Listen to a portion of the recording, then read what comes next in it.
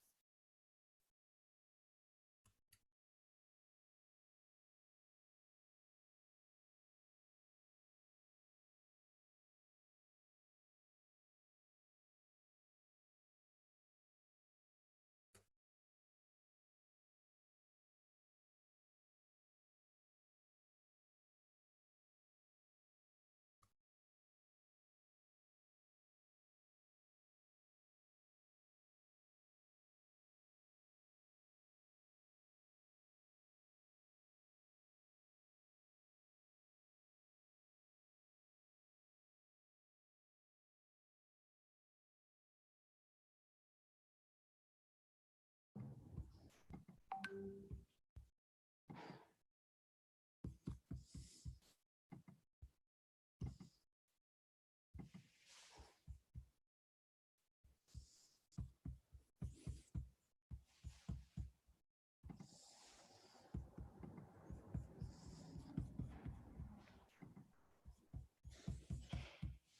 Godfather.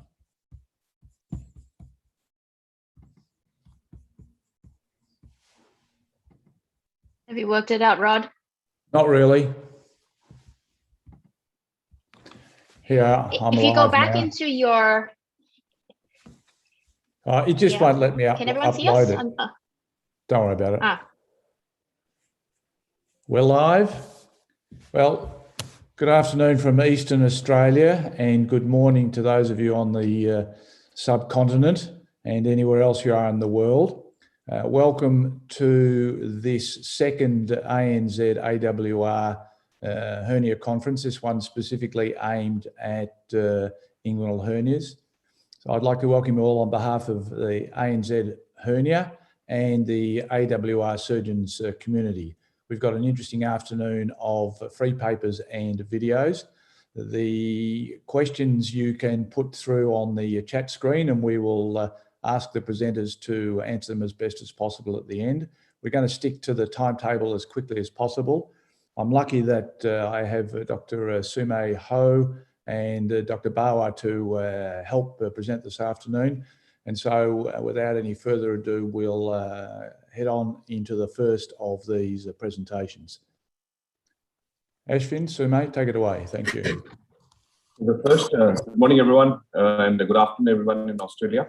The first paper we have is laparoscopic E-tip reef repair for concomitant groin and ventral hernia. Mr. Prem Kumar Balachandran from Chennai will be presenting that.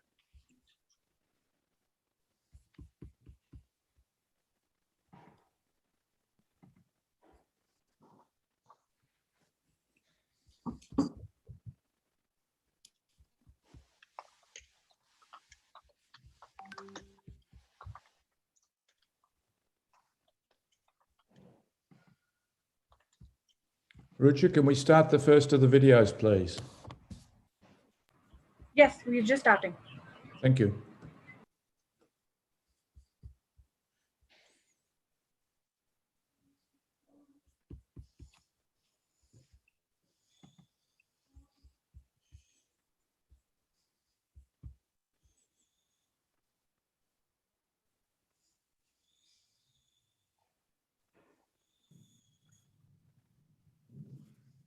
Greetings, everyone. It's such a pleasure to present in this ANZ AWR conference. I'm Dr. Prem Kumar Balachandran.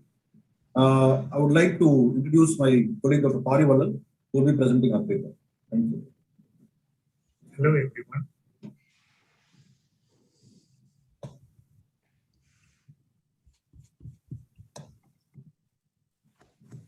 Hello, everyone. I'm Dr. Parivalal, General Surgeon, Junior Consultant in Apollo Specialty Hospital, OMR, Chennai.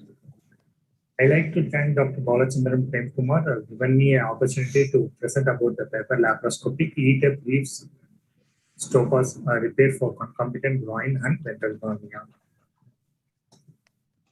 What is E-tip?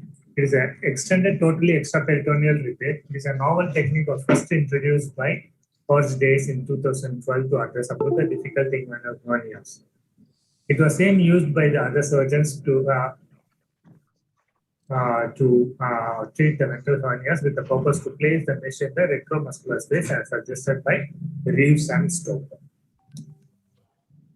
As you all know about this abdominal wall anatomy picture, this represents the above arcuate line abdominal wall and below arcuate line abdominal wall structures. This is a sagittal plane which demonstrates the abdominal wall from skin to the peritoneum, where the retromuscular space is clearly demonstrated here. This is our case, a 60-year-old male, a complaint of umbilical and bilateral groin swelling for 6 months, associated with increasing the size of the umbilical swelling and causing a pain. Patient comorbidities or the systemic hypertension.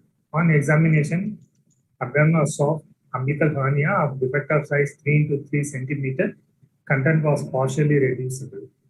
Bilateral direct inguinal hernia noted, the hernia is reducible. And also noted a divarication of rectum from epigastrium to infraumbilical region. Our case diagnosis is bilateral inguinal hernia and umbilical hernia with a divarication of rectum.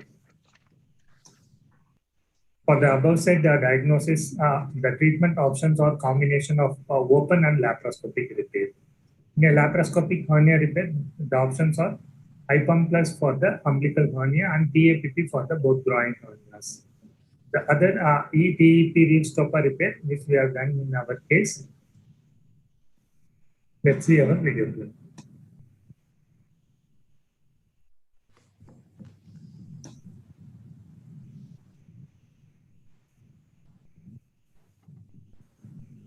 We entered the retrorectus space through the palmar point using a optic token. The retrorectus space is raised up to a pubic bone on the ipsilateral side. So another 5 mm port is introduced at the left lumbar region using a harmonic scalpel and a Nemo. The space is raised up to the pubic bone. Another 5 mm port is introduced at left iliac fossa. This is the crossover at epigastric. We can use the energy sources like the hook or spatula, harmonic to dissect. This is the falciform ligament. We have to be close to the abdominal wall to avoid entering into the peritoneal cavity. Here we can see the opposite side crossover. We can see the rectus muscle on opposite side. This is umbilical hernia. The content is being reduced. Here the content is omentum. The sac is completely divided from the abdominal wall.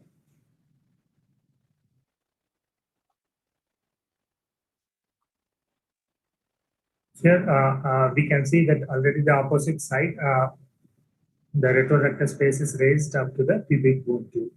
This is the inguinal hernia on the right side. The dissection is made and the port surface is also seen here. This is a direct inguinal hernia. That is dissected and reduced completely.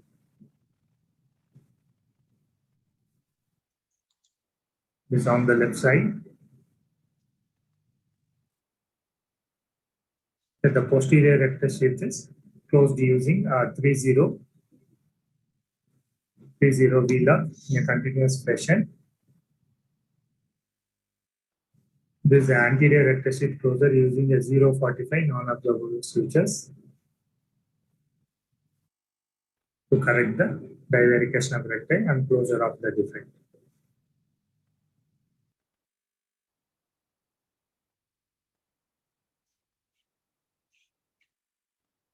Whenever we are doing anterior rectus sheath closure, we have to reduce the Nemo up to 6 or 7 millimeter in mercury to avoid snap of the suture.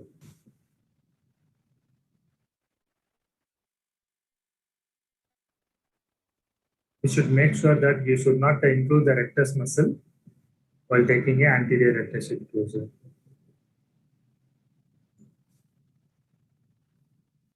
This is how we have to do it in the anterior rectus sheath and reduce the Nemo and fasten it. Here the umbilical defect is being closed. The sac is included in the bite to avoid the postoperative seroma formation. Closure of anterior rectus sheath for below, we have to use upper port, and closure of the upper abdomen from the lower abdominal ports. Here the 7 into 15 centimeter 2 Prolene mesh is being used to cover the inguinal region on either side, and the mesh is anchored using a pacus, the pubic bone and the abdominal wall.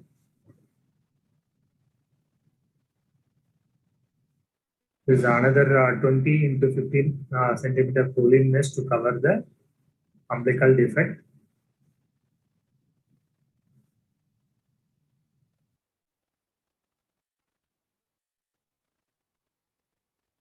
Since we have widely dissected from the epigastrium to the pubic bone, we are just fixing that 20 to 15 Prolene mesh. Avoid migration, avoid the migration. It is an optional. 20 French drain is placed. Usually drain has to be removed after 4th or 5th day to avoid the serum formation. The Nemo is reversed, procedure is over. Postoperatively, patient was doing fine and discharged on day 4. Conclusion, a E-type approach for multiple hernia in different location of the abdomen is the ideal method to adopt, as it involves approaching all concerned areas through the same plane and also concomitant divergation repair can be done together. Thank you.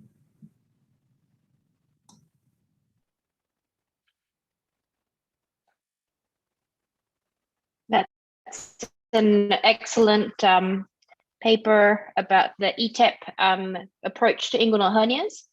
I don't see any questions raised at the moment, so we might move on to our next presentation.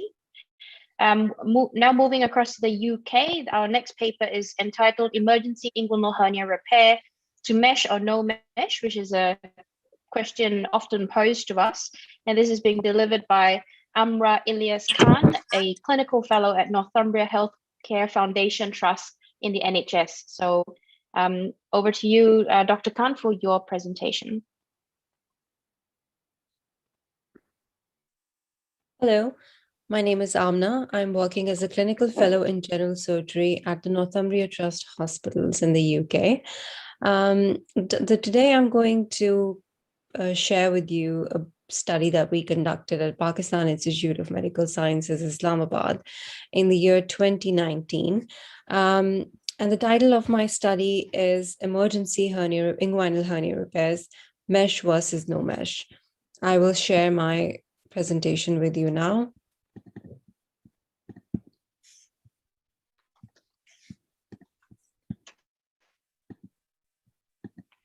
Okay. So, inguinal hernia repairs, as we all know, are the most common surgical procedures performed worldwide. And mesh repair, beyond any doubt, is now considered the gold standard for inguinal hernia repairs. But surgeons are usually reluctant in using mesh for incarcerated inguinal hernias in the emergency setting because of the fear of mesh infection. Use of mesh in cases with bowel ischemia. So there have been studies conducted in different parts of the world that show that meshes have even been used for patients who've had bowel ischemia that led to resection anastomosis. So this indicates that how safe a mesh is in patients with incarcerated inguinal hernias. Some of the common complications from mesh repair are seroma formation, infection, and pain. And some of the complications from suture repair that we all know are, number one, recurrence. And there can be other complications such as seroma, hematoma, and pain as well. The main objective of this study was to compare mesh versus suture repair for acutely incarcerated inguinal hernias and to evaluate the safety of use of mesh in the emergency setting. So our study was a retrospective study with about 40 patients, and they were men aged 20 to 80 years with acute incarcerated inguinal hernias without any evidence of bowel ischemia or perforation. 20 patients underwent mesh repair, and the other 20 had a suture repair of their inguinal hernias. And this was all done at Pakistan Institute of Medical Sciences. And so the group A was mesh group and group B was the suture non-mesh group. some of the intra-op details that I'd like to share are that all these repairs were open, and these patients were operated under strict aseptic conditions and all these patients received intra-op antibiotics. In group A, the mesh that was used was a Proline 6x11 mesh. So if you look at the results, we can see that the group A, which is the mesh group, out of 20, only 3 patients developed seromas, and they were all very, very mild. None of them needed any intervention. They were all treated conservatively. 1 patient developed superficial wound infection that was treated with simple antibiotics for a few days. There was no mesh infection, and the mean length of hospital stay was 1 day. In the non-mesh group, out of 20 patients, 2 patients formed seromas. 1 patient had wound infection, and the mean length of hospital stay again was 1 day. In the non-mesh group, a few patients did stay longer than a day, but again, the average length of hospital stay was 1 day. So to conclude my very brief presentation, I would say that use of a mesh in the emergency setting is definitely not an absolute contraindication. Risks versus benefits definitely have to be outweighed in patients, and patients with perforations and bowel ischemia are obviously more at risk of developing infections. But patients with simple incarcerated inguinal hernias can have mesh repair in the emergency setting. From the surgeon point of view, strict aseptic conditions, prophylactic antibiotics can help reduce the risk of infection. And this was study conducted with only 40 patients. So we intend to include more patients in the study, and to have bigger data to look to see the results, and to see if there are any short or long-term risks that can be assessed. Thank you very much. So these are some of the references, and thank you for listening.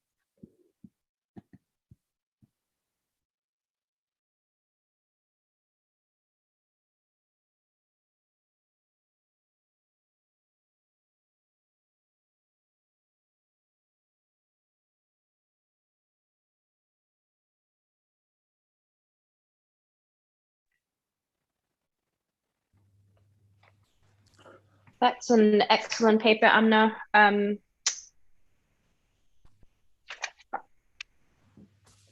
Just looking to see if there are any questions from the floor or the audience for Amna.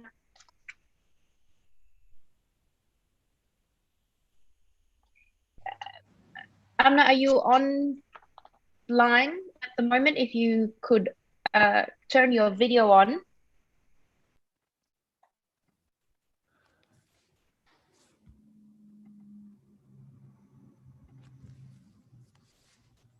Sumo, there's one question here.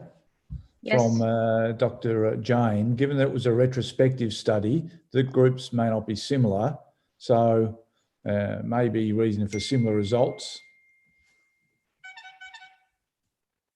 And I don't know that the author is online. Yeah, the author is not online.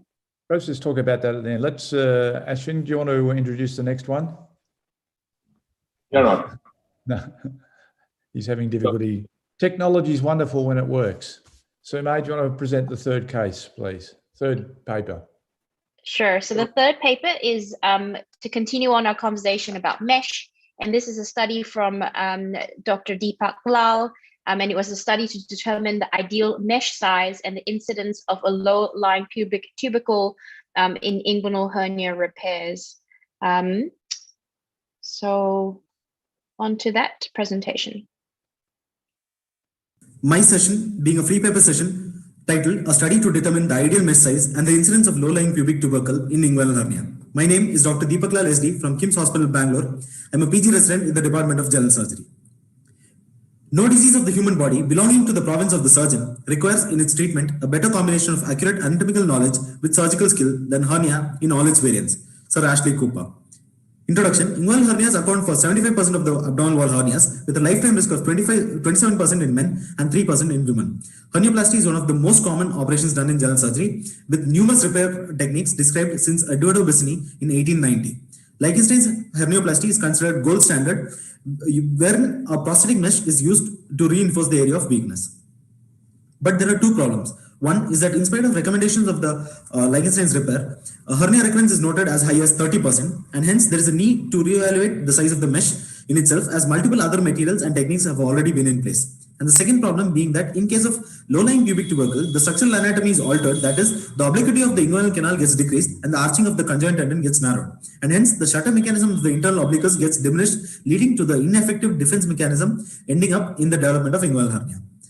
The aims and objectives of the study being the first aim being in vivo inguinal measurements to estimate the optimal mesh size for inguinal hernioplasty. The second aim being to establish the relationship between low-lying pubic tubercle and the development of inguinal hernia. Materials and methods. The study was a prospective hospital-based observational study from 2018 July to the September of 2020 at KIMS Hospital, Bangalore with a sample size of 58 patients. Inclusion criteria was all patients of above the age of 18 years with direct or indirect reducible uncomplicated inguinal hernias admitted for open inguinal hernioplasty under Lichtenstein's repair. Assessment tools were two flexible stainless steel rulers which were repeatedly sterilized. Preoperative and postoperative measurements, that is intra-op measurements, were taken using two separate rulers. Preoperative measurements include SS and ST line. That is, SS is the measurement from one ASIS to the other ASIS, and ST was a measurement from the SS line to the pubic tubercle. In vivo inguinal measurements included A, B, C, and D, wherein A was the measurement of internal diameter of the deep ring, and B was a measurement from pubic tubercle to deep ring, and C was a measurement from the medial side of deep ring to the transverse arch aponeurosis, and D was a measurement from the midpoint of B to the transverse arch aponeurosis. These are the photos of the intra measurements that were taken.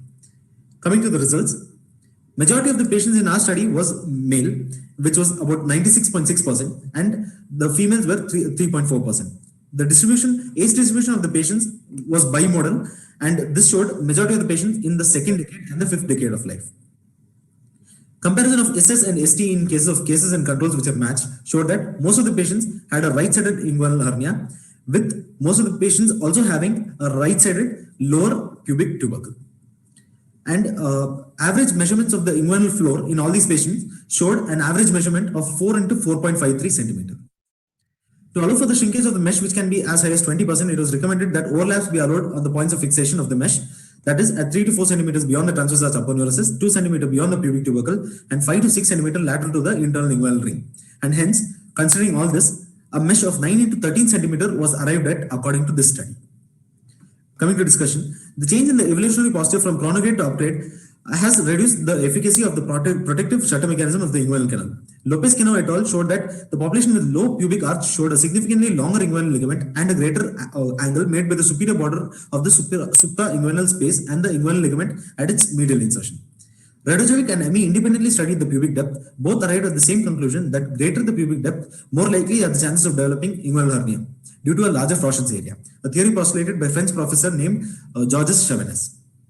So we can state that the functional significance of the inguinal region is modified by bony, ligament, and muscular variations, and hence knowledge of the structural characteristics help the surgeon to perform the surgical technique appropriately. Proper mesh size is important in preventing recurrence, and hence intra-op observations in recurrent hernia cases have revealed that mesh slipped away from its medial fixation. That is, in case of a large mesh, it wrinkled, and in case of a small mesh, it caused tension on the points of anchorage, causing it to get released.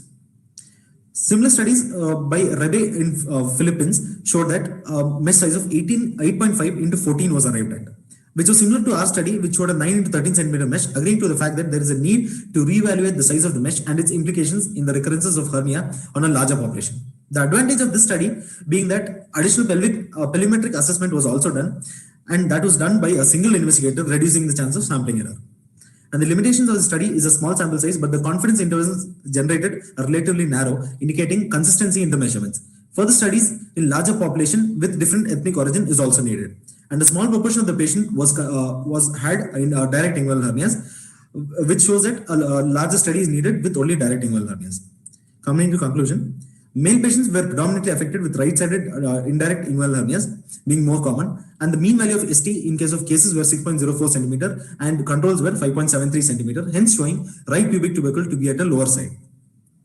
Early identification of these risk factors in early adulthood could help in risk stratification and lifestyle modification in the population prone to having inguinal hernias.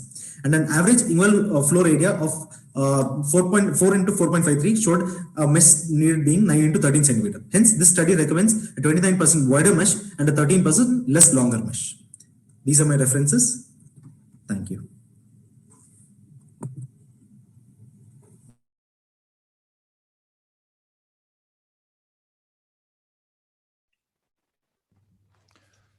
Very interesting study. Any questions, any comments, Ashwin, Sumay? I had a quick question. Deepak, I see that you've done all the measurements. My question is with patient, have you noticed a change of measurements with patient BMI? You've given us a pretty generic measurement. Can you comment with relation to patient BMI?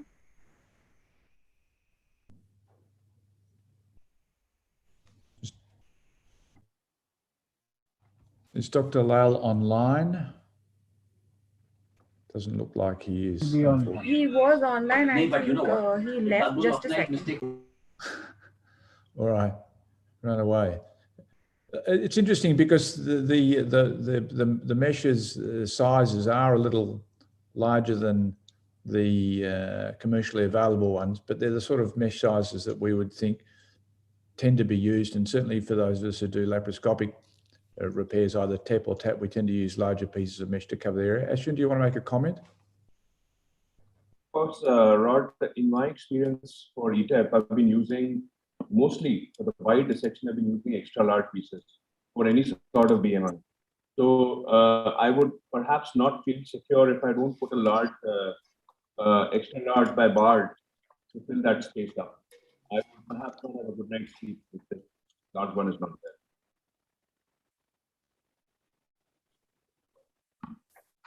What are your moves? Shall we move on to the next presentation? Thanks, Ashwin. So for the next one, we have Dr. Pinak Das Gupta from GEM Hospital, Chennai, to speak on inguinal hernias with loss of domain.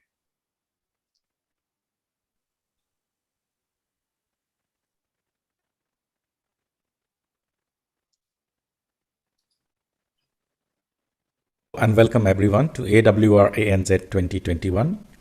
I am Dr. Pinak Das Gupta from GEM Hospital, Chennai, and I thank the organizer for giving me this opportunity to present a case of inguinal hernia with loss of domain. This patient is a 47-year-old male with progressively enlarging swelling in groin for past 20 years. He doesn't give any acute symptoms. He's on suprapubic catheterization for past 2 years. He has a history of 5 spinal surgeries for recurrent intramedullary schwannoma, and he is paraplegic and wheelchair bound for past 12 years. History of fracture femur and humerus. Perabdomen is soft and huge bilateral inguinal swelling with loss of domain can be appreciated. Gigantic hernia extending up to the knees and the suprapubic catheter in situ. We subjected him to a CT scan which showed that the abdominal capacity is reduced, the flank muscles are contracted and thickened. There is cystitis with thickening of the urinary bladder, and bilateral large hernias could be noted with significant portion of bowel herniation on both sides. The CT showed a defect of 7 centimeters on the right side and 6 centimeters on the left side. On volumetric analysis, the Tanaka index was 59%. So this patient needed preoperative optimization. Botox injection was given. All 3 layers on both sides were injected. A total of 400 international unit of Botox was injected, 200 on both sides. 3 weeks later, we did a CT scan to see the effect of Botox, but to our surprise, it was effective only to a bit. The content have reduced partially inside. The size of the groin swelling has decreased a little bit. The abdominal capacity has also moderately increased. We admitted the patient and planned for progressive pneumoperitoneum so that we can prepare the patient for the final surgery, and also the suprapubic catheter need to be replaced by a penile catheter because we were planning for right stopper repair and we didn't want any interference with the bladder. So pneumoperitoneum, you can appreciate it was created under local anesthesia. Suitable point, which is the Palmer's point, was chosen under ultrasound guidance. The Virus needle was guided into the abdomen. This was followed by saline drop test to confirm its position. A guide wire was inserted, followed by dilatation of the tract with Seldinger technique, and finally a central venous catheter 7 French was inserted. This was followed by insufflation of air, and finally the insufflation was confirmed with a C-arm X-ray of gas under diaphragm. This is the schedule we followed over the next 7 days, and we insufflated him with varying ml of air. On day 8 before surgery, we did a repeat scan to assess the result of progressive pneumoperitoneum and Botox, and this time we could see that significant increase in the volume of abdominal capacity, and this time the Tanaka index stood at 19%. So this is the patient in the OT table. Right stopper repair planned and midline incision was given. The retrorectus space is entered and the hernia sac is separated from the pseudosac. On the right side, we had to divide the infraepigastric to continue with further separation of the hernia sac from the pseudosac. We had to add bilateral bottom subtar to accommodate the content of the scrotum inside the abdomen.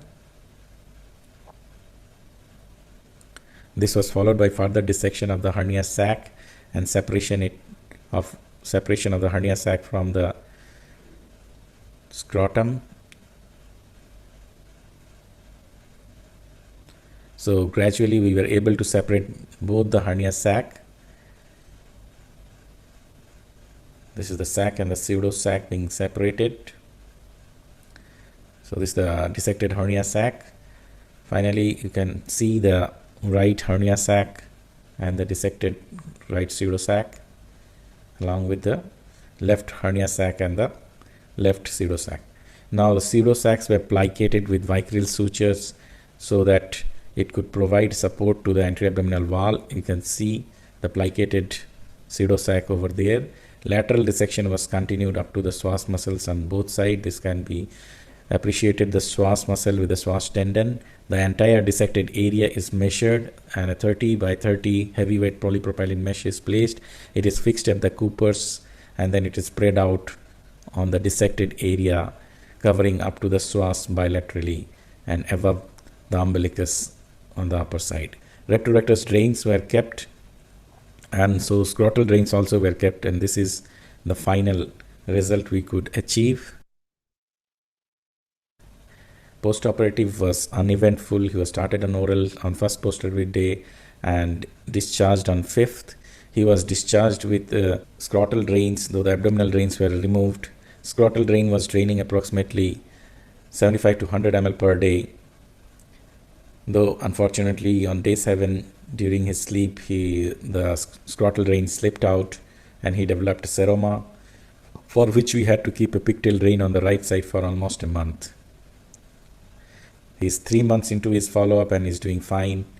I thank the organizer for giving me this opportunity. Hello and welcome everyone to AWRSC.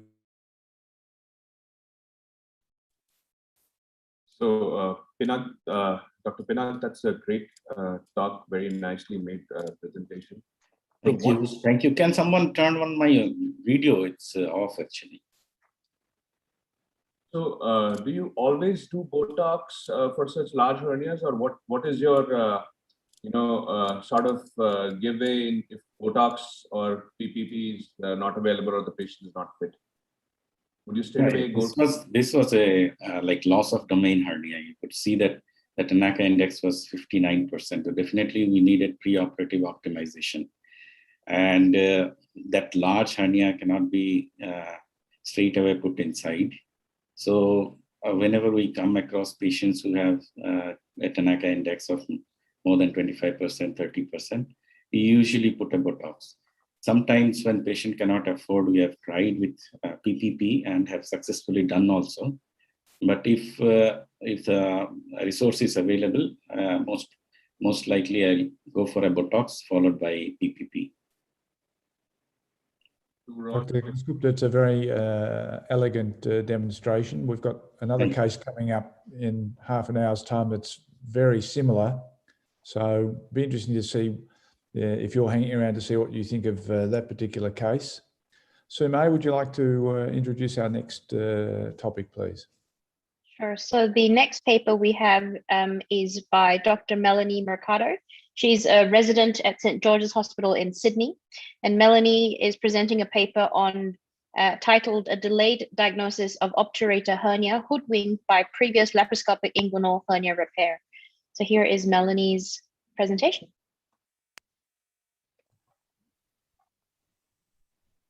Good afternoon, my name is Dr. Melanie Mercado. I'm one of the residents at St. George Public Hospital. Today I'll be presenting a case of delayed diagnosis of obturator hernia hoodwinked by previous laparoscopic inguinal hernia repair. Additional authors are Dr. Jason Diab and Dr. Ken Loy.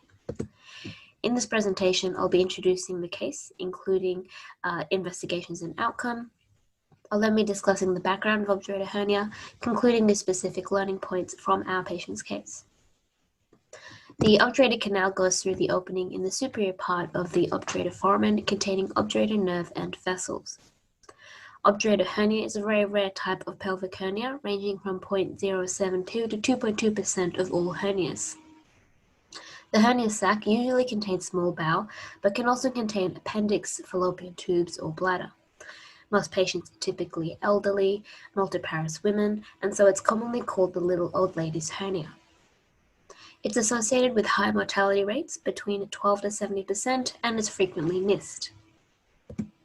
So our case is an 84-year-old woman who presented with right groin pain for 2 days, triggered by squatting exercises, and this was associated with constipation and reduced mobility. She was underweight and frail, and her medical history included chronic obstructive pulmonary disease on home oxygen, atrial fibrillation, and heart failure. Her surgical history included a laparoscopic right inguinal hernia repair several years prior. On presentation, her vital signs were normal with soft abdomen and no palpable masses. She complained of right groin pain that was exacerbated by extension and abduction of the right hip.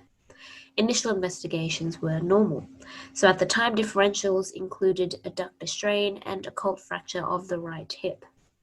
She was admitted under aged care for treatment of constipation, analgesia, and mobility assessment. And during that time, her bowels did open. It wasn't until day 4 of admission that she developed abdominal distension with nausea and vomiting. Abdominal X-ray and blood tests suggested a small bowel obstruction. A CT abdomen confirmed a strangulated right-sided obturator hernia, and this is indicated by the white arrows in the axial and coronal views.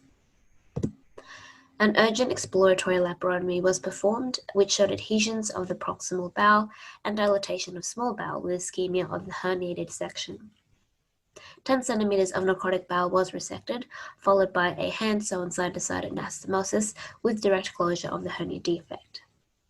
Postoperatively, she was admitted to intensive care for ventilatory support, where she continued to deteriorate because of worsening respiratory failure and unfortunately passed away.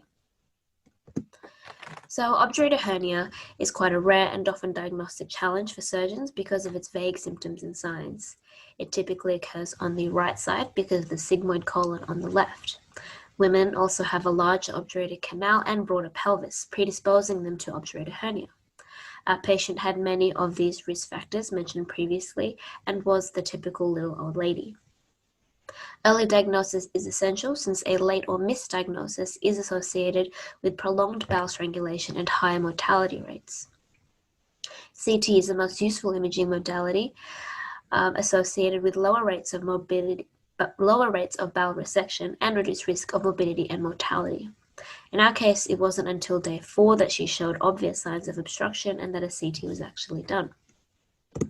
The most common presentations include abdominal pain, nausea, and vomiting, consistent with small bowel obstruction. The pathognomonic house-shaped rhombic sign is present in only up to 50% of cases. The Huntington-Kiff sign is also reported as more specific. In our case, a house-shaped rhombic sign was missed at initial presentation and attributed to musculoskeletal pain. These tests are often difficult to perform in elderly, frail patients, and other pathologies that can cloud the diagnosis include hip-related osteoarthritis, pelvic or femoral fractures. Surgical intervention is the mainstay of treatment for obturator hernia. There are different methods of approach, but compared to laparotomy, laparoscopic repair allows improved visualization as well as improved post-op outcomes. Defects may be closed using sutures, flaps, or mesh, but use of mesh is associated with reduced morbidity rates, low risk of recurrence, and a shortened length of stay. Although her symptoms changed on day 4, an obturator hernia was considered unlikely given her previous totally extraperitoneal repair. A laparoscopic TEP repair exposes the extraperitoneal space of the lower abdomen, and with deeper dissection also exposes the obturator canal. A mesh is then positioned. An assumption in our case was that this mesh covered all these spaces. The patient had also opened her bowels initially, but a third of patients with obturator hernia develop spontaneously resolving or evolving small bowel obstruction. So our case highlights the impact a delayed diagnosis can have in an elderly patient for an emergency presentation of obturator hernia. Her diagnosis was delayed by assumptions based on her previous TEP repair. Clinical vigilance and serial examination are important in elderly patients to allow discovery and treatment of this type of hernia. Thank you.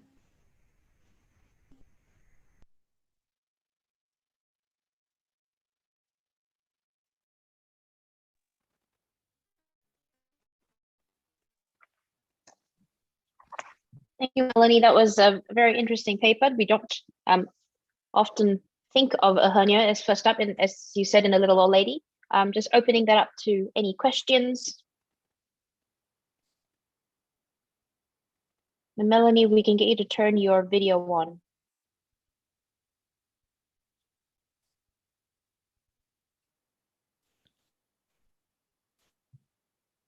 So, Melanie, do you think there's any other way you might have made the diagnosis a bit earlier, apart from having a higher index of suspicion? I do think that early CT is probably the best way to catch something like this. And for this patient in particular, it wasn't her first presentation of a similar groin pain. So she'd had 3 or 4 presentations the past few months, and no one had thought to do a higher level of imaging. And I think it could have been caught earlier if they'd done that.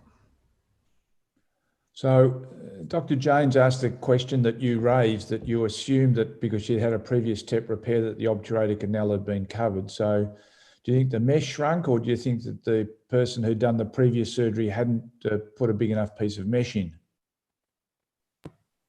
That's a really good question. There are a number of factors why she could have had a obturator hernia despite having that previous mesh repair, and it's hard to say exactly what caused that, but there are surgical factors, mesh factors, patient factors that all contribute to that. So it's not one thing, but yeah, it's a good question. And it wasn't obvious at surgery? No, it wasn't. It wasn't clear. Had never been there? Sorry? It wasn't obvious that the mesh had shrunk, or no one had actually ever been in that space? No, it wasn't clear. Okay. All right, well, we're managing to stick to time. So let's move on. Ashwin, would you like to introduce the next paper, please? Next presentation, we have Urmil Labana from Udaipur. He's going to present on a comparative prospective study of ileal inguinal neurectomy versus nerve preservation in Lichtenstein tension-free mesh herniaplasty. Urmil, can we have you?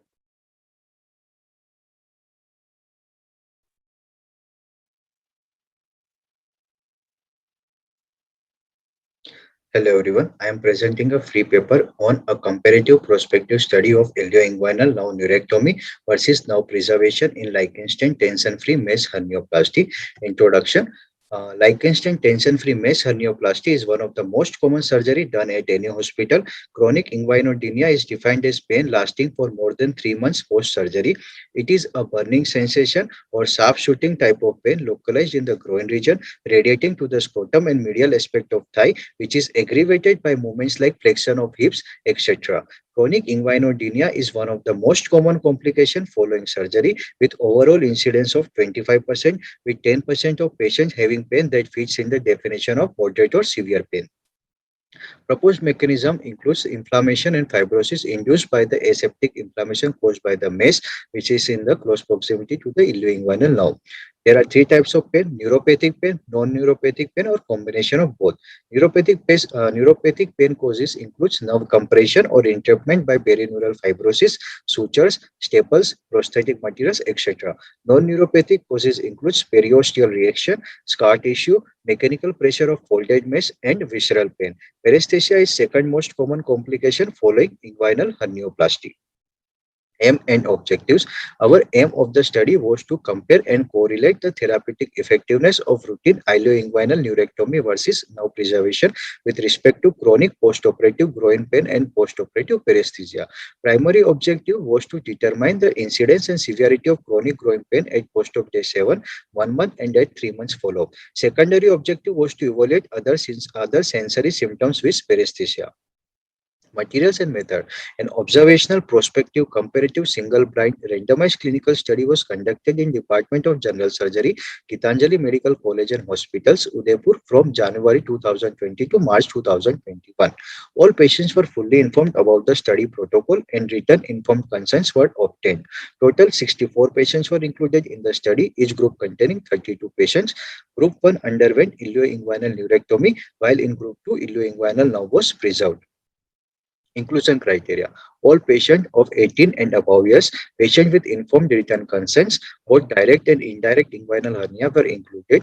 Exclusion criteria: patient with recurrent hernia, irreducible or strangulated hernia, previous pelvis and lower limb fracture, HbA1c more than 6.5 and Hb less than 8 mg per dl, grossly distorted liver or renal function were excluded. These are some of the figures showing ilioinguinal nerve, excised nerve, preserved nerve with mesh placement. Observation and result. 64 patients in total were eligible for the study. Observation were made on the basis of demography, investigation, intra-op findings, post-op findings, and follow-up. Table 1 is table 1 depicts the age of the patient at the time of the presentation. Minimum age in Group 1 was 21 years and 24 years in Group 2, while the oldest being was 68 years in Group 1 and 64 years in Group 2. Table 2 depicts the sex incidence. The incidence of male patient was more than female. Only 2 out of 64 were females. And Table 3 depicts type of inguinal hernia. Incidence of right indirect hernia was highest in both the groups, and the least was of left direct hernia. This table depicts the comparison of pain during rest, pain during normal daily activities, and pain after moderate activities on post-op day 7, 1 month, and 3 month follow-up of both the group. Incidence of pain is far more in Group 2 as compared to Group 1 at 3 months follow-up as highlighted. This table depicts the post-operative comparison of hypoesthesia and hyperesthesia in both the group on post-op day 7, 1 month, and 3 months follow-up. Incidence of post-operative hypoesthesia was more in Group 1 as compared to Group 2, whereas post-operative hyperesthesia was more in Group 2 as compared to Group 1 on 3 months follow-up as highlighted. Discussion. Chronic inguinaldynia is a significant problem following surgery. Although pain is mild in nature, but studies have shown that chronic pain, irrespective of severity, can significantly interfere with the normal daily activities. Incidence of pain at rest was higher in Group 2, 33.13% as compared to Group 1, which was 7.14% at 3 months follow-up. Incidence of pain during normal activities was 26.66% in Group 2, while it was 3.58% in Group 1 at 3 months follow-up. Incidence of pain after moderate activity was almost equal in both the study at 1 month follow-up, but the pain persisted in 8 patients in Group 2 as opposed to 2 patients in the Group 1 at 3 months follow-up. At the end of first month of follow-up, incidence of hypoesthesia was higher in the Group 1 as compared to hyperesthesia, which was higher in Group 2. At the 3 months of follow-up, overall incidence of paresthesia decreased, but hypoesthesia persisted in group 1 7.14% as opposed to group 2 3.57%, and hyperesthesia persisted in 10% of patients in group 2 as opposed to 3.33 patients in group 1. Above results were compared with the other studies and results were parallel to our studies. The references are given later. Conclusion of our study: incidence and severity of pain was far higher in nerve preservation group as opposed to neurectomy group. However, hypoesthesia is not a significant complication following ilioinguinal neurectomy and doesn't significantly add to the morbidity of the patient or deteriorate quality of life. Hence, prophylactic ilioinguinal neurectomy is a safe and effective strategy to prevent chronic inguinodenia and can be considered as an ideal solution. These are some of the references that I have compared my study with. Thank you.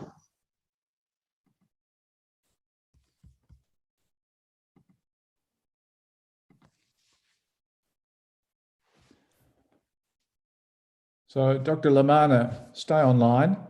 Are there Yeah. any questions? There are none that have been put through. So, is it now your practice to routinely sacrifice the nerves? Sorry? Is it now your practice to routinely sacrifice and do the neurectomy when you're doing an open repair? Yeah, it's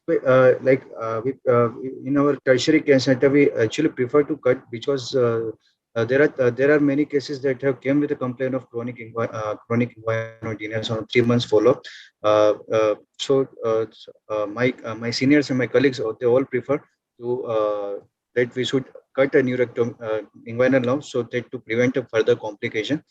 And as of now, it is very effective procedure as we have considered right now. And we have did these analytical studies, and we have so far have came to a conclusion that it's a better procedure and should be included as an ideal solution. Ashwin, do you want to make a comment? I have worked at the Shouldice Hospital as well. I went for a short-term fellowship there. So, in my experience, the incidence of chronic inguinodenia in the Indian subgroup is quite less as compared to our Caucasian counterparts. Perhaps we are more tolerant to pain otherwise, but yes, sir. After series, people do not usually complain of post-operative inguinodenia. So it's very difficult, hard to find patients with pain. I don't know why. Sir, actually, the thing is that the people coming from the rural area specifically, as India is still a developing country, they have a tendency to from childhood onwards, they have a tendency to control pain. So no doubt there are no significant complaint that the patient came with a chronic inguinodenia, but still in my study there were some patients who came on a follow-up, they have a complaint while doing certain normal activities after 1 month, they have complaint of a pain on comparing on the visual analog scale. Maybe that was not higher, but it was mild in intensity as compared to, but still the pain was there and the patient came with a complaint of pain only after 1 month. So that matters the most. So Dr. James asked another question. Given that this is similar results, do you think there's anything new in your study, or is this just confirmation of what we've known, that if you cut the nerves appropriately, they don't get, or they get less groin pain, and they're not so much worried about the hypoesthesia? So when, as Ashwin sir told, that the patient in India mostly complain of pain rather than hypoesthesia because they are not aware of paresthesia like complain in India, because that doesn't a major concern in the rural part of the India. So they always came with a complaint of, they only come to our OPD or they only come for our consultants only when there is a pain to that patient. Otherwise, they don't visit hospitals because they are not aware about the complaints like paresthesia. As I have known, the main complaint was only pain. But on examination, when patient came, I have come to notice that they also have a paresthesia as a complaint also, but they didn't have the knowledge about the paresthesia. So that was something new for me.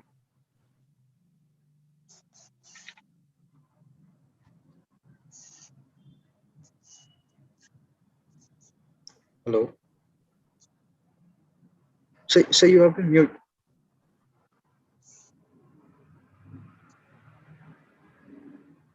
you got to unmute yourself. Sorry, I was about to say, we've stuck to time, which is good. We've had some interesting papers. We've got some more papers, but a lot of videos to come. I'm going to hand over to Dr. Ho, who along with Dr. Gandhi and Dr. Keaton are going to run the next session. Thank you, sir. Good. Thank you, Rod. So welcome, Dr. Gandhi, to the faculty for the next hour of papers and videos, predominantly videos. So a giant inguinal scrotal hernia is quite a challenge in our practice. In the next couple of papers and videos, we'll look to address that. The first paper we have on this topic is by Dr. Dihara Fernando. She is a registrar at the Western Hospital in Melbourne. And she's going to talk to us about a multidisciplinary approach to the management of a giant inguinal scrotal hernia.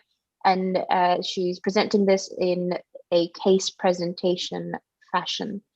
So on to Dr. Fernando's presentation. Afternoon. I'm Dr. Dihara Fernando from the Western Hospital Footscray. Firstly, I would like to thank the organising committee for giving me the opportunity to speak today. There are no disclosures to declare. This case is of a 60-year-old obese diabetic gentleman with a long-standing right inguinal hernia. He had been seen by another surgeon and planned for an elective repair. Preoperative imaging revealed a very large right-sided inguinoscrotal hernia involving bowel, bladder and ureters. Whilst awaiting for his elective repair, he presented to another Victorian hospital in extremis with 24 hours of anuria and acute renal failure and a massive non-tender scrotal swelling. A CT scan was performed on admission, the patient resuscitated and transferred to the intensive care unit at Western Health. The CT scan of his abdomen and pelvis confirmed a giant right-sided inguinoscrotal hernia with significant loss of domain. The hernia contained the terminal ileum and cecum, ascending colon and proximal transverse colon and associated mesentery. There was no evidence of bowel obstruction or strangulation. More importantly, the CT showed renal obstruction with hydronephrosis, hydroureter, and the hernia containing the entire bladder, which was significantly distended. The patient was referred to our unit the day after admission. This photo was taken at the time. Successful treatment of these uncommon giant bladder-containing hernias is difficult and involves a multidisciplinary approach. Our management strategy, in order to optimise the patient prior to surgery, involved reversal of his metabolic derangement and treatment of the obstructive uropathy, renal failure and loss of domain. This involved insertion of bilateral nephrostomy tubes and ureteric stents. Further to this, a transscrotal bladder catheter was inserted. Loss of domain was managed by both chemical component relaxation and progressive pneumoperitoneum. The former facilitated by the use of 100 units of botulinum toxin A injected into the oblique and transversus abdominis muscles on each side of the abdomen under ultrasound guidance, according to the SMOOT protocol. The photo on the left is not the patient himself, but used to illustrate the technique. Progressive pneumoperitoneum was achieved by daily insufflation of 500 to 1,500 mils of filtered room air into the abdominal cavity via a radiologically placed pigtail catheter. This radiograph shows the catheter in situ. This slide shows a preoperative CT scan of abdomen and pelvis, demonstrating the established pneumoperitoneum. The plan was to repair the hernia via an open midline approach, as described by French surgeon René Stopper. Stopper first described this technique, aimed at eliminating hernias by reinforcing the preperitoneal space with a giant prosthesis, coining the term giant prosthetic reinforcement of visceral sac, GPRVS. In this approach, the mesh acts as an artificial endo-abdominal fascia and prevents visceral sac extension through the myopectineal orifice, where all groin hernias originate. The patient underwent a 4.5-hour operation on day 23 of admission. Through a lower midline laparotomy incision, he was found to have a sliding hernia with a 6 to 8 centimetre defect. The contents of the hernia were reduced, the sac excised, and peritoneum closed. Further dissection was carried out in Bog-Ross space to develop a large extraperitoneal pocket. The hernia defect itself was not closed. A large sheet of heavyweight polypropylene mesh, cut to shape, was inserted to cover the entire myopectineal orifice, extending from over the midline to well beyond the ASIS. Inferiorly, it extended well below Cooper's and inguinal ligaments, and superiorly, a long distance up the anterior abdominal wall. The spermatic cord was long enough to be draped over the top of the mesh and still extend into the scrotum. No drains were inserted and the laparotomy incision closed. A phymotomy was conducted to fix the patient's phimosis and an indwelling catheter inserted. This is an operative photo showing the contents of the hernia after reduction from the scrotum. This photo demonstrates the considerable size of the hernia sac, devoid of its content. The peritoneum was closed. The redundant sac was excised. After the peritoneum and sac were closed, the remnant sac was used to reinforce the peritoneal closure. This photo illustrates the large dissection in Bog-Ross space. The diva retractor is in the internal ring. Heavyweight polypropylene mesh was inserted and fixed with tissue glue, and as can be seen in the middle of the photo is the mesh in situ. At the completion of the surgical procedure, the patient's scrotum looked like this.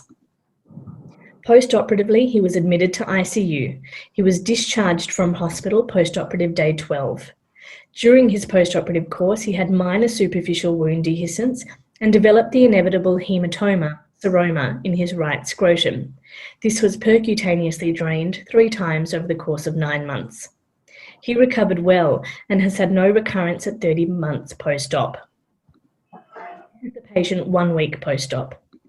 This is a photo 2 months post-op demonstrating his scrotal seroma. There was considerable reduction in scrotal size by 12 months post-op with good recovery.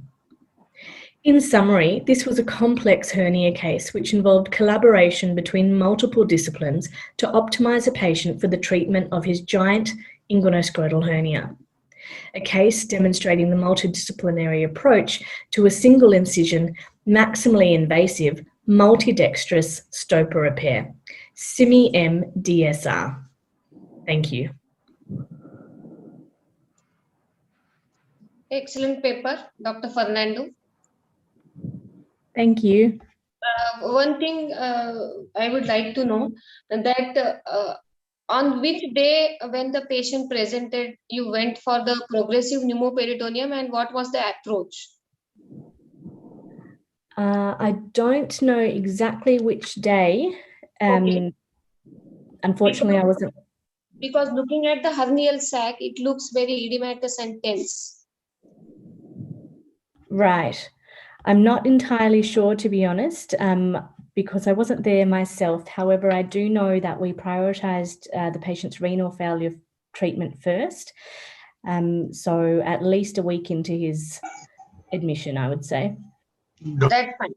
I can tell you that Dr. Fernando, Dr. Khitan this side was the defect, and you mentioned that the defect size was 6 to 8 centimeters. So, and then the post-operatively patient had seroma, and you have to aspirate it thrice, as you said in your presentation. So why this big defect size when you're already doing a Reeves-Topa repair by midline open incision? So why this defect was not attempted to be closed? Sorry, Dr. Keaton, I'm just going to hold that question. Dr. Jacobs was going to give us an answer to Dr. Angeli's question. Rod, I'll let you go ahead. Yeah, Dr. Angeli, the PPP was done for 8 days before the surgery. Okay. Excellent. Thank you. Sorry, Dr. Keaton. Back to your question. Dihara, the question I think was about the big sac size, I think. That was the question. No, sac defect. Why the defect was not closed? Like it was a big defect, 6 to 8. Sure. So the defect 8 centimeter size defect with a large inguinoscrotal sac, and that lead to a post-operative seroma formation and all that, because it was that mesh is in direct communication with the sac. So why the attempt of either excising the sac or closure of the defect was not attempted? Sure, good question. So the defect was chosen to be left open because of multiple factors, essentially. One was difficult access, and the second being the risk to surrounding nerves, as well as tension and post-operative pain for the patient. So Dihara, following on that question, clearly there was a very big dead space, and as expected, there would be a seroma. What were the thoughts around putting a drain in prophylactically? So it was thought that it wouldn't prevent the inevitable seroma in such a large dead space. And we also thought that it would be a potential portal for infection, and it would also lead to an associated longer inpatient hospital stay. I thought there could have been a scrotal incision to remove the excess sac and put a drain there in the primary surgery. The surgery was done by open. In my opinion, there will be two things. One should attempt to close the defect and then excise the excess sac, maybe if required, excess skin also. And if you have closed the defect, then there will not be any communication between the exterior and the mesh area per se. So one can place a drain in the scrotum for maybe 72 hours or 3 to 5 days, depending upon the patient's recovery, and can be removed in the postoperative period. That's my opinion. Sure. All really excellent points. So I think we might move on to the next presentation. Dr. Gandhi, are you happy to introduce the next paper? Yeah, it is Sumanta Dey from Kolkata. He is a laparoscopic surgeon and does a lot of hernia surgeries. Over to Sumanta. I am Dr. Sumanto Dey, and I will be demonstrating a case of laparoscopic cap repair for obstructed giant inguinoscrotal hernia. An 82-year-old male presented to emergency with bilious vomiting, abdominal distension, left groin swelling for 4 to 5 days. He was hemodynamically more or less stable. Then total count was 11,800, and on USG scrotum it was suggestive of obstructed left inguinoscrotal hernia. So this is the clinical look. You can see the bottom of the scrotum is reaching up to the mid of the thigh. So it's a giant inguinoscrotal hernia. So after initial resection, while I kept the Ryle's tube, the feculent nasogastric output was there. So it's a chronic obstruction. And after resection, I proceeded with laparoscopic exploration. First, I kept a created pneumoperitoneum with Viris needle and Palmer's point. Then I converted to first 5mm port in the left Palmer's point. Then a second port in the supraumbilical region 10mm and changed to camera into 10mm 30 degree, and the right hand working port down and towards the midline, 4 to 5 cm down towards the midline. This is an initial look on entry. We can see the crowded, dilated small bowel loops over the left groin area. So after initial exploration, I found that there are multiple small bowel loops which were going inside the hernial cavity. And on detailed loop, we can see that other than small bowel loops, there are a significant amount of small bowel mesentery which is also going inside, and behind that sigmoid colon also was going inside the hernial cavity. So after gentle manual pressure from outside and pulling the bowel from the inside, hernial content like small bowel loops were reduced. You can see that because of chronic obstruction, interloop bowel adhesions were there, but bowels are more or less healthy. So after reducing the small bowel, you can be seeing the whole of the sigmoid colon was going inside as a sliding component. So the sigmoid colon is actually forming a part of the wall of the hernial sac. So this is a sliding hernia. It's a typical case of giant inguinoscrotal hernia with sliding component. So in this kind of situation, reducing the sliding component will be difficult, and you may tear the peritoneum. So rather than trying to reduce the sliding component, you should try to raise the peritoneal flap. And while raising the peritoneal flap, we should take care that not just the peritoneum, but along with the peritoneum, the posterior layer of the fascia transversalis should come into the come along with the peritoneal flap. So it should be a thick flap. And if you are in a correct plane, there will be hardly any bleeding. And slowly, with the pneumo dissection and gentle dissection, you can proceed towards the hernial sac. So the sliding component should come inside along with the hernial sac. So complete sac reduction is important.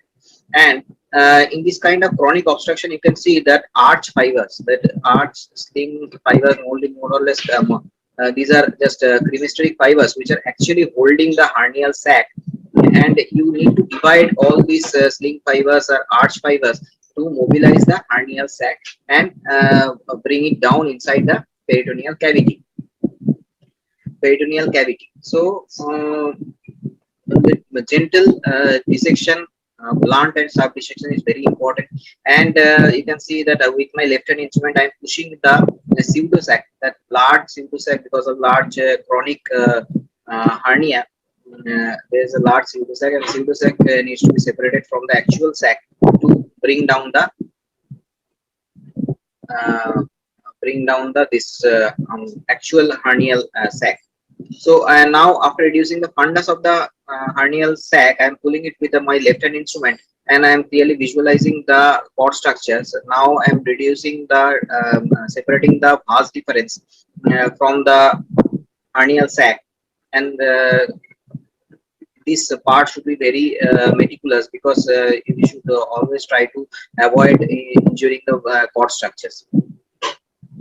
So little bit of cauterization and little bit of pushing with my back side of the right hand instrument, along with division of the long thick cremasteric fibers, you will be able to mobilize the whole of the sac inside the abdominal cavity. Because it's a sliding hernia, so abandoning the sac technique is not feasible for this case, because until and unless you bring down the whole sac inside the abdominal cavity, you won't be able to put the sigmoid column, that is a sliding component, inside the abdominal cavity. There is a gonadal vessel that I am separating from the cord structures now. There is a parietalization of the cord structure. So parietalization of the cord structure helps in bringing down the sac inside the abdominal cavity. Now creating the space of ridges, you can see the pubic bone is clearly visible. Now the whole length of the pubic bone, starting from its lateral side to the opposite side, have delineated. And later also I created the left space, left inner space of Bobros adequately. And adequate parietalization of the sac is very important to create a wide area of dissection where you can place an adequate size of. This is a hernial defect, is almost a 3.5 to 4 centimeter. These are the important landmarks, that vas, gonadal vessel, space of Regia, space of Bobros, peritoneal deflection. Now, after achieving hemostasis, I placed a 16 by 12 centimeter heavyweight polypropylene mesh over the left myopectineal orifice, and you should take care that lower end of the mesh should always lie behind the peritoneal deflection. And because it's a large left inguinoscrotal hernia, I decided to fix the mesh with 3-point fixation technique. There is 1 point with the Cooper's ligament, ipsilateral Cooper's ligament, another point at the proximal lateral end of the mesh with lateral abdominal wall, and another point at the proximal medial end of the mesh with the undersurface of the ipsilateral rectus, using 2-0 Prolin suture. So now the fixation is complete. It will prevent a theoretical chance of mesh migration or mesh contraction. And now closing the peritoneal flap with 2-0 Vicryl suture. After this closure, I examined the bowel. These are healthy, and you can see the whole of the hernial sac along with attached sigmoid colon. The whole length of the sigmoid colon is now inside the abdominal cavity. So this is the complete reduction of sliding hernia along with relief of obstruction. So thank you for watching my video, and I thank ANZ and AWRSC surgeons for organizing such a conference and listening to my presentation. Thank you for your patient listening.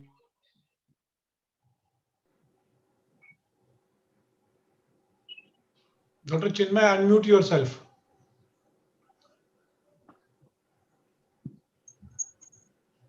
As a very good presentation, Sumanta. Still, there is what was any seroma was there in the post-op? Yeah, post-operative there was seroma, but it was not clinically significant. So there was no requirement to intervene that, and the seroma subsided within 2 to 3 weeks. So patient was not having that much difficulty with that seroma. So I conservatively waited for the seroma to reduce spontaneously, and patient was absolutely fine on 1 month post-op follow-up. But you have not done anything. So what size of mesh? I kept a 16 by 12 centimeter heavyweight polypropylene mesh. Heavyweight polypropylene mesh.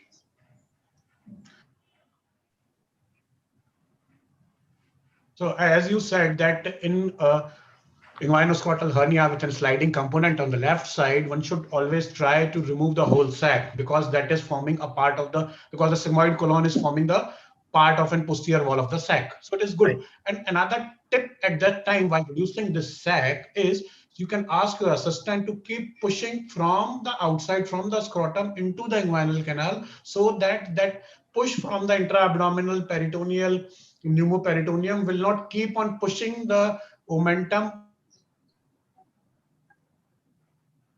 and the colon back into that dilated area of the inguinal canal. So that will assist you in pulling and reducing the whole of the sac and reaching up to the fundus of the sac.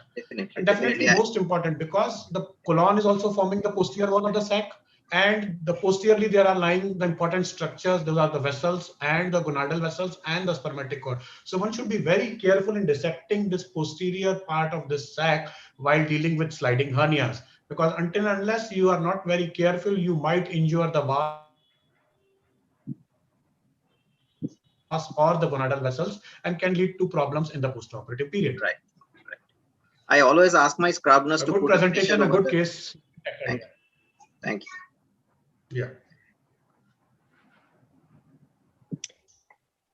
Thank you very much for that video, Samantha. So continuing on our theme of giant inguinal scrotal hernias, we have seen an open repair in the paper. We have seen a tap repair by the excellent video that we've just seen. So the next paper we have is by Dr. Aparna Deshpande. And again, we've got a giant inguinal scrotal hernia, but the repair is using an ETEP approach. So let's have a look at that, and then we can discuss the different approaches to this.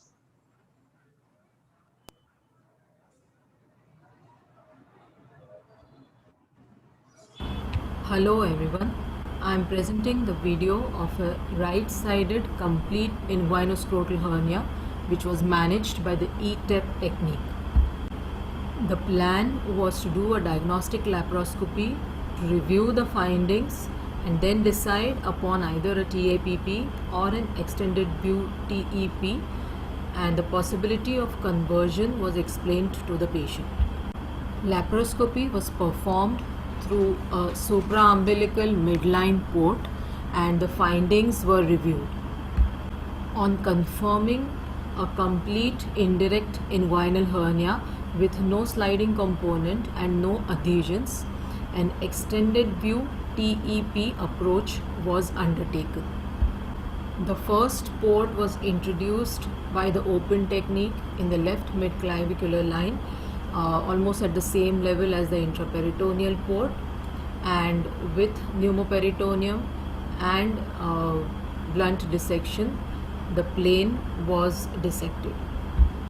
The first working port was introduced in the left iliac fossa region, medial to the linea semilunaris, and using blunt dissection, the first landmark, that is the lighthouse of the pelvis, was reached.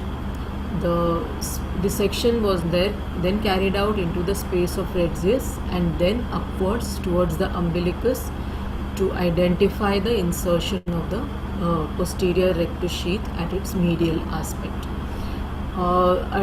In some patients, the posterior rectus sheath insertion is quite high and a lot of dissection is not required to achieve a crossover onto the opposite side. However, in this patient, as we can see, there is a significant infraumbilical segment of the posterior rectus sheath, and dissection and takedown of some part of the posterior rectus sheath was required in order to obtain a crossover onto the opposite side, as well as to get space to introduce the second working port. A minimal 1 to 2 centimeter incision and takedown of the posterior rectus sheath was adequate. The second working port was then introduced at the level of the umbilicus, and lateral dissection attempting to reach the space of Bocros was commenced. The advantages of this approach are apparent in the nice triangulation of instruments which we get in the extended view total extraperitoneal repair, as well as the space that is available in spite of such large inguinal hernias. The hernia sac is now dissected in the standard fashion from lateral to medial, and being voluminous, it takes some time to dissect the hernia sac off from the cord structures. Again, it is imperative that the vase is not held by the instrument. After isolating the hernia sac, it was doubly ligated on the patient's side, and distally the hernia sac was disconnected using sharp dissection with monopolar coagulation. This prevents any inadvertent ooze happening from the edges of the sac. Also, there is no ligation of the distal part of the sac to prevent any collection of seroma within the ligated sac distally. Once the sac is disconnected, parietalization of the cord structures is done as in the standard TEP. Here you can visualize, because of the change in the camera port, the critical view of the vas and the gonadal vessels does not appear end on, but it is more at an angle than the standard view. The space of Retzius is then dissected better, and the Cooper's ligament is completely bare. All this dissection should be carried out gently so that there is no inadvertent injury to vessels along the Cooper's ligament.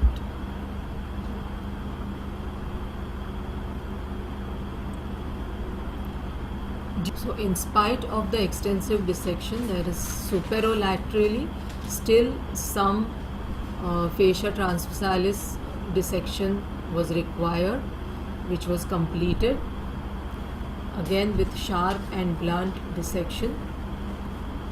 Adequate space was created.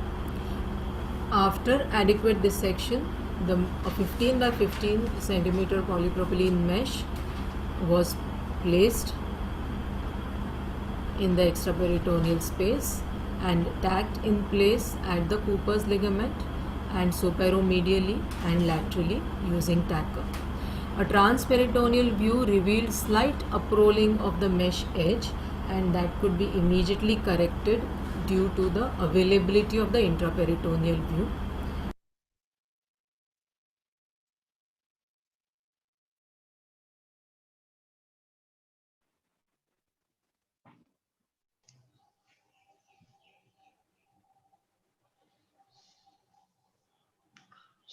A great video by Dr. Aparna. So it's a nice thing, because as you said that the E-TAP, so we are discussing about a large inguinoscrotal hernias, and till before the introduction of this E-TAP technique by Roger Dias, we were managing these hernias either by an open method or, as demonstrated by Sumanta, by a TAPP method. That's right. So a E-TAP is a definitive advancement in the field of a laparoscopic management of inguinal hernias by an extraperitoneal approach, where one can manage these inguinoscrotal hernias, even large hernias or recurrent hernias, by an extraperitoneal approach. The other good thing is, because our, as you said, that the scope is and the lens is away from the area where we are working, and it is at a different angle as from the TEP. So we are having a better view, an extended view. So it is an extended view and an enhanced view. So we have extended, we have shifted the camera above. So we have dissected a larger space, so the space is enhanced. And as I can see in your video, so there is a small rent in the peritoneum when you were dissecting down the sac. And even the small rent is not reducing that extraperitoneal space while we are dissecting the sac down. So this is another advantage. Even if there is a small rent in the peritoneum, the extraperitoneal space does not collapse, and you can work in this wide and extended and enhanced space very well. So it's a very well managed. And another point, that as you said that you have placed a 15 by 15 centimeter size of a mesh. So a larger mesh can be placed in a larger dissected area. So that is another advantage of doing an E-TAP technique for this inguinal hernias. A great video and a great work done. So we've got a question from Dr. Dubey. Sorry, Dr. Espana, you go. Yeah, I was just going to add that in this there was a port there, so it was also acting like a vent. Sometimes in TEP you'll end up losing space because of inadvertent pneumoperitoneum. So this helped in addition to have to have the space continuously available for dissection. So we have a question from Dr. Arunesh Dubey about mesh and mesh weights. We have seen that a heavyweight mesh has been a preference to repairing these giant inguinal scrotal hernias. And his question is why a heavyweight versus a regular? Dr. Sprana, would you comment on that? Yeah, I guess it is just heavyweight versus lightweight. That is the difference. So when we say heavyweight, we are using the standard, grams weight that a polypropylene mesh is available in. And in inguinal hernias, largely if your dissection is good and if you've not laid bare the nerves and put the mesh directly on the nerves, many of these patients have no complaints of postoperative inguinal pain whatsoever. So it has a better withstanding property as far as the recurrent stresses are concerned, and the recurrences are much lesser using the regular weight meshes as compared to the lightweight meshes. Thank you. And I had one other question. At the start of your video, you said you were contemplating between the TAP approach and the TEP approach. What made you choose the TEP approach once you've achieved pneumoperitoneum? So after reviewing the contents of the hernia and seeing that actually it was intestine which was reducible, there were no adhesions. So I was not going to require any intraperitoneal dissection. If I had to do that, then anyway, I would have preferred TAP. If I already had 3 ports working within the peritoneal cavity, then it wouldn't make sense to then change your plane and put another 3 ports and in all have 6 ports. So the reason for opting for E-TAP was the reducibility of contents, and then it was not a sliding hernia. It was an indirect hernia. Only thing, it was a complete ring. In a sliding sac, again, I would have preferred a TAPP rather than a TEP, but that is a personal preference. Yeah, no, that's excellent. Any other comments from the panelists? Yeah, regarding the large heavyweight mesh as asked by Dr. Dubey. So what I said is because these hernias are bigger, so their neck of the defect would be wider and a large sac. So with the pressure and with time, what one have seen as said by Dr. Aparna also, that lightweight meshes are likely to get extrude into the large scrotal sacs. So it is always better to place either a medium weight mesh, which is macroporous, or it is always preferable to place a heavyweight mesh so that you can have a sound sleep. So lightweight mesh is definitely strictly no, but one can place a medium weight mesh, maybe a 60 or 72 grams versus 90 grams. But definitely a heavyweight mesh is always more preferred by the surgeons while doing these large inguinal hernias. And another point, as you said, by the TAPP versus TEP. So with experience, those who are in the E-TAP inguinal business can tackle these irreducible hernias if they are not obstructed or strangulated by E-TAP way. Because of a larger space, once you start dissecting the sac over there, because of the larger space, even you can open the peritoneum in the E-TAP way, reduce the contents, and then can repair the E-TAP peritoneal defect by a placing a suture. So with experience, one can tackle these irreducible hernias ETAP way also rather than going by a TAPP method. So it's like going to TAPP through an extraperitoneal plane. So you'll end up doing the dissection through the extraperitoneal space. So, you can repair the peritoneum.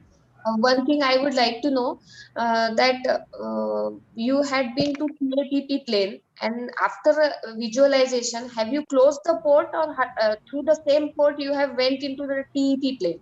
Have you closed it? No, Anjali, hi. The port was separate. That port in the supraumbilical midline, 3 centimeters above the umbilicus, that was present at the beginning of the surgery. And as I showed you, I used it to review the mesh placement at the end of the surgery. So that was not used for the ETEP. For the ETEP, I went through the standard mid-clavicular, left mid-clavicular port, which was a separate port. Okay. This was very early when I was trying to get to over the learning curve of ETEP. And so, it was absolutely standardized. There was no change in the ports. Excellent. Dr. Aparna, this was a For standard. an early video, that was an excellent. Many of the surgeons do an ETAP or TEP repair, and the same port they place intraperitoneally to see whether the mesh is unfolded. So this is like a good practice that. Yes. Even I agree with you have that. seen that the mesh has got rolled up, and you have done the nice job then and there, rather than repenting in the I postoperative think period. everybody should follow that, because we just heard a beautiful lecture by Dr. Felix, and we know exactly what are the pitfalls to get recurrences. So these are the exact points that we should avoid if MIS in inguinal hernia has to get a good name.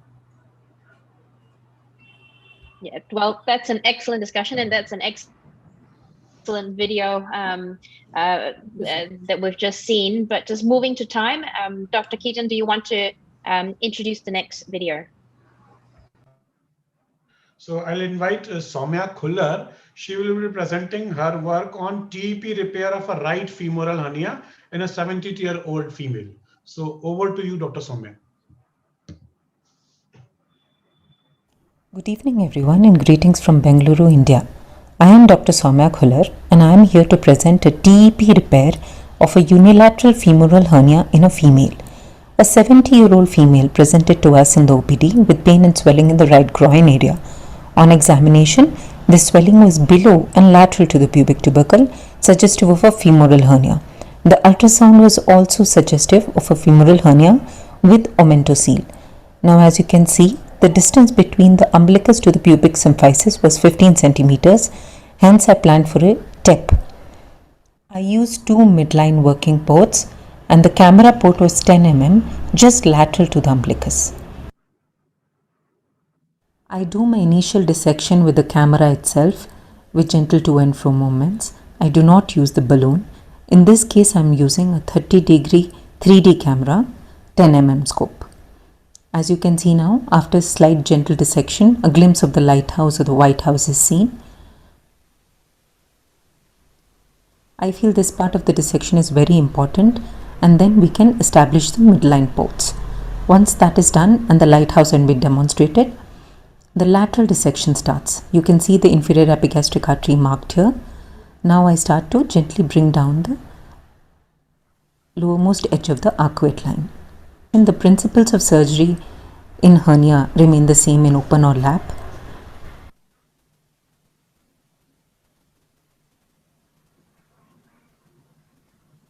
Dealing the tissue with respect, doing gentle dissection with good hemostasis, sometimes teasing the tissue out, sometimes with short bursts of cautery, making sure that the dissection is proceeded from lateral towards the medial edge towards the hernia site.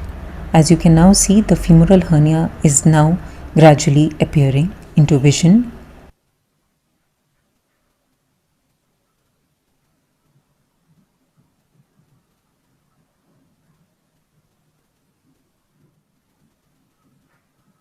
Now we just need to establish the landmarks properly. As you can see, that's the femoral hernia, pubic arch, and that's the round ligament.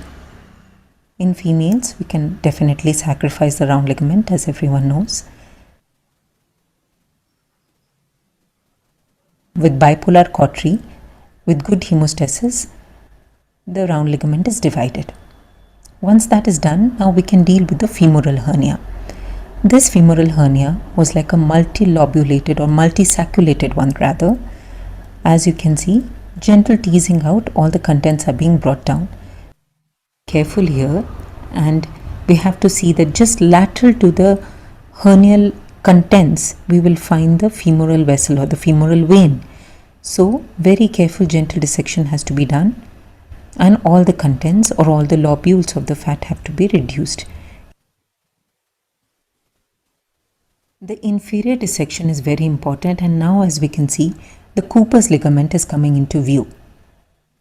Now once this inferior dissection is done and all the fat from there has been cleared, as you can see now the obturator pad of fat is coming into view, and that is also dissected and reduced.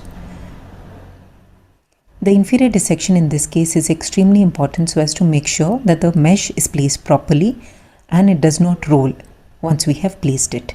That is what will lead to recurrences.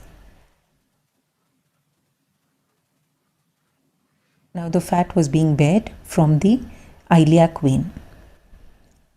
On visualizing the hernial orifices, as you can see, this is the femoral hernial orifice with the femoral vein being visualized very clearly, and this is the obturator orifice. Once this anatomy has been defined, we move on laterally to the lateral dissection, and here as you can see the peritoneal reflection is being brought down. The fat which is on the abdominal wall stays there, and the parietalization of the peritoneum is being done.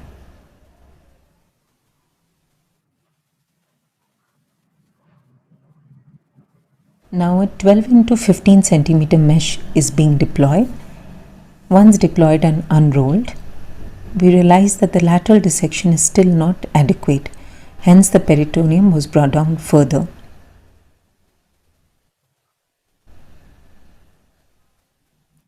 The mesh is placed and centered around the femoral defect properly.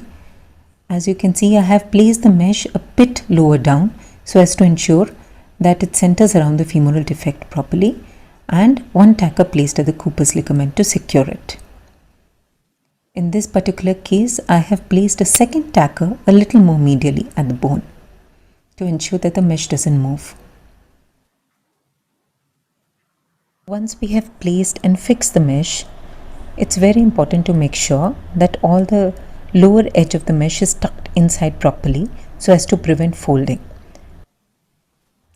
Gentle desufflation is done, during which the lower end of the mesh is kept in place, and then some resufflation done to ensure that the mesh hasn't moved from where it has been placed. This is good practice. Again, gentle desufflation with ensuring that the mesh has been placed properly and it's not getting folded. The patient was discharged on POD1 with minimal pain and no seroma, and a follow-up at 1 year 8 months showed no recurrence or chronic groin pain. Thank you very much.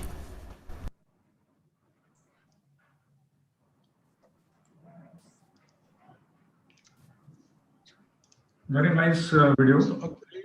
Thank you, sir. And nicely covered all obturator foramina and femoral regions. Yeah, Dr. Chinmay, please. Yeah, any other comments from other panelists? Yeah, so why is Dr. Soumya, why you chose a TEP repair over a TEPP? When we used to say that in inguinal hernias in females, most of the surgeons do prefer to do a TAPP repair because of this round ligament lying there. Sir, I have done because that will prevent some sort of a difficulty while doing a TEP repairs.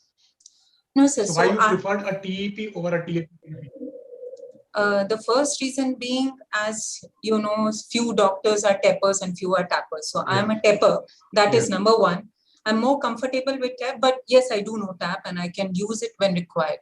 But I have actually, in my personal experience, noticed, I don't know whether it's because I'm a female surgeon, I get a lot of female inguinal hernia cases. So I have done almost 7 as of now female inguinal hernias by TEP, and I have not actually encountered any difficulty in them. Okay. I have actually seen that there has been rather an ease, because you anyways have to divide the round ligament, and I've never found any difficulty with it. So having said that, the other reason for me to actually think about TAP in this case was the irreducibility of the hernia. But since I had seen this patient myself in the OPD and clinically I knew that this was a femoral hernia, I directly sent her to the HOD of radiology. She's a very good friend, and she did a very good ultrasound scan and could tell me that this is a femoral hernia for sure on the ultrasound. So I did not even do a CT scan. So just having the backup of a good radiologist helps. Since I knew it was only fat as content, I could safely go ahead with TP. So that was my choice. I was ready for conversion to TAP if required. So as said by you, that is a good to do a dynamic ultrasound. So a dynamic ultrasound, a good ultrasoundologist friend is definitely going to make your life easier to do by doing a dynamic ultrasound rather than doing a CT scan. A dynamic ultrasound gives you a more and a better dynamic information. And the second thing is, about 3 days back, I was hearing to an American Hernia Society inguinal hernia talk over this. And there are 2-3 points I just want to emphasize while doing an MIS inguinal hernia repair is, one is, as you said, that a good parietalization, both below the Cooper's ligament, so that at least 2 centimeters, so that you are exposing whole of the myopectoral orifice. The other thing what Dr. Laurie said on that day, when you are parietalizing the cord structures, the peritoneum should not look like a ramp.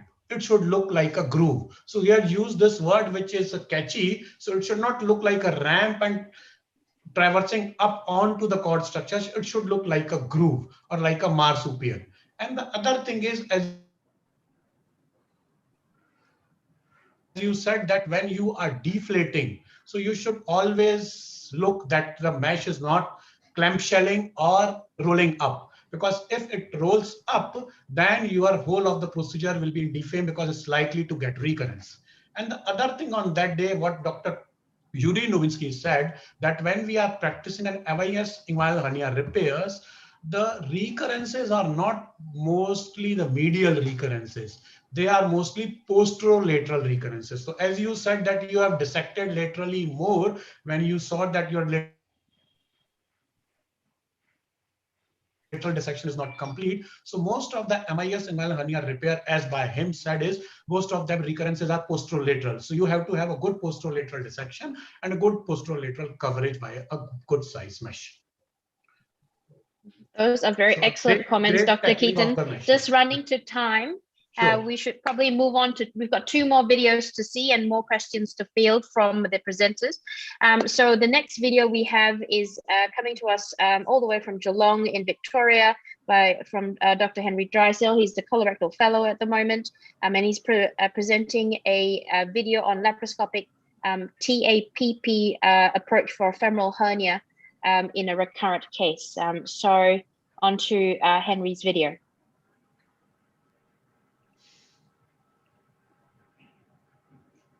Hello, my name's Henry Drysdale. I'm a General Surgical Fellow at Barwon Health in Geelong, Australia.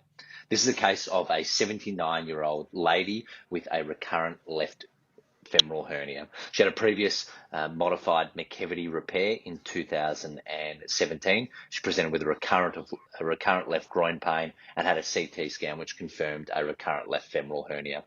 As you can see, we performed a 5mm left upper quadrant optical entry and then inserted an additional 5 and 10mm port.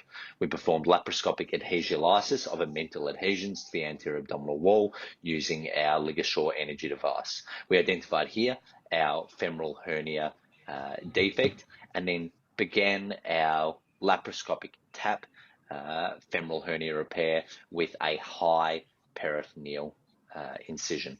As you can see here, we begin to develop our pre-peritoneal flap using a combination of our monopolar energy device and our bipolar energy device to develop this space. We begin here firstly with our medial dissection and then continue to work laterally. You can see the inferior epigastrics are being mobilized from our preperitoneal dissection. As you can see, there's some scar tissue and adhesions here from the previous open preperitoneal dissection, and the main reason why we've chosen a trans-abdominal or transperitoneal approach for this, given a totally extraperitoneal approach, is because of that previous open dissection. As you can see here, we're continuing our lateral mobilization of the peritoneum from the retroperitoneal fat as we continue our dissection laterally. We aim to keep our transversalis fascia up off our peritoneal flap laterally, but we aim to keep it on our preperitoneal dissection medially as additional protection from the bladder from the mesh. We continue our preperitoneal dissection medially onto the space of Retzius and identify the pubic bone.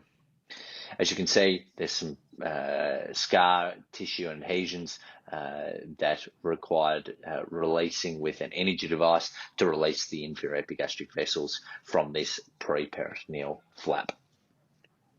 We continue our dissection onto the hernia sac itself, taking the utmost care to avoid damage to the external iliac vein laterally.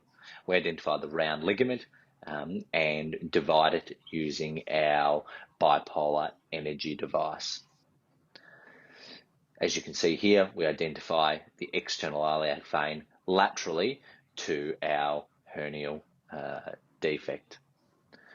We continue gentle traction and reduction of our incarcerated hernia using a combination of energy device and monopolar diathermy to safely reduce the incarcerated contents of the hernia. A Raytec is often introduced and used as part of this dissection to help with hemostasis and visualization of our vital structures. We identify the previous proline suture that was repaired at the time of the open hernia repair and cut and remove this suture. After the suture is removed, we're able to completely reduce the incarcerated hernia contents. After this hernia is completely reduced, we continue to dissect our preperitoneal flap.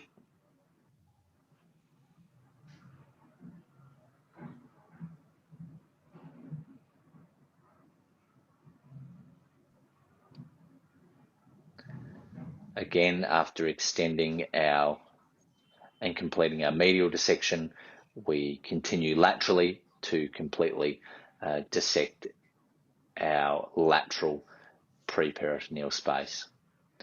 We check the deep inguinal ring to make sure there is no cord lipoma.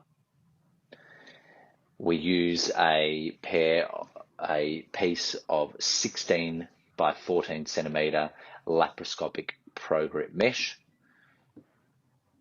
for our mesh repair, and we unfold our mesh both anteriorly and posteriorly using 2 laparoscopic graspers.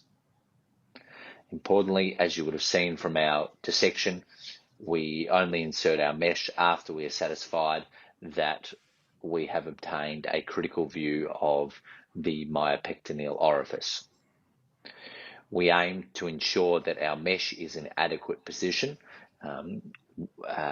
and pull up on the peritoneum to ensure that there's no folding of the mesh once the flap is closed. As you can see here, some additional dissection was needed to be done to ensure that the mesh did not fold once the flap was closed. Peritoneal closure is performed with a 90-day absorbable V-lock suture. we find that it's normally easiest to perform this as a lateral to medial closure, as a continuous suture. As you can see, at the completion of the closure of the peritoneum, all of the mesh is completely excluded from the peritoneal cavity.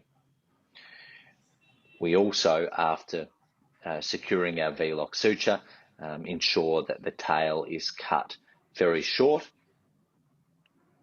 to make sure that there's no potential contact with bowel. Thank you very much for watching. A great video, Dr. Henry, and a great tackling of a recurrent femoral hernia doing a TAPP method. So there are two things I just want to ask you regarding is, like, you have dissected more laterally, because what is the previous surgery? It's basically a open repair, doing a pre-peritoneal mesh repair, or an open only mesh repair? No, the previous repair was an open sutured McEvities repair. So there was previous pre-peritoneal dissection. And interestingly, that was one of the reasons why we chose a TAPP approach as opposed to a TEP approach. We expected. And the other two comments onto it. Other two comments I just want to make onto the femoral hernias is one, as you said that Dr. you have Keaton, seen the medial border of the femoral. Yeah, just one comment. Femoral hernia medial edge has to be seen, which is a prime importance when you are tackling with the femoral hernias. And the other thing is, like, you have to do a good myopectineal dissection, myopectineal orifice dissection. If you are not doing that, then the clamp shelling and the folding of the mesh is likely to recur. Excellent point. I think the complete exposure of the myopectineal orifice is important. But also more importantly, we would like to get our last video before we run out of time for this session. So Dr. Gandhi, can you take away the introduction of the last video? Yeah. Next speaker is Kedar Patil from Pune. He's a laparoscopic and bariatric surgeon. Over to Kedar. Thank you, AWR, for choosing this video and for this presentation. Without wasting time, I would start the video, please. Hello friends, this is a video of laparoscopic hernioplasty for a recurrent right inguinal hernia. 34 years old gentleman operated previously outside for lap hernia followed by an open hernia repair. He presented to us with the recurrent swelling on his right side. CT scan was done, which showed an recurrent right inguinal hernia along with an incidental left inguinal hernia and appendix as content. As you can see, the previous mesh is seen and probably the suture material of a straight suture is seen. The first step in such kind of situation is to identify the anatomy and remove the previous mesh, and you can see we are using an monopolar energy device for this purpose.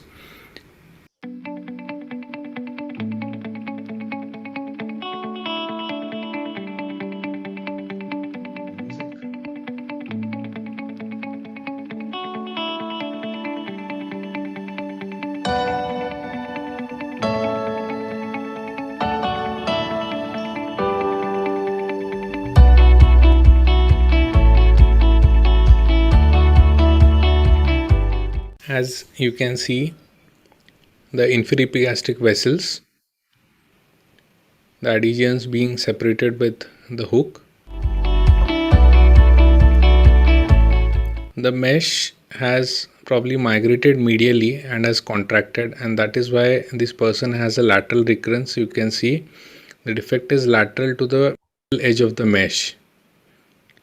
So in this regard, placing a mesh properly and adequate size mesh is equally important. There were quite dense adhesions of the mesh near the inferior epigastric vessels, and we had to go a plane below to separate this mesh instead of going directly on the vessels.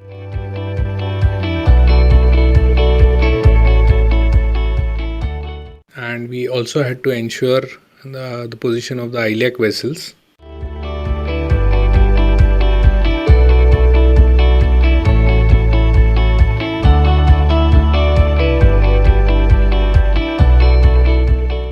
part of mesh had to be left in situ because it would have endangered or injured the iliac vessels or the inferior epigastric vessels.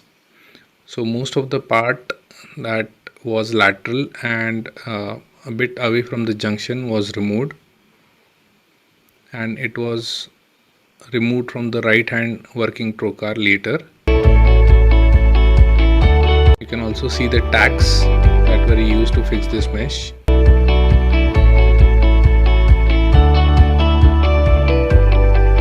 So once the lateral dissection was done, we started dissecting medially into the prevesical space of Retzius, and we were expecting the second mesh of the open surgery to come into this space. The adhesions were so dense that making out an anatomy of all of this was quite a challenging task.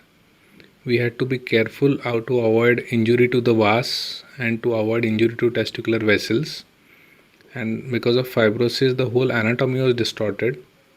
So this took quite a while, preserving the vas, the testicular vessels, and parietalizing the cord structures completely. We had to mobilize the peritoneal flaps in order to ensure that the closure happens without any tension. The incidental noted hernia on the left side was direct and it was in the initial stages. We have to note that the prevesical space on the right side was pretty much fibrosed due to the direct hernia site mesh, and you can see that second mesh is contracted and there were bladder adhesions which bled while being separated. This is the prevesical space that we are dissecting and connecting the space of Retzius on both the sides. Once the dissection was complete and the mesh was removed, the peritoneal fold, we had to do a few maneuvers like mobilizing the cecum away from the peritoneal fold, raising the upper flap so that at the end the peritoneal flaps would close easily. This is the mesh being fixed on the left side, and it is important that an adequate size mesh is used in an TAPP. On the right side we used a mesh which overlapped in the midline by about 1 centimeter and covered the recurrent hernia site for at least 5 centimeters laterally. Excess mesh was trimmed out. We started closing the peritoneal flaps from the base, coming vertically up initially with a barbed suture. We had to ensure that there was no tension while closing these flaps. Coming below upwards initially and then going sideways. The mesh was stacked at 3 points.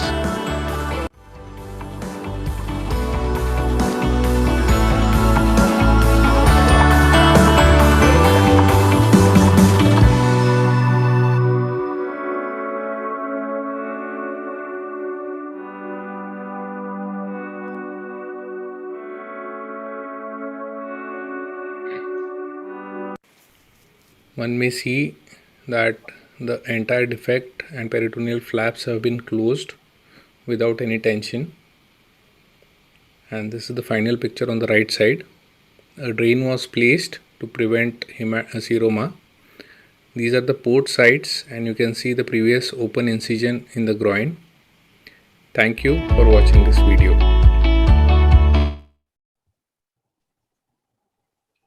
That was Great an video, excellent Dr. video to round Kedar. up the session. Thank you. Dr.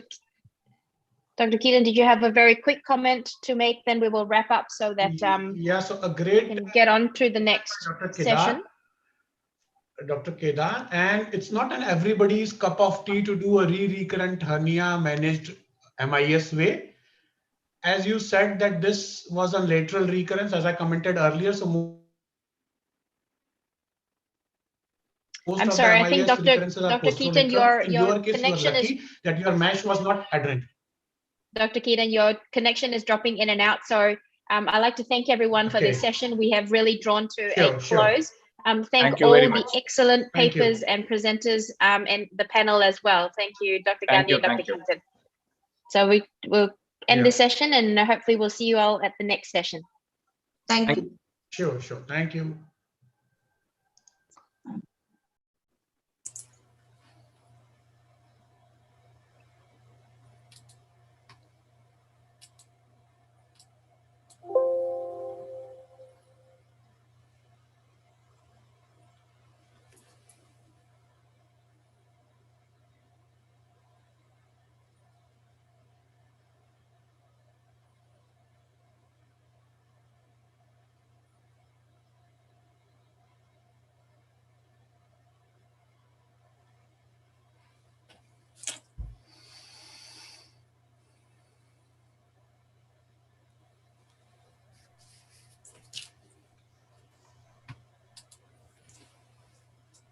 Hello, good morning, everybody.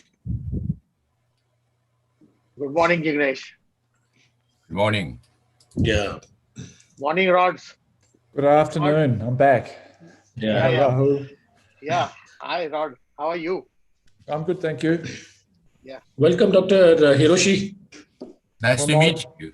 Yeah, same here. Same here. Welcome, Dr. Pramod Shinde, the chairman of the Scientific Forum. Good morning, sir. Thank you, Jignesh, and welcome all my co-panelists and co-chairs. Yeah. Correct. Dr. Vinal, you want to start? Yeah. Yes, please. Thank you. Hello all, and I want to welcome you for the case-based panel discussion on mesh explantation. Our chairpersons are Dr. Rodney Jacobs from Melbourne, specializing in endoscopy, GI and hernia surgery. Dr. Hiroshi Hirukawa is one of the directors of Japanese Hernia Society. And Dr. Pramod Shinde sir, who is a laparoscopy, onco, hernia and bariatric surgery from Nashik, India. This session is sponsored by 3D Metrics.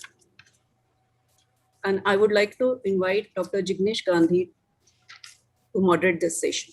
Sir.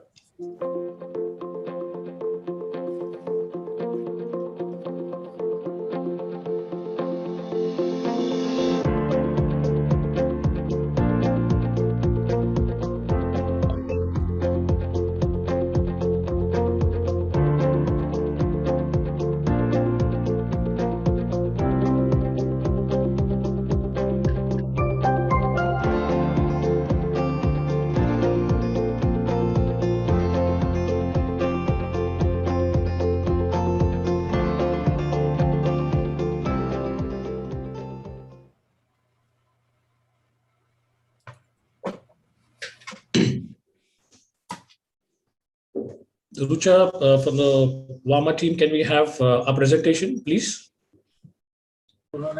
Yes, sir. Yeah, thank you.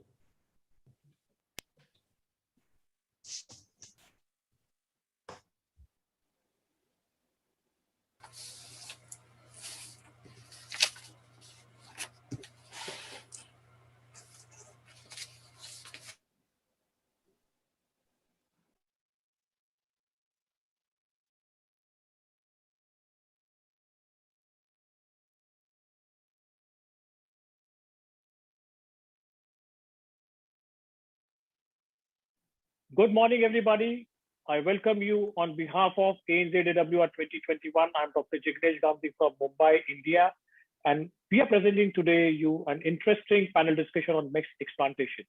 I have with me eminent panelists and chairpersons who are going to share their wisdom, thoughts, and going to give you good take-home messages. We have no conflicts of interest in this panel discussion apart from being of a pure educational value. I welcome my chairpersons, Dr. Rod Jacobs from Australia, Dr. Jyotsna Kulkarni from Pune, India, Dr. Hiroshi Hirukawa, who is from Japan, a senior GI laparoscopic surgeon.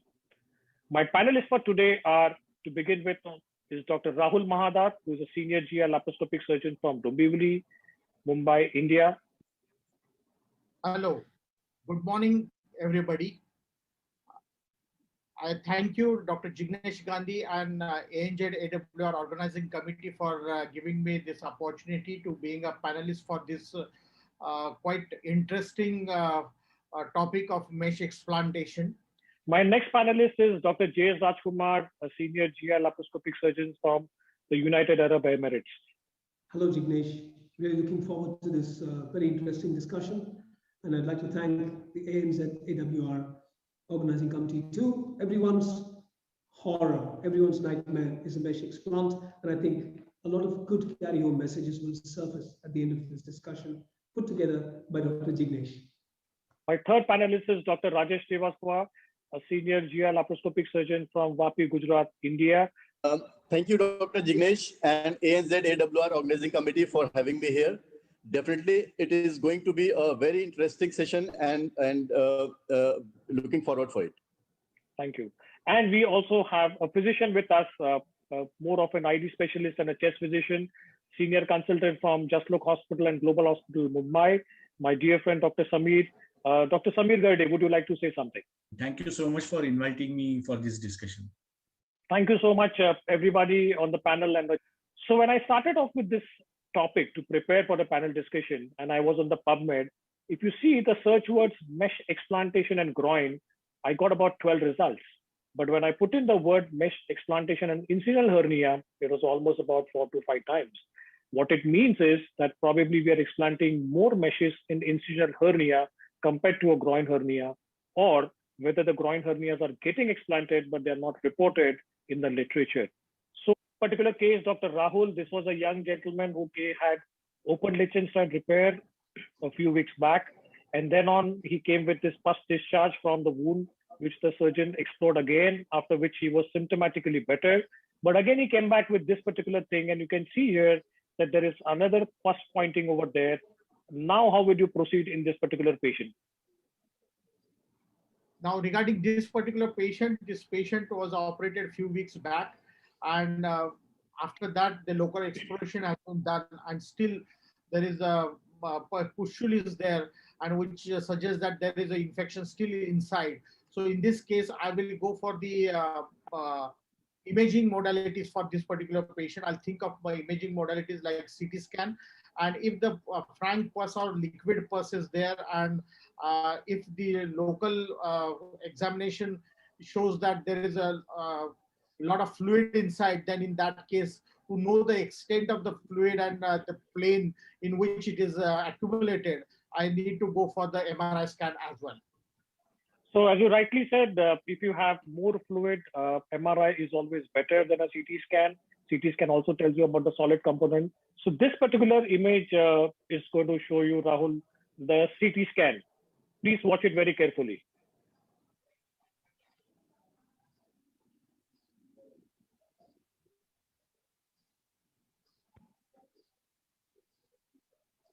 So as we can see, I'll just read the CT for you. There's a lot of stranding, and you can see the pus pointing, which is obviously showing more towards going to the skin. So what would be your mesh explantation protocol? Now, in this particular patient, as CT scan shows, there is a connection to the skin, and the fistulous tract is quite visible well. So in this patient, I will think about the open explantation rather than going from inside. So I will go for the open approach for this particular patient. And during that, I'll do the culture for the particular first discharge, and a routine culture first. And then we will see what it turned out to be. And also I'll involve the infectious disease specialist for this particular, in this particular case. And accordingly, we will plan for the patient. And secondly, while doing the explantation as well, in that case, what I will do is I'll go from the normal area, or you can say a virgin area, from where I should start for explantation of this particular process. The incision should be from the away from the actual infected part, and then I start from the normal side towards the infected side. They're doing the dissection, And during that, the adhesiolysis is there with GI involvement or without GI involvement. I need to see for that. But in this particular case, there is the CT scan shows there is no involvement of a bowel as such. So there is hardly any necessity of the adhesiolysis in this particular patient. So okay. So as you have rightly mentioned, Rahul, pre-op optimization, sending deep cultures involving an ID specialist. You rightly mentioned that you will see whether it's a communication with the bowel or no, and you will have a pedicalized approach, which is mentioned in the literature, where you go from an easier area and then go to the difficult area, so that it becomes less messier when you start with that. Absolutely well taken points, Dr. Rahul. Dr. Rajesh, what are the reasons for explant of any particular mesh? Why do we explant a mesh? Or what is your experience in your practice? As per literature, as per literature, the most common region is pain, that is inguinodynia. Next to the list is mesh infection that can range from simple pus formation to discharging sinus. Other causes are there can be recurrence or complications of migration, like migration into bladder, bowel, or scrotum. Less common regions can be numbness, neuralgia, and other mesh-related issues. Right. So as you rightly mentioned, top on the list usually is the pain for which the mesh are explanted. Infection can be as simple as sinus or pus formation, as we saw the case earlier, which Dr. Rahul was talking about. And sometimes you can have migration also. So why do we tend to remove the mesh? So if you see this article, would you like to say something about this, Dr. Rajesh? Yeah, it's the same, probably what I have mentioned. Yes. These are the points. These are the regions for which we expand the mesh: infection, recurrence, pain, numbness, neuralgia, and mesh-related reactions. Right. So if you see the mesh spectrum as a whole in the abdomen and in the groin, 70% of the explantation of the mesh are from the pelvic area. That is what this paper rightly pointed out. The pain was one of the key indicators in this, followed by infection, and then, as you mentioned, recurrence. So these are, some of the anecdotal cases. You can see the mesh has migrated not only into the bowel, but it has gone into the ileum. Even 11 years, you can see almost a decade later, there's a picture where you can see the mesh has expanded and gone into the groin. I'm sure Dr. Rajesh is also going to talk about today in this particular meeting about his own case, which was referred to him, where the mesh had migrated into the bladder.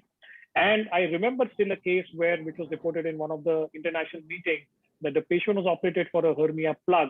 And next day, the patient said that he had a crunchy feeling in the scrotum. And that crunchy feeling was nothing but the migration of the mesh plug into the scrotum. Dr. Rajkumar, are there any predictors for explanting a mesh? So can we predict which patients or what kind of group subset is likely to have explantation higher than a normal population? Right. So the larger polyfibrillar polyester meshes and heavyweight polypropylene meshes like the PTFE meshes, which are not much used these days, they have a much higher tendency to eventually be explanted. And there's good data from Skandalakis et al. Saying that the gaps between these PTFE or Gore-Tex or Dacron meshes, for example, are so small that they allow bacteria to go inside, but the gaps don't allow the white cells to chase the bacteria. MRSA colonization of the nose and a previous history of MRSA colonization is worryingly, increasingly showing up as a factor that will predict a mesh explant. Indeed, I'm worrying. I think all of us should start doing routine MRSA for our patients before every hernia, which is not my practice so far. Of course, smokers who are smoking to within 30 days of a hernia operation also run a high risk of having a mesh infection. So, I mean, these three are definite, at least level 2 evidence. And some meshes, like the polyester or multifilament meshes, have a higher tendency to form sinuses and therefore will eventually require explantation, because the sinus will be going into multiple areas of the mesh. Otherwise, broadly, we try not to explant. Right. So, you've rightly listed out. Yes, Dr. Rajkumar, you wanted to add something. Sorry, I missed you on that, sorry. Do you want to add any other thing, or these are your indicators what to mention? I think these, and for this reason, I tend to ask them not to smoke for 30 days, and I tend to use only lightweight macroporous meshes. But I must confess, I'm not doing routine AWRSC colonization, checking for everybody. I wonder if anybody else in our group is. Maybe we should start doing that. So just a quick word on the smoking. There are centers which are doing nicotine levels of the patients preoperatively.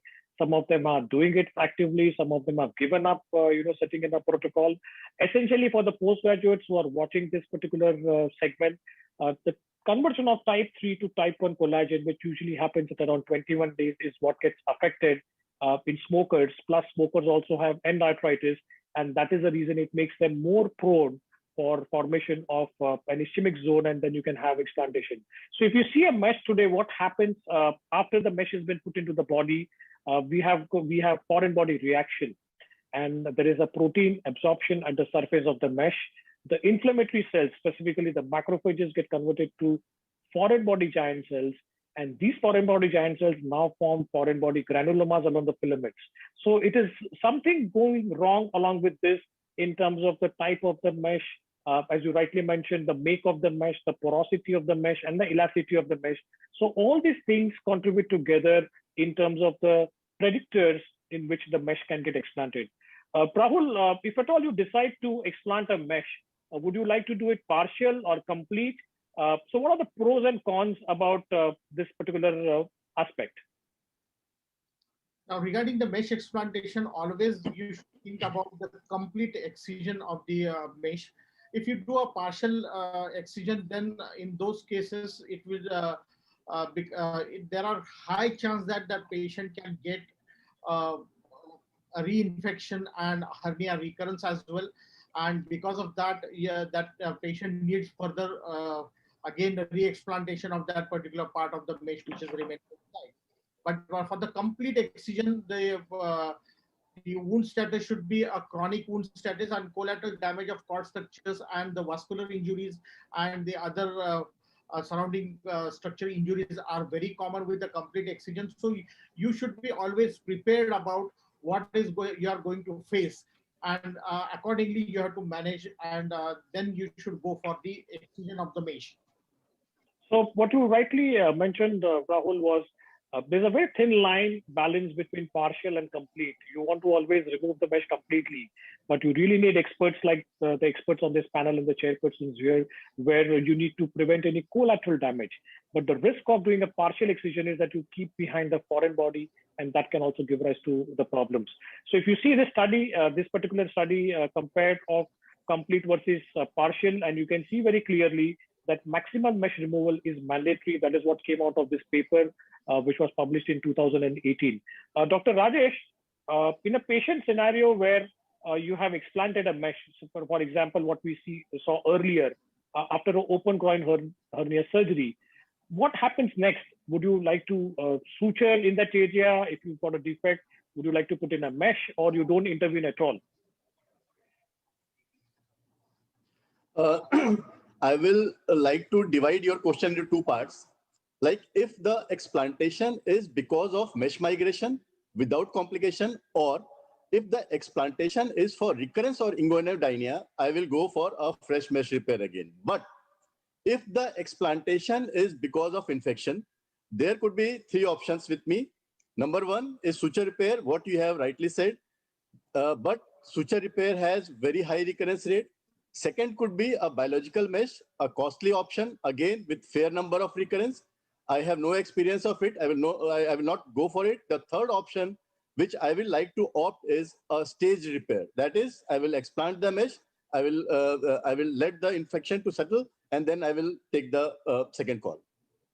Okay, so it's rightly said, that if once you have a scenario, see for what you are doing it. If it's going to be for an infected scenario, I think doing it as a stage repair probably would be the best option for that particular thing, because anything doing at the same site can add to more problems.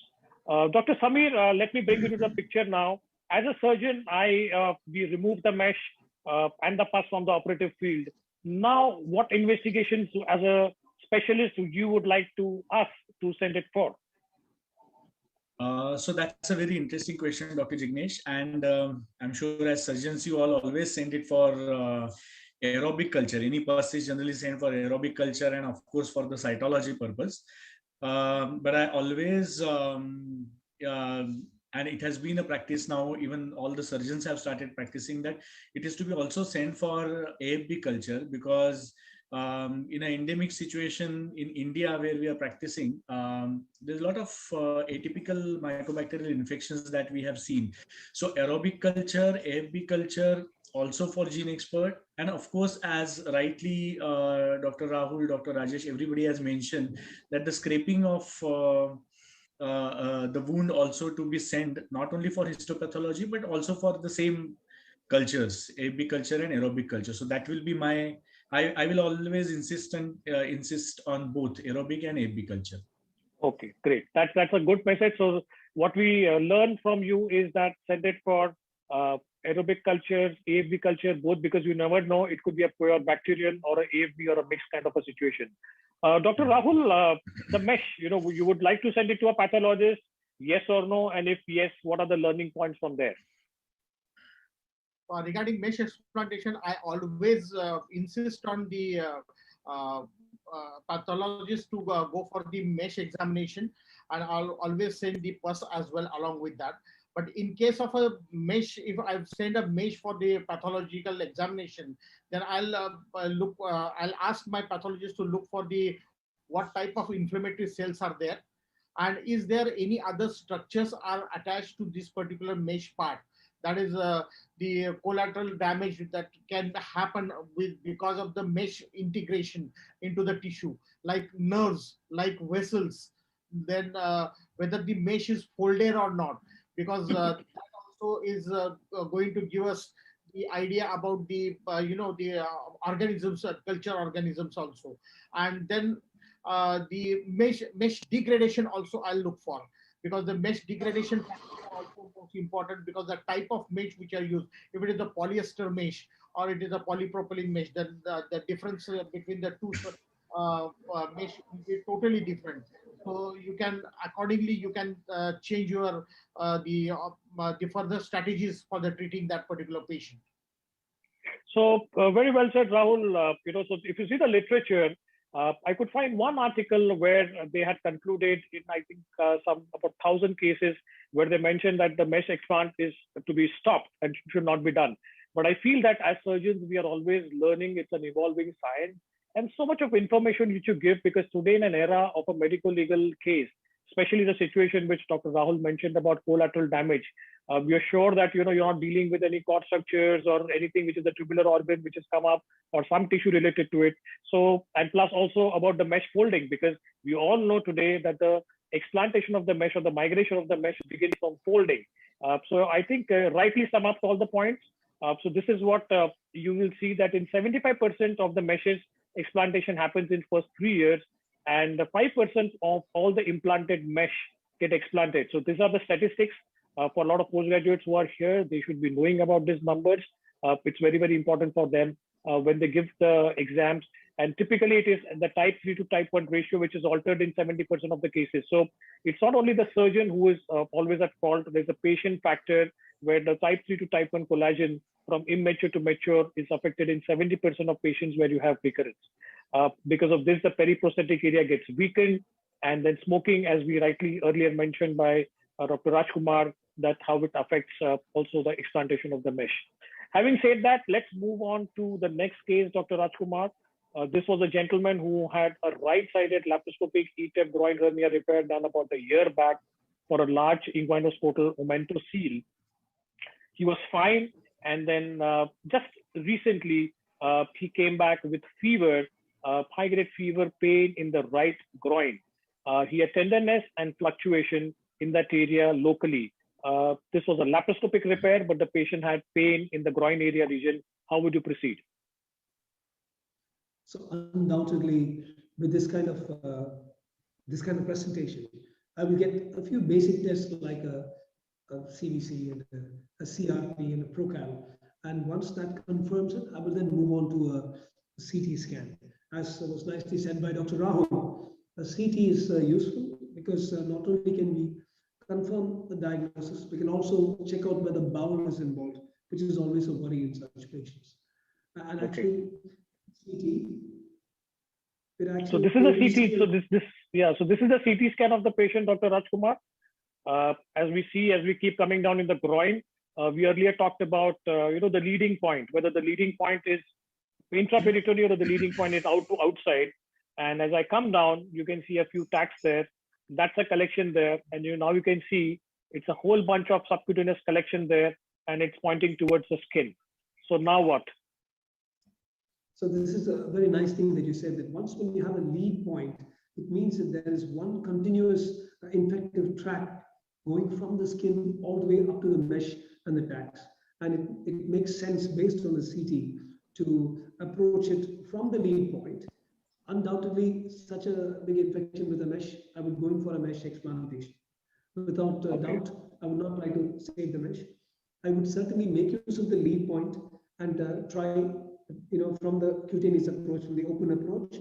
In this CT, as far as I saw, there was not the major bowel involvement, but if the bowel is stuck, then I like to choose the hybrid approach, where laparoscopically I'm able to make sure there's no bowel that's coming along with it, or separated the mesh from the bowel or from the omentum in such cases. And of course, I would take some precautions during the explant, ensure that I remove all the tackers that I saw on the CT, as much of the mesh as possible, make sure that we're not removing bowel and not doing collateral damage.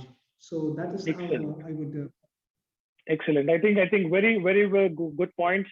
Removal of the mesh in toto, following the lead point, as you rightly said, and if required, go for a hybrid approach. So the lead pointer is the main thing, and as you rightly pointed out, this particular thing had an abscess pointing toward the skin. So you can see here that the entire mesh has come out along with all the tackers which had been put into, and this was the debris which was removed. And obviously post-explantation, we follow the protocol we just discussed earlier, what to do next. Dr. Samir, this particular patient had reports which were showing MSSA with a positive culture, but the AFB and atypical were negative. So how do you proceed?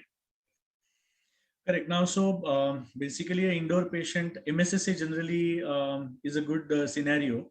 You have a good choice of antibiotics, generally piperacillin group of antibiotics like amoxiclav, piperacillin tazobactam, clindamycin, levofloxacin, and also linezolid, of course.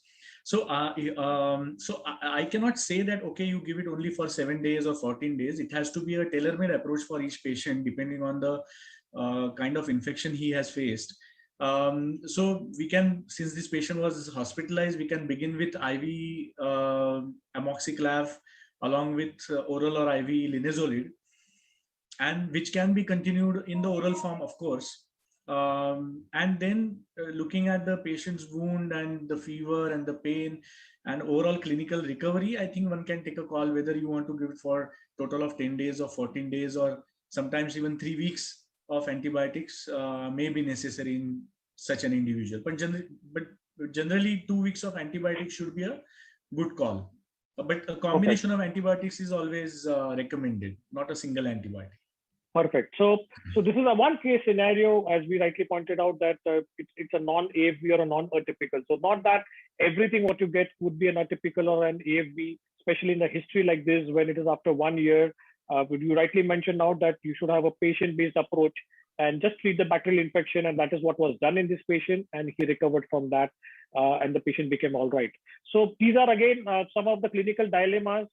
It's very difficult, as all of you know, to predict whether it is a surgical site infection versus a mesh infection after an open groin hernia surgery. So there's a paper which talks about that in detail, which was just published in Hernia in 2020. So that's always a diagnostic challenge for the patients.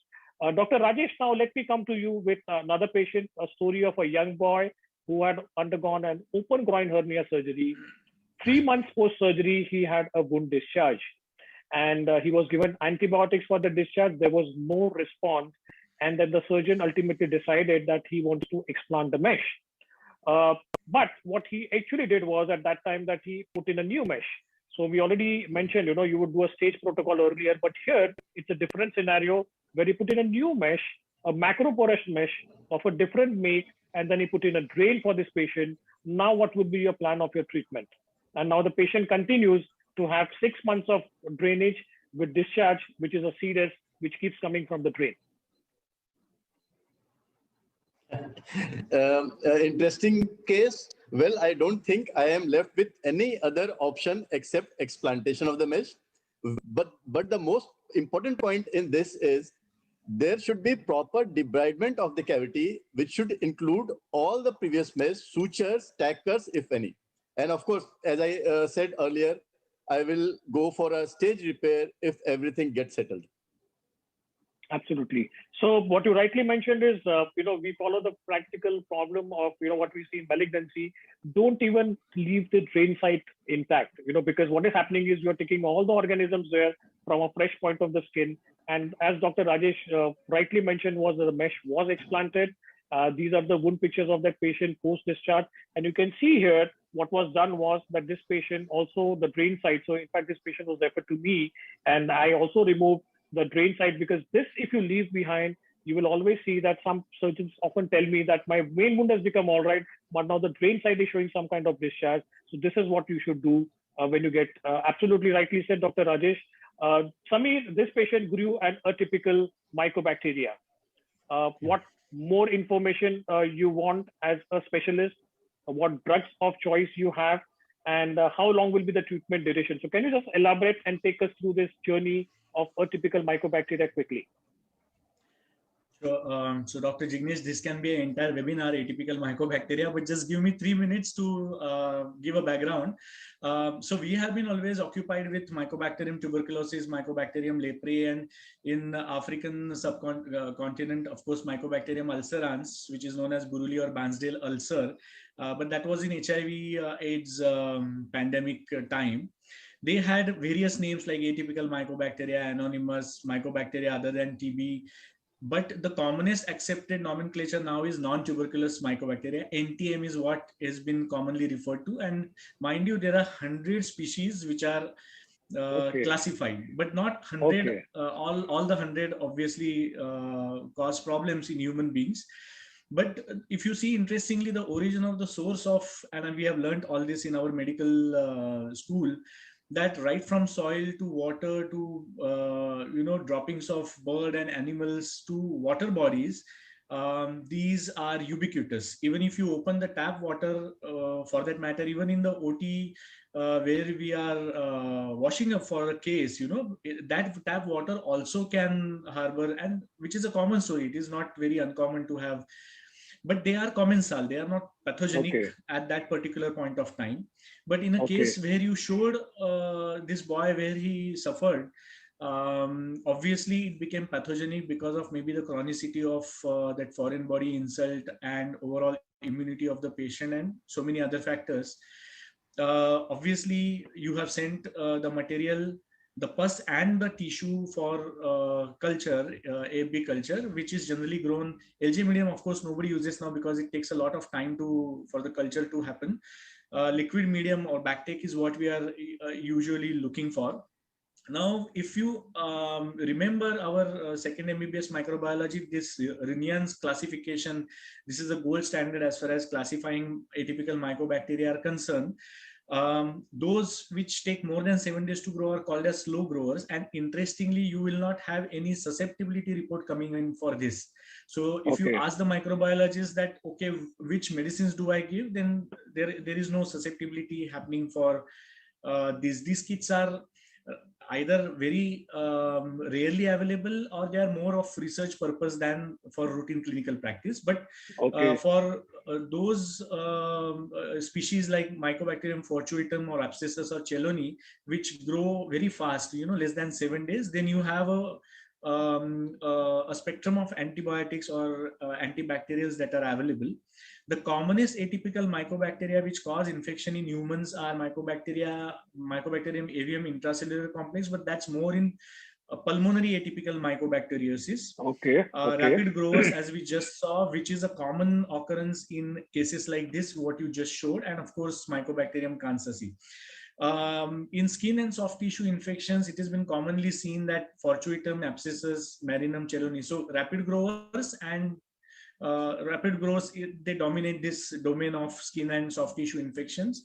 And not only in hernia surgeries, but also in cardiac bypass, sometimes the sternal wound is not healing. Sternal wounds, yes. But, yes. That's classically has been seen.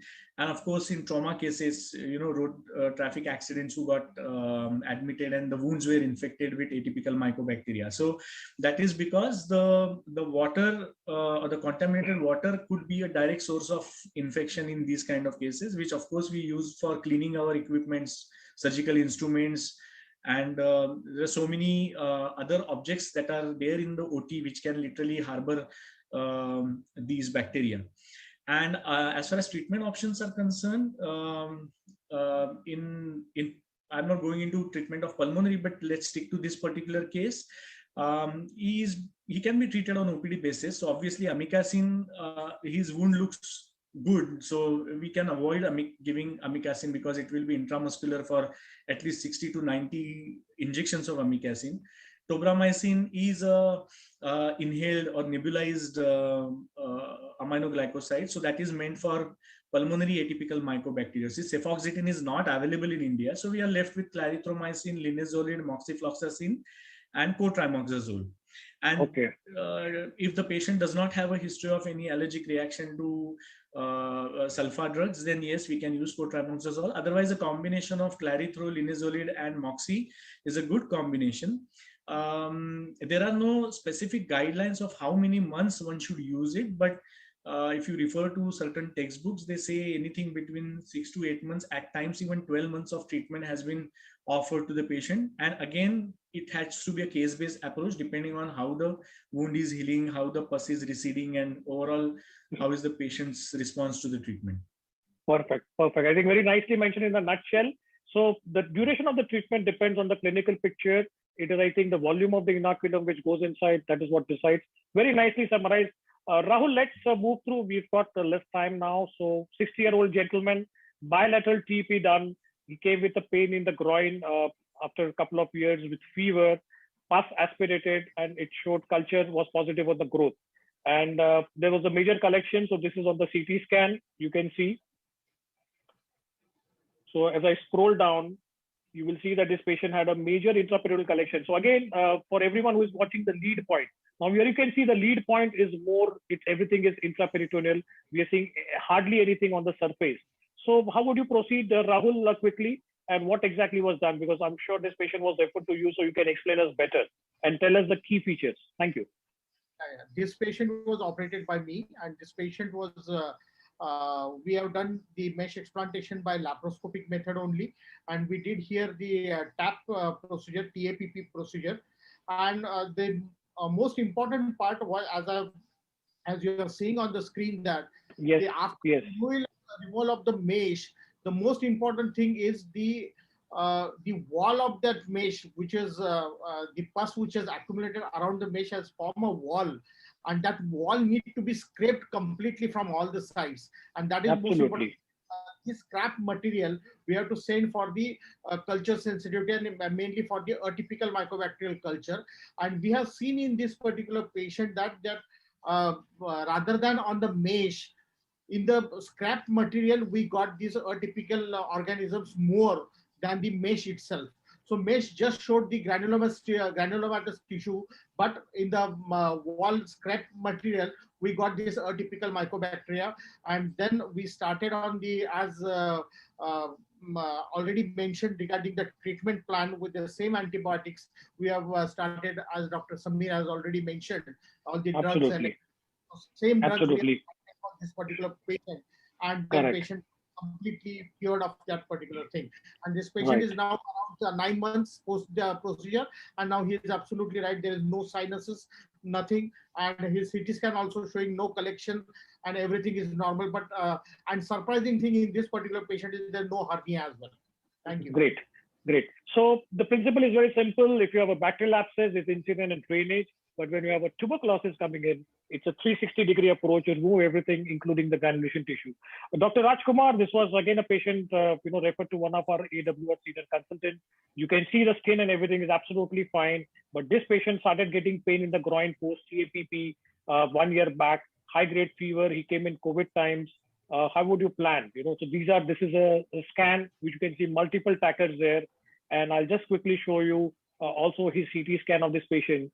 And as we come down, again, the concept which you really mentioned earlier on is the lead point.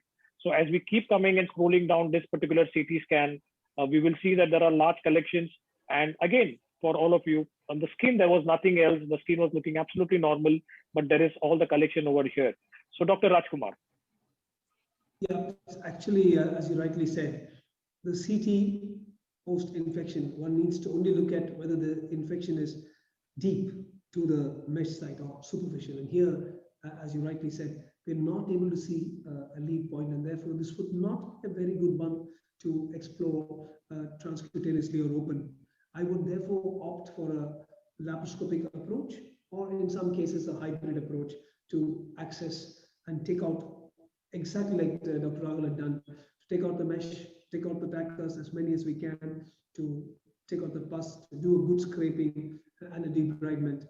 And there is no way I would put a mesh back inside at the same time. That's what I would Absolutely. So this is the way it was removed laparoscopically, as you rightly mentioned, by the senior AWR surgeon, and the patient did well after that. The mesh was removed with a tacker. Laparoscopy was taken as a lead point. Special precautions, as you rightly mentioned, is if required, you do a hybrid approach. Keep a vascular surgeon standby, because sometimes you could have things sitting right on the vessels there, so you don't want to land up with that. There have been incidences when the patients have been explored for a groin pain and the mesh has been expanded, and there have been intraoperative vascular injuries, especially in the order of frequency, infraepigastric, iliac vessels, corona mortis, extraocular obturator. So all these things have been used, right from energy device to suture to primary repair. And the conclusion, as you rightly mentioned, Dr. Rajkumar, is we need experts and centers like yours, where we can do a safe and effective operation. It should not be done by everyone and anyone who is present there. Dr. Rajesh, quickly, a young boy with a 6 month post-open mesh plasty, you can see a sinus there. Yes, how would you like to proceed? Would you like to wait, explore, yes or no? See, as it is a 6 month post-op case, I feel all the possible conservative investigations and treatment must have been done. Now, as it is 6 months, so I will go for a CT sinogram to just know the extent of the sinus. Now, had it been a superficial sinus, the chances are low. I will excise it. Otherwise, if the sinus is going up to mesh, it is 6 months, you have to expand the mesh. Now, yes, concept of biofilm, because in these type of cases, as it's a 6 month case, a biofilm is formed. What is biofilm? It is basically a bacterial growth of a colony that is covered with a polysaccharide matrix film. So once it is covered with that film, so no antibiotic will invade it, and so explantation is the only option. Okay. And Rahul initially mentioned about the concept of putting a methylene blue. So there's a concept of bluectomy, where you put in that. But what they've shown is that don't only remove the part of the mesh which is blue, remove it entirely, as we discussed the pros and cons of partial versus complete excision. So this is what is a machine called IBC 5000, where you can detect the biofilm. These are available in specialized lab. Dr. Rajesh, what is the importance of CBC? I'm talking about a complete blood count in predicting SSI in groin hernia. So would you like to enlighten us, because for the viewers, it will be a major shock that why are we talking about CBC in a case of groin hernia? Excellent question, and I'm surprised how updated you are. Actually, you have discussed with me about this. Actually, there is a paper, very recent paper, probably of this March only, where 2 months back, 2 months March back, 2021, 2 months back, and where they have shown that if the neutrophil lymphocyte ratio is high, or if the platelet lymphocyte ratio is high, the chances of SSI is much more than in normal situation. So interesting paper, and yeah. So I think it's such a nice paper which tells us, so the platelet lymphocyte ratio and the neutrophil lymphocyte ratio has been there for a while, but we are slowly adapting these parameters to our groin hernia surgery. And there is something which is known as a neutrophil lymphocyte ratio stressometer. So if you fall into this category, by doing that ratio, then you have a higher chance that your patient, and it's a very highly sensitive test. I'm sure we will start looking at the CBC report from tomorrow, so that we know and we can predict whether our patient falls into the high risk group or the low risk group. So all of you have been excellent today. I think we've gone through the panel discussion very well.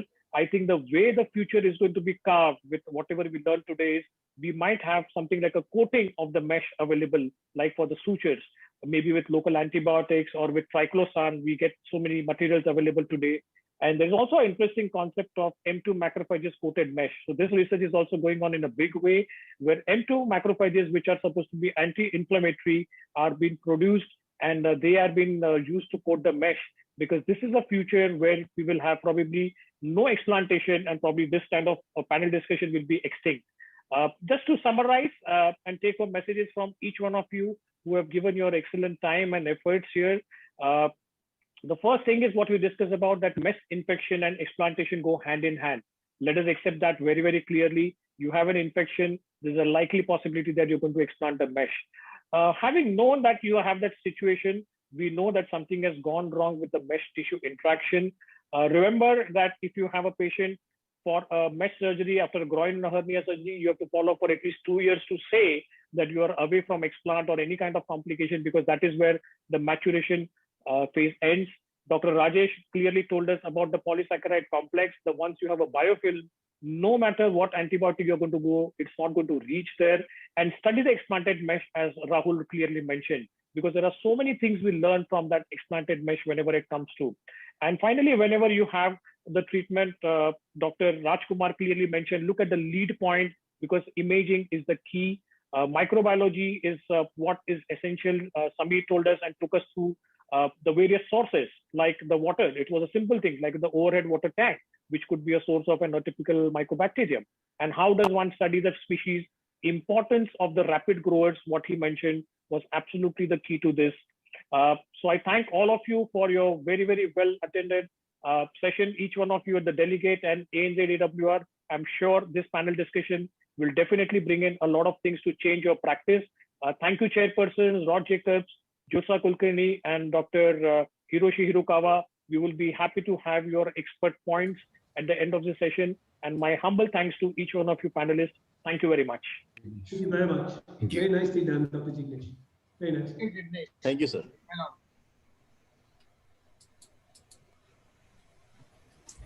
Thank you once again, everyone. I think that was great. I would be happy for the chairpersons to offer their comments. Thank you. I think Dr. Hirokawa should have something to say. He's come all the way from Japan, and we're out of time, really, unfortunately. I think, Jignesh, you have done such a great job along with the panelists. So there is nothing left for us to comment. You have covered 100%. So that's compliment from my side, my end. Thank you so much. Thank you. Dr. Pramod Shinde? Well, it has been a very educative panel discussion, and you've mostly covered everything. I just read an interesting paper from Yang, where he had almost 292 cases, where one of the highest risk factor for predicting mesh infection and explantation was obesity, to the tune of 56%. The other, it was just 2020 publication, and the recurrence was about 8% of the patients only had recurrence. Of course, the other risk factors were there, but obesity was one of the highest risk factors for that. Okay. Dr. Rodney, any comments? Oh, no, I agree. It's all been covered fully, and we, of course, don't see atypical mycobacteria in Australia in wound complications. And we don't, like the US, have a high rate of MRSA either, so we don't routinely screen for it either. I don't ever recall having to take out a minimally invasive put-in piece of mesh for an infection. Clearly, we remove them for pain and for other issues. But yes, it's been thoroughly covered. I agree. Thank you so much. Thank you, everybody. Thank you. Thank you. I think we can move to the next session now. Yes, Anmol. Sir, a very nice session, Dr. Gandhi. Thank you so much. So, very good morning from India. I am Dr. Anmol Ahuja from New Delhi. And the next, we have a very exciting session, which is strategies in difficult situation, for which I would like to invite rockstar hernia surgeon from a very beautiful place, Zurich, Dr. Jan, who is known for his excellent hernia skill as well as his long locks and mustache and good looks. And as a session in charge, I would like to invite Dr. Danny Rosen, who is from Tel Aviv, Israel. He's a great surgeon, academician, and a thinker. And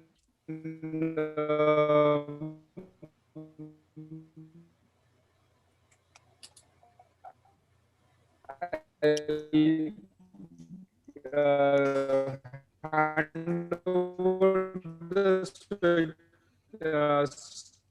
session to Dr. Rosen. The sponsors for this session is Alliance. Hello. Hello. Hello. Well, good morning, good afternoon to everybody. We had a little bit difficulties with your sound, Dr. Amol. Hello, Rahul. Hello, Flavio. Hello, John. Hello, John. Hello, Danny. Hello, well, Danny. Where are the others? Probably not, well, already sleeping, because it's quite late in the US, isn't it? Flavio? Still around, fighting strong. That's very good. Well, let's move on. I just dropped in because it's quite early for me, but strategies in difficult situations. Well, I just wondered, participated in the last session, how many infections you may have. I did not have any since 29 years, talking about groin hernias, but this must be something very specific. Well, I don't know, the first, I still don't see the first, well, Rahul, just to stay in time, let's go on. Take your time and show us everything about the complications. This is usually the most popular sessions in most of the conferences, because everybody likes to see horror movies, especially if the horror belongs to another surgeon. So let's go on and see what you have to present. Rahul, please. Yes, please.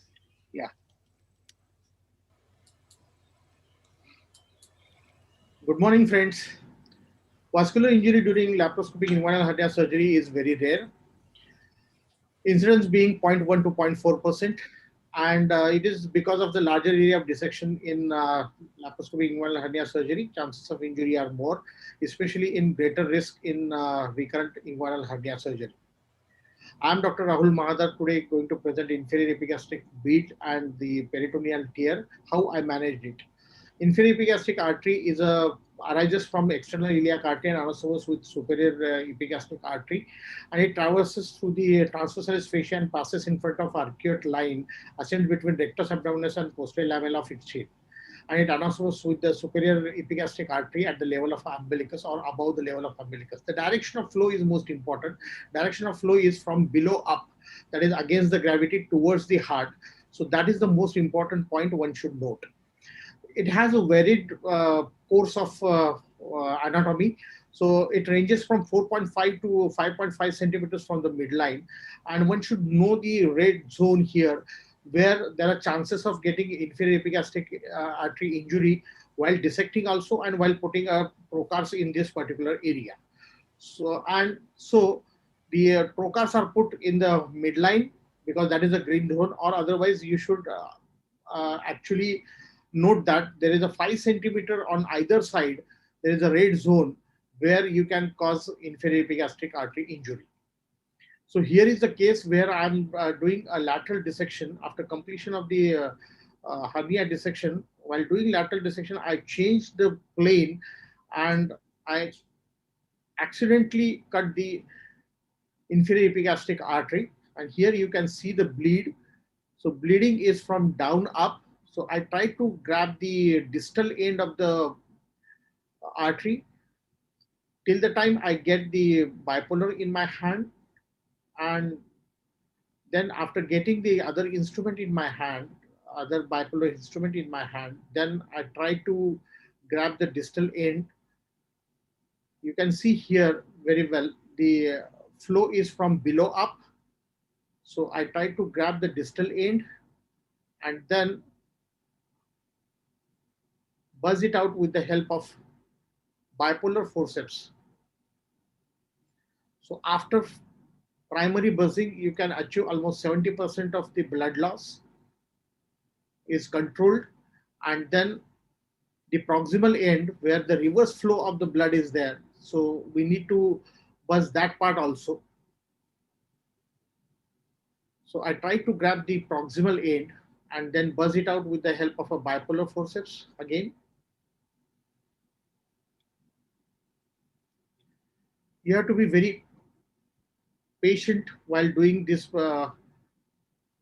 maneuver, and you always know the anatomical fact that the blood flow is from below up. So this is now the distal end, cut end that is grabbed and buzzed with the bipolar forceps, and we can achieve the complete hemostasis. This is a real-time video.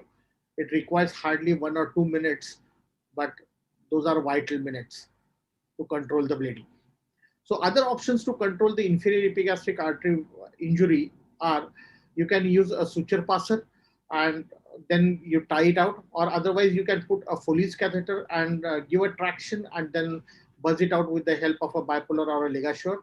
Or otherwise, while doing the trocar insertion, if you get this injury, then you can put a Foley's catheter through the trocar and balloon is inflated and given a traction, and then you can achieve the hemostasis. Or otherwise, you can use the suture passer technique as well. And the other technique is you can put a clip, vascular hemoclip or the liga clips, and then with the help of a ligature or harmonic, you can control the bleeding. So inferior epigastric artery injury occurs in case of a TAP procedure while taking the peritoneal incision. If the peritoneum is cut beyond the medial umbilical ligament, then there are chances of getting inferior epigastric artery injury. In case of a TAP, while doing the hernia sac separation from the cord structures in case of indirect inguinal hernia, there are chances of getting inferior epigastric artery injury. And other is while tacking of the mesh in case of a TAP procedure, there are high chances that you can get injury to this inferior epigastric artery, or while doing a lateral dissection as well. So inferior epigastric artery in laparoscopic inguinal hernia should remain on the roof, should not hang. And in the literature, there are various reports have been there for inferior epigastric injury leading to false aneurysm and leading to rupture and leads to rectus sheath hematoma and intra-abdominal bleeding and shock. But these are for the laparoscopic surgery, not for inguinal hernia surgery. How to overcome this is that it has laparoscopic inguinal hernia surgery has a steep learning curve, and complications are common in early phase of learning curve. Proper knowledge of anatomy, proper simulation training, and need to get peered by senior surgeon is must to prevent the inferior epigastric artery injury in case of a laparoscopic inguinal hernia surgery. Now here is the second part of my talk, is the accidental opening of a peritoneum. Now, the peritoneal tears are frequent in case of a laparoscopic inguinal hernia surgery, and the incidence being 10 to 64% during TAP procedure mainly, not for the TAP. The problems that causes because of peritoneal tear is impairs the progress of the surgery, and if left open, then intestinal obstruction due to bowel migration through this defect, and closure is difficult in few cases. So here is the video where I'm showing the lateral dissection, where you can cause the peritoneal tear. On left side, you can see while doing the lateral dissection, inadvertently the peritoneum is opened and the tear has happened. And then I further dissected the peritoneum from all the sides. And then that need to be closed. So there are different techniques to close it out. One is with the help of a sutures. On the right side, I'm showing the suturing technique, wherein you can use a figure of 8 sutures, or otherwise you can use an endo loop. Here you can see I'm grabbing the both ends of the tears, tiered part of a peritoneum, and then grabbing it through the endo loop. Here I'm using catgut endo loop, but one can use the Vicryl endo loop as well. And then the peritoneal tear can be closed. The suturing is quite difficult and tedious, but with the patience and slowly you can do steadily, slowly and steadily you can do the suturing of the rent as well. The other chances of injury is while doing the parietalization of cord structures in case of an indirect hernia. So there are chances that you can cause the peritoneal tear. Here you can see the peritoneal tear has happened while doing the parietalization of the cord structures. So there is a single hole or multiple holes. So this need to be closed. Now these peritoneal tears have been differentiated into, or there are different types of peritoneal tears. One is a small up to 0.5 millimeter, then medium, moderate or medium is 0.5 to 3 centimeters, and more than 3 centimeters is the larger rent. So all need to be closed. So here you can see there are multiple holes on the right side and an endoloop is been put. But while putting an endoloop, you should see that there is no underlying structure is coming in between like omentum or intestine. And while suturing also, you have to take care of that. And then you have to suture that particular part. So peritoneal tear like this can be closed with the help of a bipolar diathermy. This paper has been published recently in a hernia journal, and here where you can use a bipolar diathermy to close this defect like this. But I have never tried this particular technique, but this is what has been mentioned in the literature.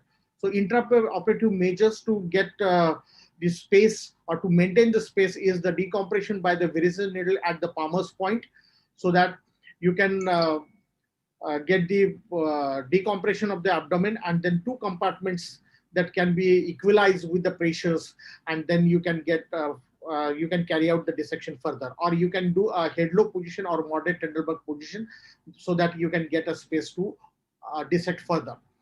So how to overcome this problem is a balloon dissection for initial dissection, or it's quite expensive, but and the other is a careful dissection of the sac and good technique, especially in lateral dissection and hernia dissection. Thank you very much.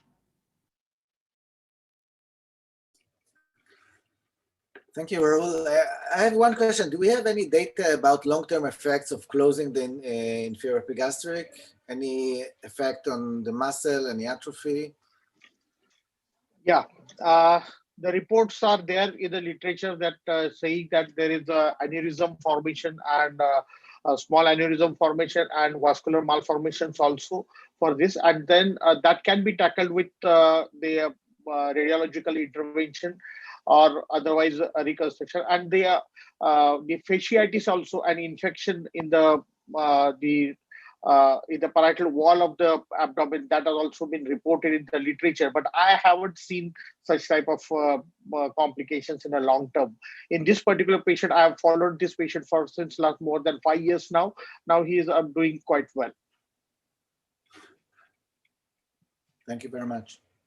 Thank you. Let's move on to the next session. And Dr. Belser will talk about major injuries in hernia surgery. Conrad is a robotic evangelist and well known to all of us.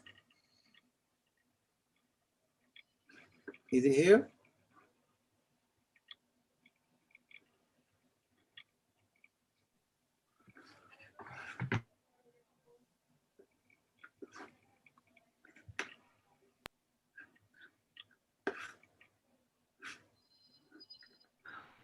Our patient is a 55-year-old male with a past medical history significant for lung cancer. He's a 1 to 2 pack per day smoker. He has had progressively increasing left-sided inguinal hernia for the last 6 years. He has seen many surgeons. The surgeons have said no because he's a smoker. He presented to our hospital with a 1-day history of acute abdominal pain associated with nausea, vomiting, and inability to void.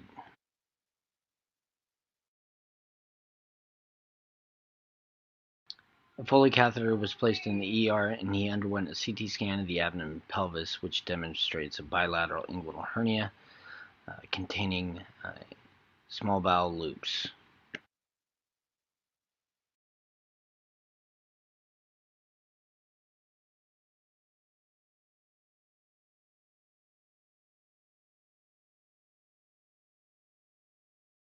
We set our patient up for robotic bilateral inguinal hernia repair with mesh, possible open, possible bowel resection.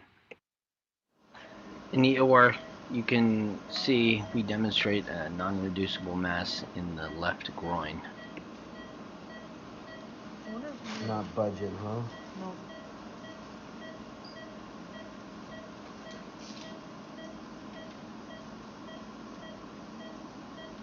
We place our ports in a standard fashion. This is initial laparoscopic evaluation showing small bowel loops incarcerated within a left-sided direct inguinal hernia. Here you can see me utilizing a tip-up and fenestrated bipolar. I try to stay away from actually grasping bowel. Here's an epipolar appendage, which is reducible, and I figured once I reduce this, it'll be easier to reduce the remaining small bowel content. Even though these graspers are considered atraumatic, they still can cause trauma, so you really have to be careful when pulling on these small bowel loops. You can see I preferentially try to pull the mesentery as opposed to the actual intestine itself.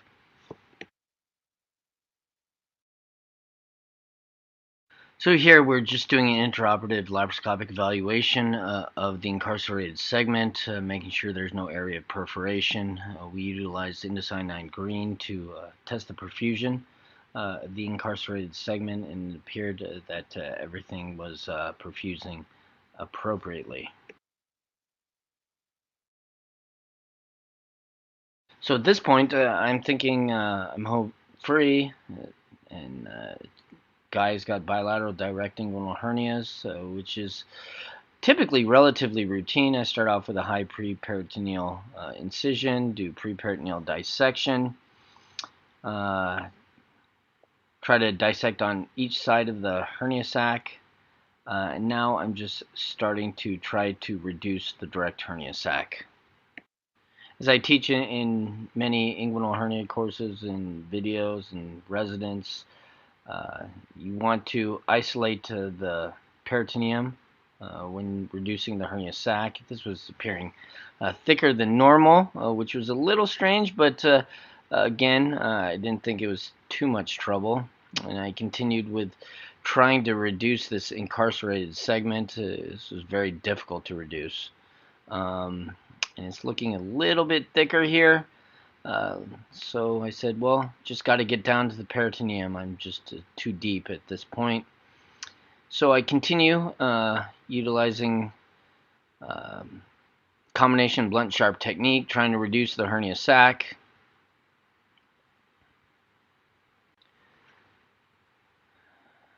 And then I get into this pocket, and I'm thinking, oh, it's probably the hernia sac. Open the hernia sac. There's a seroma. Looks like a chronically incarcerated hernia sac. So I continue dissecting this, and then all of a sudden, at that point, it looked strange. I asked the nurse if the Foley catheter that was preoperatively placed had any blood in it, and she confirmed that it did. So at this point, I concluded I was probably in the bladder. So I tried to dissect around it, and this is probably what I should have done at first. Try to isolate it down to well-distinct landmarks. I didn't expose Cooper's ligament here. I'm trying to get into areas that are less scarred in, and continuing to try to reduce the hernia sac. It's obviously at this point this is a sliding hernia, direct hernia containing bladder, and this was just complete misrecognition of the anatomy. So as I continue to dissect it out, I'm opening up into this and say, well, there's no full in it. Maybe it's not the bladder. So I'm looking and checking. Again, trying to dissect around the hernia sac. I finally isolate down to Cooper's ligament. I get in the space of retius. And it does appear that this is a large diverticulum of the bladder that's been chronically incarcerated within this direct hernia sac. Now here I start seeing peritoneal sac, and this is starting to look more comfortable to me, as well as more appropriate. There's preperitoneal fat. So dissecting the plane with adequate retraction. Continue to push, and then the remaining portion of the bladder is reduced. At this point, I've already called a urology friend saying I have a bladder injury from a sliding direct inguinal hernia. Isolating the injury, and fair enough, there is the Foley balloon. So the urologist was in the office at the time. I wanted to delineate the exact area of the injury, so I placed stay sutures in its most caudal.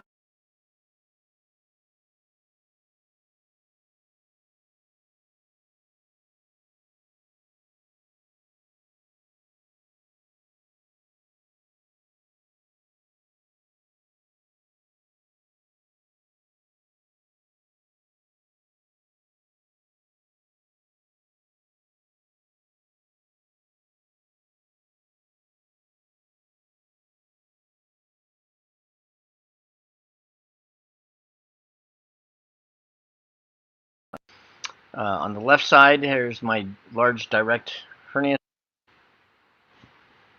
On the left, very large bladder. There's my injury. I have two stay sutures there delineating the extent of the injury.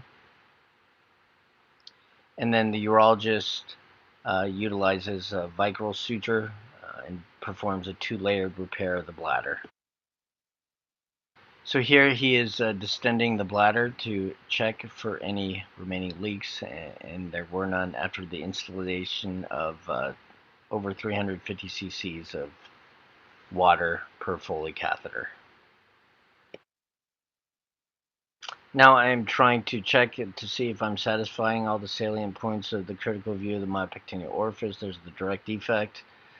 There's lacunar ligament encapsulating femoral space. There's adequate posterior peritoneal dissection. The cord structures are on the floor. Checking for cord lipomas. I imbricate transversalis fascia to Cooper's ligament in order to obliterate the dead space. I utilize the 3 VLOC suture to accomplish this.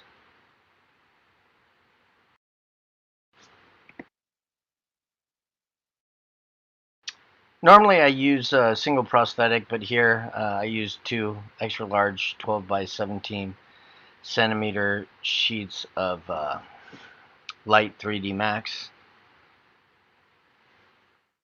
Suture fixate directly to Cooper's and the pubic bone.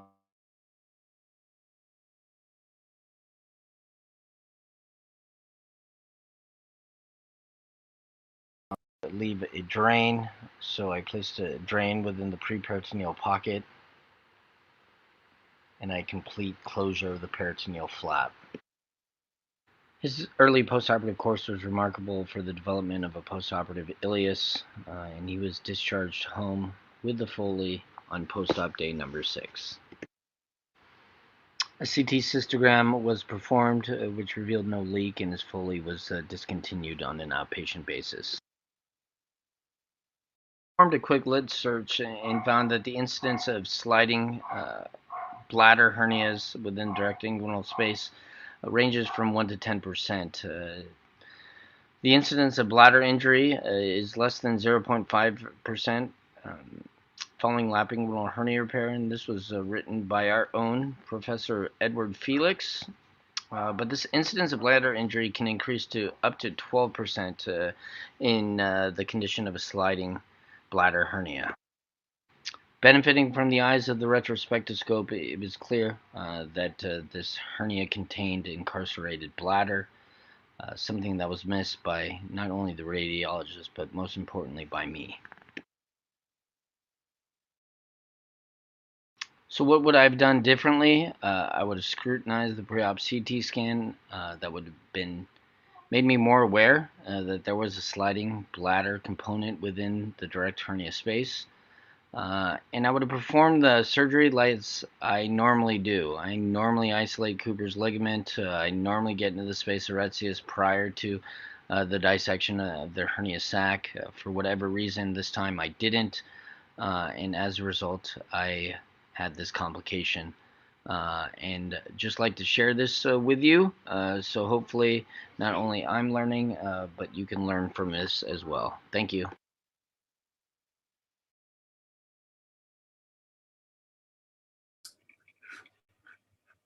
Very educative video and presentation. And luckily, the bladder is usually doesn't lead to any infection.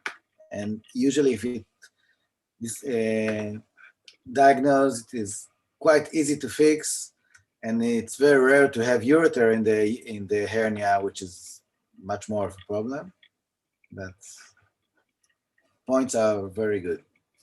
So we'll move on to the last presentation this session.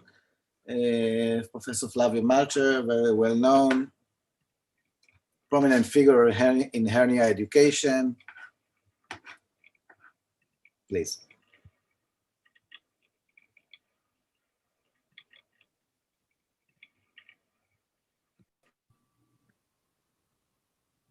So hello everyone, my name is Flavio Malcher, and I was asked to prepare an 8-minute video about how to avoid complications on complex inguinal hernia repairs.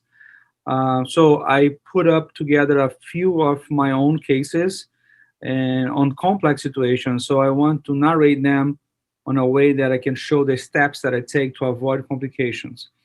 I'll start with this abandon the sac technique that I use for inguinal hernias. As you can see, this is a laparoscopic approach. I'm doing my flap a little bit lower than usual, and I'm going around the defect. This is a long inguinal hernia, right side. You can see right there the spermatic vessels. I'm just going around the iliacs, now the vas. I don't waste my time dissecting the hernia sac from the elements of the course. By doing that, I save time, and in my opinion, I avoid hematomas or ischemia of the cord. I do know that we may have some more seromas. We are studying those cases, but I don't see increased seroma rate. This is another case of, as you can see, another inguinal hernia, amount of small bowel that was inside of this right side hernia, very big one. The cecum was incarcerated into it, but I could reduce most of the small bowel. And once I get stuck, I can try to do an extra sac dissection. But if it really doesn't help, I want to show you how I open the hernia defect, the hernia ring, to allow me to go inside and reduce it. That's another way to avoid the complications. And this is another large right inguinal hernia. There was a sliding cecum, very large. I was doubting that I was able to do it by robotic. But after the patient was under anesthesia, I was able to reduce, but it was a sliding, so I couldn't use a bend of the sac technique.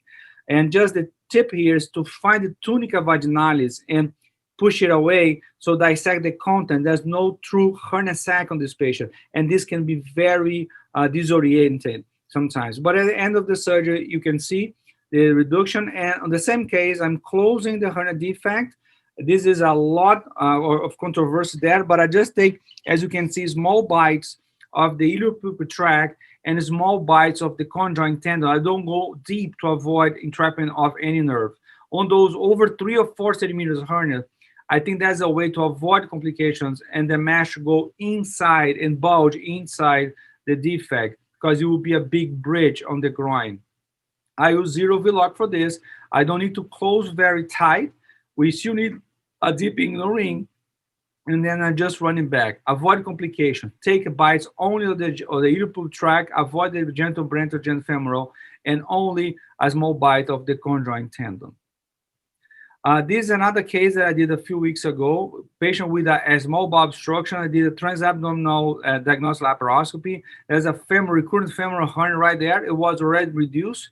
I just checked the transition point to make sure that there was nothing else, like a tumor or a perforation or anything. Yeah, so that is a transition point. I just make sure of that. And then I convert the tap to a tap. So how am I avoiding complications? I'm avoiding to deal with all the small bowel for a transabdominal approach. Just a quick look on how I did a straightforward TEP. the content is reduced, is a femoral hernia.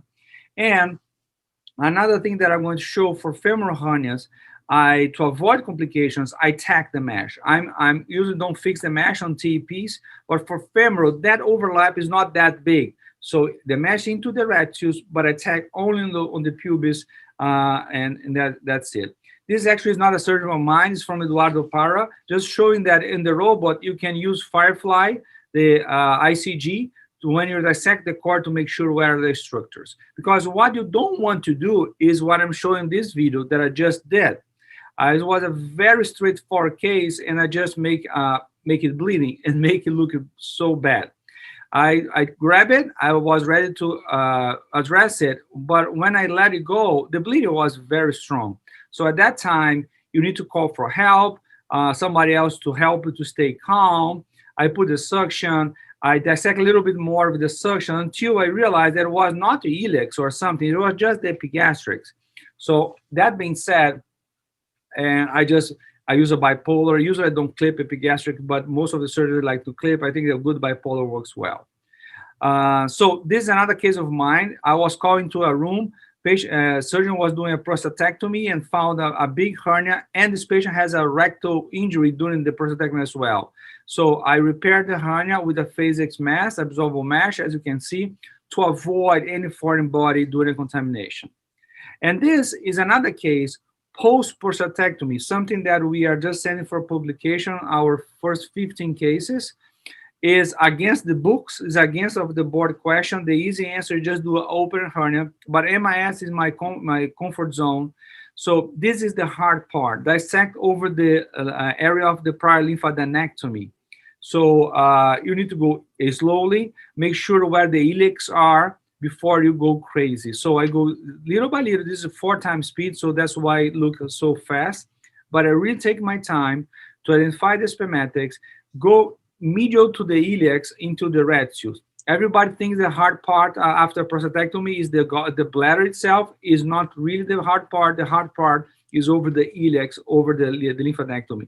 If you have some bleeding, you can put a gauze in to make sure that your field is clear. A lot of bipolar. This is a retius, much more is bloodier than the usual because of the prostatectomy, but safely you can navigate with sharp dissection over the iliacs and the retius. And again, the bladder itself, you can just stay against the wall. A small bladder injury is not something that you want to happen, but it's not a big deal. But again, should be reserved for the surgeons with a lot of experience and MIS inguinal hernia repairs. All my cases here are robotics. For the last few years, I only do robotics for complex cases. And this is another off-books one. Is a patient with a prior kidney transplant with a right side hernia. You can see the graph right there on the right lower quadrant. I did the dissection, the middle part was fine. It was a direct hernia. I use a program mesh on this case because I want the mesh to be against the wall, and I don't want to take the graft from the wall because the vascular anastomosis and the ureteral anastomosis behind, they are behind. I just fix with the program behind the graft to not be a hernia. It protects for a hernia, but I need the other 2/3 middle dissection to be the same. That brings us to mesh excision. This needs to be done by really expert surgeons on the groin. This is a plug removal. Just try to stay on the mesh, avoid to go much more around it, and usually you can safely remove. Pay attention again to the iliacs and the ends of the cord. This is a flat mesh removal. You can see this is the right side of the patient. The plug was on the left. Just peel off from the epigastrics. You see a lot of tackers. This patient has chronic pain on the pubis. So I count at least 9 or 10 tackers on this peculiar patient. Just make sure that we remove as much foreign body as possible. Again, find the external iliac vein. Don't get yourself in trouble. Once you see the external iliac vein, you can speed up the surgery a little bit. This is the artery, the vein, and now I'm just finalizing the removal of this flat piece of mesh and a lot of tackers. Again, can be very stuck against the iliac vessels, and you need to be aware of this. So that was, I got what I had for you. Again, apologize for all being robotics. I haven't done very complex laparoscopic inguinal hernia repairs. I think robotics helps a lot. But everything that I show is feasible with laparoscopy, with very skilled surgeons, and I'll be more than happy to address any questions if you have time for it. Thank you. Thank you for very educational and demonstrative cases, and very nice to see your expertise. I think we have to prevent these complications, we have to take care of the anatomy, and but also make sure that we know our own limitations. Obviously, you don't have a lot, but these cases are very dangerous and complicated, and we shouldn't let everybody do them. And with the help of the robot, I think you feel much more comfortable, but still complications happen. So thank you very much. Jan, do you have any questions? Let me get my video on. The host is blocking everyone's videos, so we cannot. So I can do it incognito. That's very good. Well, I just would We like all to know comment you. on the. Well, yeah, well, whatever. It's not so important. No, I just wanted to comment the removal of plugs, because very often when it's clinically obvious that it has to be removed, you have to try to remove, but that's not said that you have to remove 100% of the material, because the plug is like a stone, and if you just make it in half, it become all of a sudden the dissection become much easier. So don't try to remove it en bloc. You can partially separate the plug, and then it becomes safer, because as you said, it is a dangerous surgery, so not everybody should try to do that.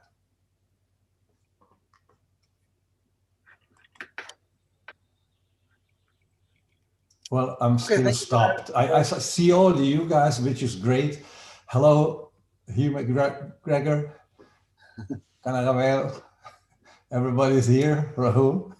Well, I'm stopped, probably because of my look. Okay. No, I think it's a very, very important session, because it seems to become a fashion. My next 2 or 3 talks are only about complications for Romanian and for a Spanish Congress. And we have to, well, you said that consequent study of complications helps you to avoid complications. So you know what is expecting you. You look for corona mortis. You try to visualize your epigastrix. You try to know where the nerves are and don't go there. Don't remove the fat. And so I believe once you know that all, you will not have any complications anymore. Yeah. Professor Kukleta, I have an old professor that always told me that when people start asking you to give a lot of complications lectures, you need to be upset. Probably you're getting too old, or you have too many complications. Well, it might be true, but as we know that, I exercise it every day. Now I know there is a point I should avoid. There is something I shouldn't do, and I just don't do that. And this is the strategy, like Flavio said before. You move along according to the safe surgery axis, and the rest is just. I just wonder how it's possible after 29 years of endoscopic hernia repair that we still have that many problems. One more thing I'd like to comment is that it's very nice to talk among all these experts, but we have to remember that our mission is to teach the next generation. These are very difficult operations to teach, and we have to show them first the importance of anatomy, and second, the importance of knowing what's your limits. I think it's very important to avoid a complication.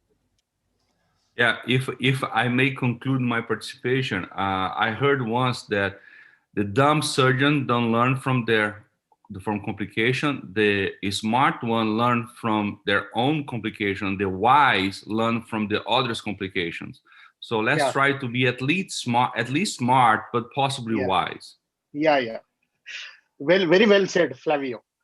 I don't know who was the first that used this, but I'll put it as a preface of a chapter that I wrote, that one should not learn only from his own mistakes, but from everybody's mistakes. And this is the reason why we talk about complications. Yes. Not that you have to experience it yourself, but you have to avoid it because you know that they are there. Okay, thank you for this session, and I think we move on. Give the floor to Arun and you, and thank you very much. Thank you. Have a nice day. Dr. Chen. Thank you. Right. So after that fantastic session, we'll continue with the next session, the strategies in difficult situations, session 4. I'd like to invite the chairpersons to join this session, Dr. Hugh McGregor, who is a general laparoscopic and robotic surgeon and gastrointestinal endoscopist from North Brisbane, and is a senior consultant at the Redcliffe Hospital. Dr. Keith Townsend, who is a general surgeon at St. Andrew's War Memorial Hospital at Spring Hill, with a special interest in complex abdominal wall hernias, burns, surgical oncology, and colorectal surgery. Dr. Arun Prasad, who is an advanced laparoscopic, bariatric, and robotic surgeon from Indraprastha Apollo Hospitals, New Delhi, with close to 35 years of experience in this field. Welcome, chairpersons. I would also like to invite the session in charge, Dr. M. Kanagavel, who is a general laparoscopic and gastrointestinal surgeon practicing out of St. Isabel's Hospital and at their Institute of Gastroenterology, Chennai. Welcome all. Thank you. Thank you.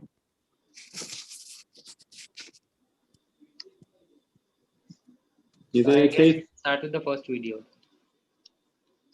I think we should invite Dr. Rakesh Mohan Khattar, who's a friend, senior, very experienced surgeon who works at Kailash Hospital, Noida, and Lions in Delhi.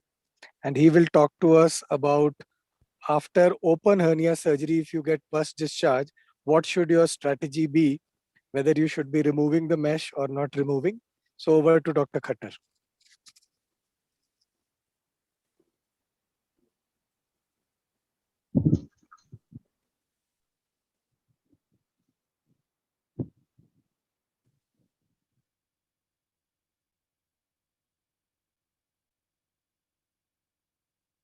Post-open groin mesh hernioplasty discharge, excise or salvage the mesh. I am Dr. R.M. Khattar, Senior Consultant Surgeon in Delhi, NCR. I have no disclosures for this talk. So the key statistics, approximately 65% groin hernias are repaired by open mesh techniques world over. Surgeons perform about 90% of all inguinal hernia repairs with mesh.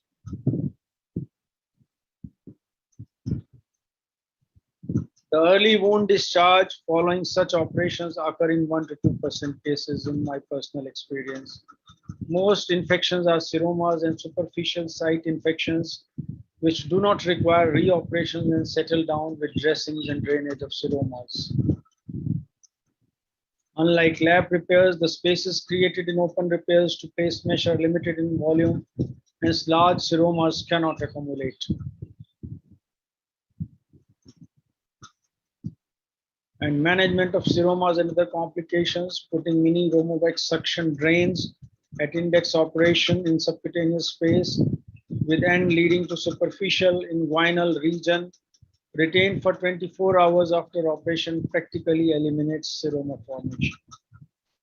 To enumerate other complications of open groin mesh hernioplasty quickly: chronic groin pain, recurrence, intestinal erosion, meshoma, mesh migration. Except for chronic groin pain, all other complications are extremely uncommon.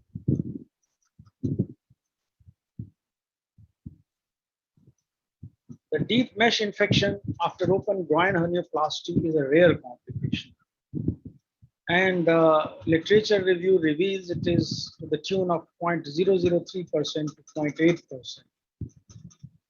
In my personal series of more than 1,000 open groin mesh hernioplasties, I have not come across a single deep mesh infection and have never explanted a mesh for that indication.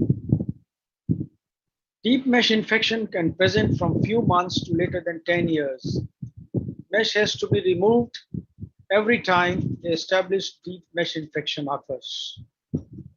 After mesh removal, the infection dissolution is the rule, and hernia normally doesn't recur.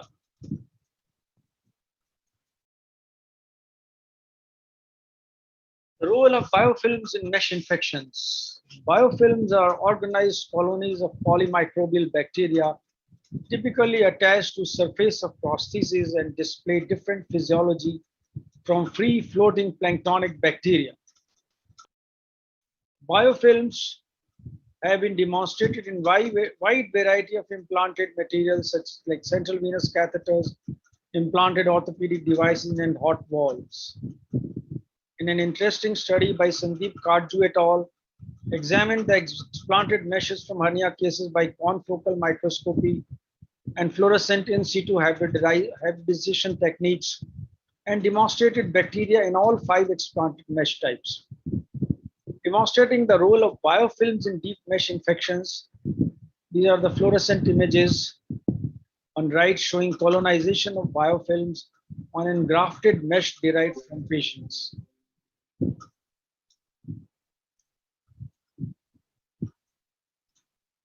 The same bacterial strains exhibit different adherence patterns to different meshes. Physicochemical properties of mesh determines the adherence of bacteria and biofilm formation. Factors affecting bioreceptivity of mesh include chemical composition, electrical charge, porosity, hydrophobicity. The early biofilm formation may be reversible, but once established, biofilms are vastly more resistant to antibiotics. They are shielded from host defense mechanisms and recalcitrant to ordinary microbial cultures. And very few studies which have examined the issue of explantation of mesh after deep mesh infection after open groin hernioplasty. This is one study by AWRSC et al. Reported out of 2,900 cases, they have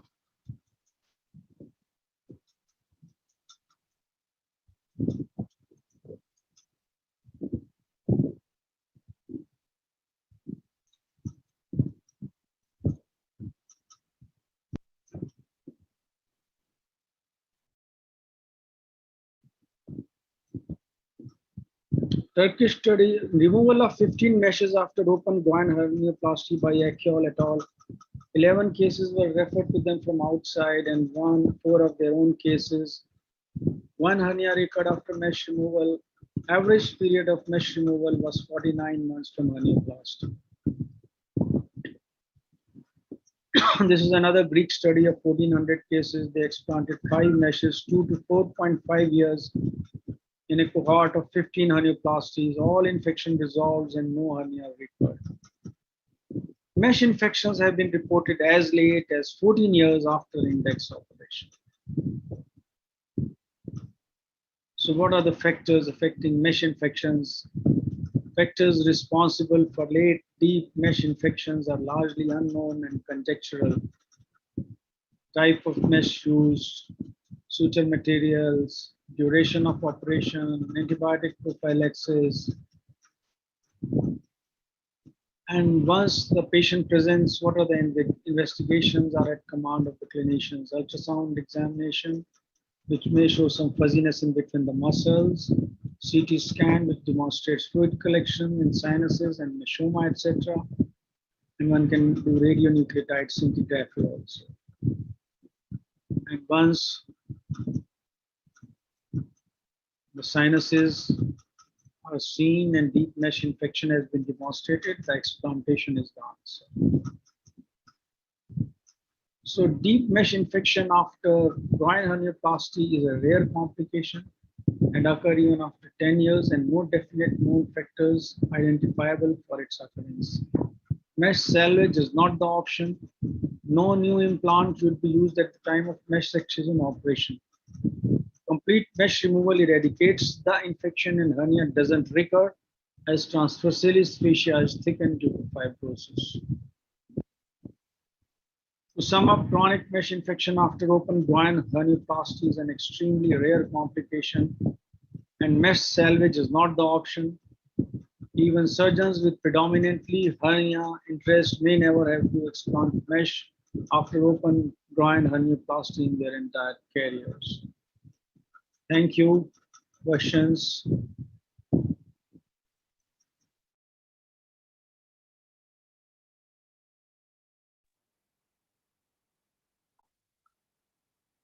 Rakesh, I think it's always very interesting that people are worried about hernias recurring after mesh removal in the setting of infection, but that's something I've always found as well.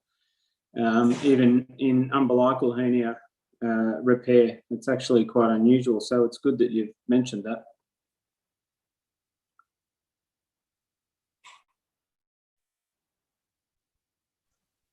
We're looking through the international literature. Recurrence rates hover, depending on which study you look at, anywhere between 5 to 14%.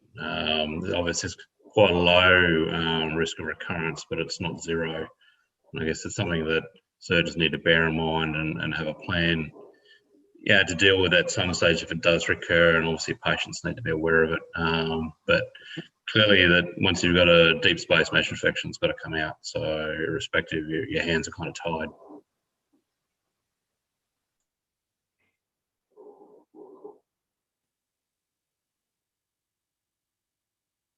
Can't hear you.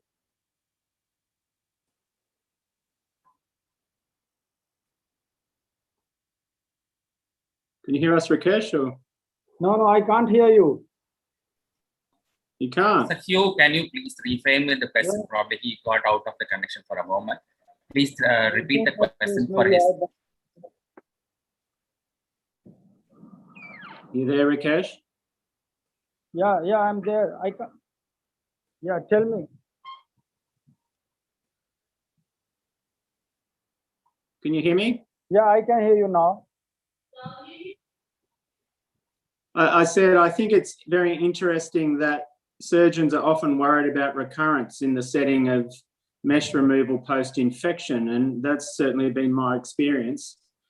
Keith popped up and said that literature demonstrates about 5 to 14% recurrence rate, so it's obviously something that we keep in mind, but I think there's often a lot of angst about recurrence after mesh removal, which isn't necessary. So that's interesting that you raised that. Yeah, thank you. I think deep mesh infection after open inguinal herniaplasty, in my personal experience, is a very rare complication, and I have never explanted a mesh for that indication in my personal cohort. And so as per literature review, the hernia recurrence is very, very unlikely after deep mesh infection. And the two studies I quoted, they had only one hernia recurrence out of about 20 mesh explants. Interesting.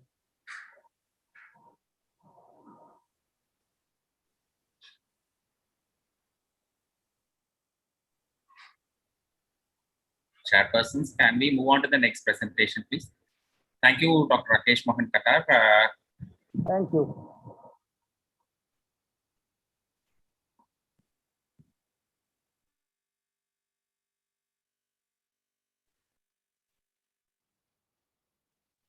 Okay, so we move on to the next presentation by Dr. Rajesh Srivastava. So a good friend. He's a director of Shriji Hospital in Valsad, Gujarat, and is a very experienced and busy surgeon doing lots of hernia surgeries, laparoscopic, and he is going to talk to us now about the myth or reality. What is it? mesh migration? Does it happen after groin surgery? So over to Dr. Rajesh Srivastav to tell us more about mesh migration.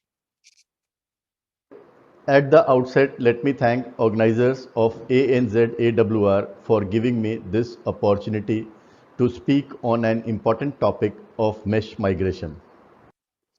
As the name itself speaks, mesh migration is a medical condition that happens when mesh used to repair things like hernias move from its intended spot to another location.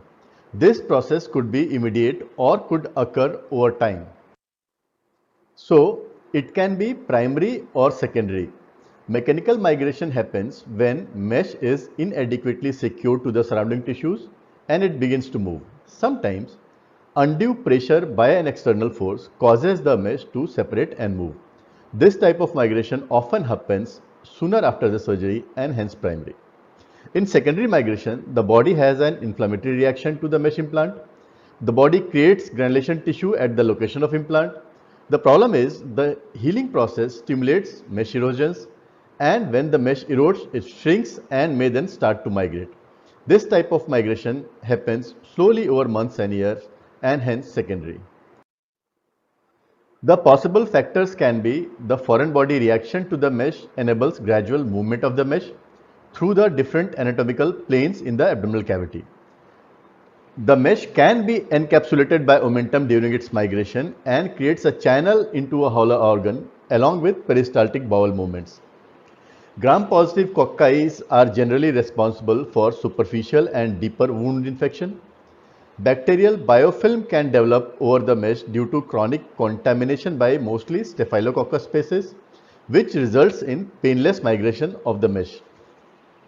Or the prosthetic mesh material decreases the formation of mesothelial cell layer in peritoneal repair defect, predisposing to scar formation and hence migration. This is a beautiful slide of schematic representation of biofilm formation by Vasudevan et al.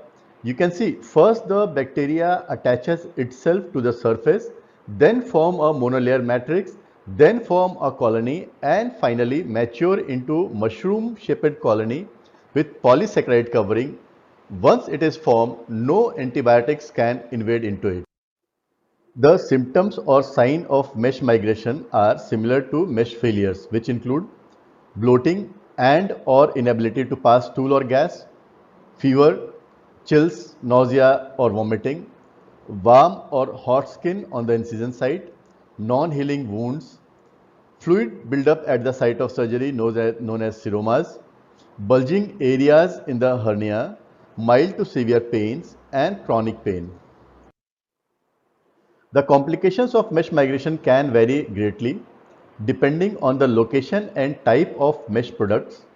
Generally speaking, this condition can cause unusual and serious bleeding, infection, fistula formation, recurrence of hernia, chronic pain, can form meshoma, or the mesh that has migrated into specific organs like bladder, bowel or scrotum can cause complications accordingly. Now coming to review of literature, Fizzardo et al. Believe that inflammation might induce the plug to erode into the colon. Sube et al. Presume that the pressure necrosis resulting from the physical contact between the mesh and the colon lead to fistula formation and consequently to mesh migration into the colon. Amore et al. Found that 5 out of 7 patients suffered from diverticular disease and thought that diverticular disease predisposes the mesh to erode. Moorman and Price believed that lack of fixation of mesh predisposes to its migration. Again, Amore et al. Considered following points to reduce the incidence: to avoid the excision of the sac, identify and repair any hole in the peritoneal sac, use pre-shaped devices, and choose the proper size and light material. The intestine and urinary bladder were involved in most cases of mesh migration reported, but rare cases of migration of mesh have also been reported or documented, like mimicking a gastric mass, or mimicking a retroperitoneal cystic adnexal mass. Now, in this interesting reported case of Liu et al., the migrating mesh mimicked a colonic polyp under endoscopy, and that is after bilateral inguinal hernioplasty, while it was almost absent on radiological imaging and caused no obvious symptoms. This is one of only a few case reports by Novareti on mesh migration presenting as a suspected bladder malignancy after 20 years of hernia repair. Again, an interesting case, Kodai et al. Described the first case of late onset mesh migration, mesh penetrating the transverse colon and small intestine 5 years after hernia repair. Later, they have to excise everything. Last year, we reported an interesting case of mesh migration into urinary bladder with bladder stone formation with vesicocutaneous fistula. That is 7 years after open inguinal hernia repair, which got published. Now coming to evaluation and management of these cases, which often requires admission to the hospital and surgical consultation. Routine blood investigations with CT scan and MRI is the mainstay of investigation. 20 to 33% required immediate surgery. Surgical interventions were required more in the older patients, and overall mortality rates from retrospective series varies from 2 to 13%, and that mortality is seen more in the older patients. So the lessons learned from literature: do proper space creation before placement of mesh, repair all the holes in the peritoneum. Proper size of mesh is very important because crumpling is not allowed. Fixation of mesh should always be done in case of large direct hernias, especially when defect size is more than 2.5 centimeter, and the sharp edge of prosthetic mesh plug or tacker are responsible for initiating inflammatory process and subsequent mesh erosion. So finally, conclusion. Although repair of inguinal hernias is thought to be safe procedure, but one should always be vigilant about serious complications like contraction, migration, or erosion into adjacent organs. However, mesh migration is unusual and primarily erodes into urinary bladder. Bowel complications are more infrequent and grievous. Timely evaluation and intervention is the key for the successful management. Thank you so much. It was a great honor to speak in this high-level conference. Thank you again to the organizers. Thank you, Rajesh. That was a wonderful talk. I just have one question. Would you recommend that the mesh is crossed over to the opposite side in cases of large direct hernias? Of course, I recommend the crossing. At least 2 centimeter opposite side mesh should be crossed. The important thing is we have seen these migrations in especially direct hernias, and as I said, when the defect size is more than 2.5 centimeter, now many of the surgeons are now closing the defects as well. So of course, it should be the crossing of the mesh should be done to the opposite side. Thank you. Rajesh, I'm always surprised when I saw the title, whether it was myth or reality. I'm always surprised when I go and do a robotic redo tap hernia repair to find mesh in all sorts of funny places where it didn't start. So I think it definitely is a reality without, whether it's involving, other organs or not, it certainly does move, and surprisingly far. I've got a question for Rajesh. Do you believe that the type of mesh material that you use plays a role, particularly in mesh contraction? Sir, can't get you. Can you come again? I was going to ask, do you believe that the mesh composition, whether it's polypropylene or polyester or another type of composition, does that play a role in the development of mesh contraction and migration? there are different studies about this. They say the chances of migration is less in polypropylene mesh, polyester mesh than polypropylene. Of course, it is directly related with the contraction of the mesh. We all know the contraction is much more in polypropylene mesh than polyester mesh. Yes, there is a relation. And does that in turn affect your personal choice of mesh selection? Do you have a preference in your practice? I am using polypropylene mesh in my practice. Yeah. Thank you, sir. So thank you, Dr. Srivastava.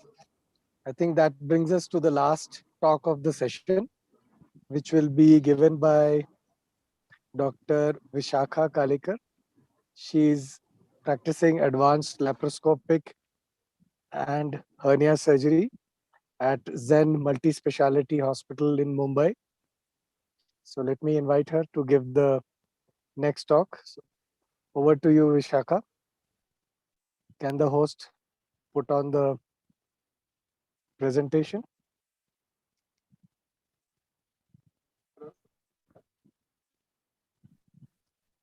Good afternoon, ladies and gentlemen. I'm Dr. Vishakha Karikar, and I will be speaking on congested bowel in a hernial sac. What are the mitigation strategies? At the outset, I would like to thank the ANZ community and the AWRSC for giving me this opportunity to speak in the next 7 minutes or so as to how we deal with a congested bowel in a hernial sac. Now, coming quickly, we had a 65-year-old lady with a hysterectomy done laparoscopically around 10 days ago, following which she presented to us maybe 4 to 5 days back in acute intestinal obstruction. We did an imaging for her in the form of a CT abdomen with an oral and IV contrast, which showed a mid-jejunal loop obstructed in the area of the supraumbilical region. Now, this supraumbilical region coincided with her laparoscopic hysterectomy supraumbilical port. Patient was fairly a fit lady, no comorbidities. So we decided to put in a laparoscope first. We went in through the generally IPOM ports, that is a left flank 10 mm open insertion. And as you can see, the first picture, this is what was the hernial content. The mid-jejunal loop was quite badly stuck in the supraumbilical port. After doing manual reduction with 2 blunt graspers and putting pressure from outside, you can see the second photo. This is the loop of the bowel that was stuck in the hernial sac. It looks quite ghastly right now, not so much later.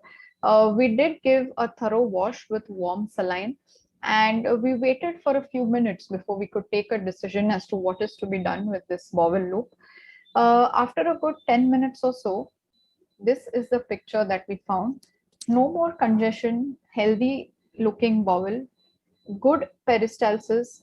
So we were free to go ahead with whatever repair we wanted to do. As the hernia defect was around a centimeter, we just did a primary repair for the patient and we didn't put in a mesh. Now coming to some second or third pictures, look at the picture on the topmost left corner. That bowel does not look so good. Truly, this was another hernia in a phalansteal incision of a young lady. This had a bowel that was incarcerated. So we did a resection anastomosis. The fluid was okay, but we still didn't go ahead with a mesh repair. We did a primary tissue repair. Look at the picture in the center. So this is an inguinal hernia of a 70-year-old gentleman. The inguinal hernia looks quite bad, the bowel loop. He came with all signs of strangulation, tachycardia, fever, local tenderness, local inflammation. So what we did is we did counsel the patient and his relative preoperatively that we may or may not be able to do a mesh repair. We went in, found this congested bowel loop with frank ischemic changes. We did a resection anastomosis and then we did a primary tissue repair. Similar patient with another ischemic looking bowel segment, same thing, resection anastomosis and no mesh.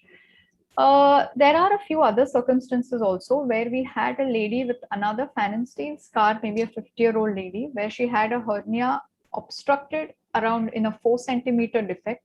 What we did is we put in a scope, we reduced the bowel. The bowel looked fairly healthy, some congestion, but no frank ischemia. We gave a thorough wash. And instead of putting a mesh intra-abdominally, what we did is we closed the defect intra-abdominally, and then we put in an onlay mesh for the patient. That is, we did an anterior repair. Now, I haven't found any literature for this, but this is something to think about, that if we do deliver the loop inside and give a good wash, we can put the mesh in a different plane to avoid exposing the mesh to the intra-abdominal fluid that is caused because of the bowel being in the defect for a long time. It may be something to consider. Coming to some clinical scenarios, when we do have such patients, what is the role of imaging? I think that it is quite important, especially when the patient is in a borderline situation where we know there is no frank strangulation.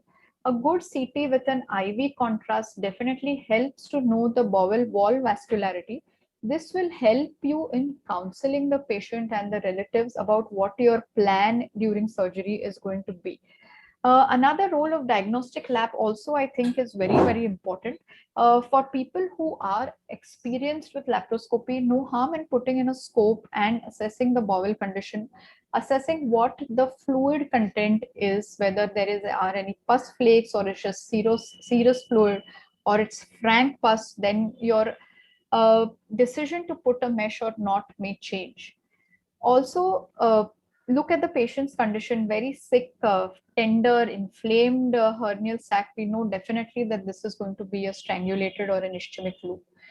Preoperative counseling of the patient is a must, because they come to you with a hernia and then they expect a mesh repair. They don't expect recurrences. So in a case where there is an ischemic loop, you have to do a resection anastomosis, or there's a frank gangrene with a lot of pus and it's a dirty, contaminated setup, you may not end up putting a mesh. So this is definitely important to counsel the patients preoperatively about recurrence and about the fact that we may not be putting a mesh. Coming to some literature, this is a paper in January 2021 on strangulated hernias. Basically, it's an update where they do say that if there is a strangulated hernia and if you have to perform a resection anastomosis, it may be safe to place a mesh. I wouldn't do it personally, but there are a few papers like this one in surgical site infection and mesh repair by Mr. Mohammed, published in February 21, where he says that he had a few patients with wound infections, but none of them required any mesh removal.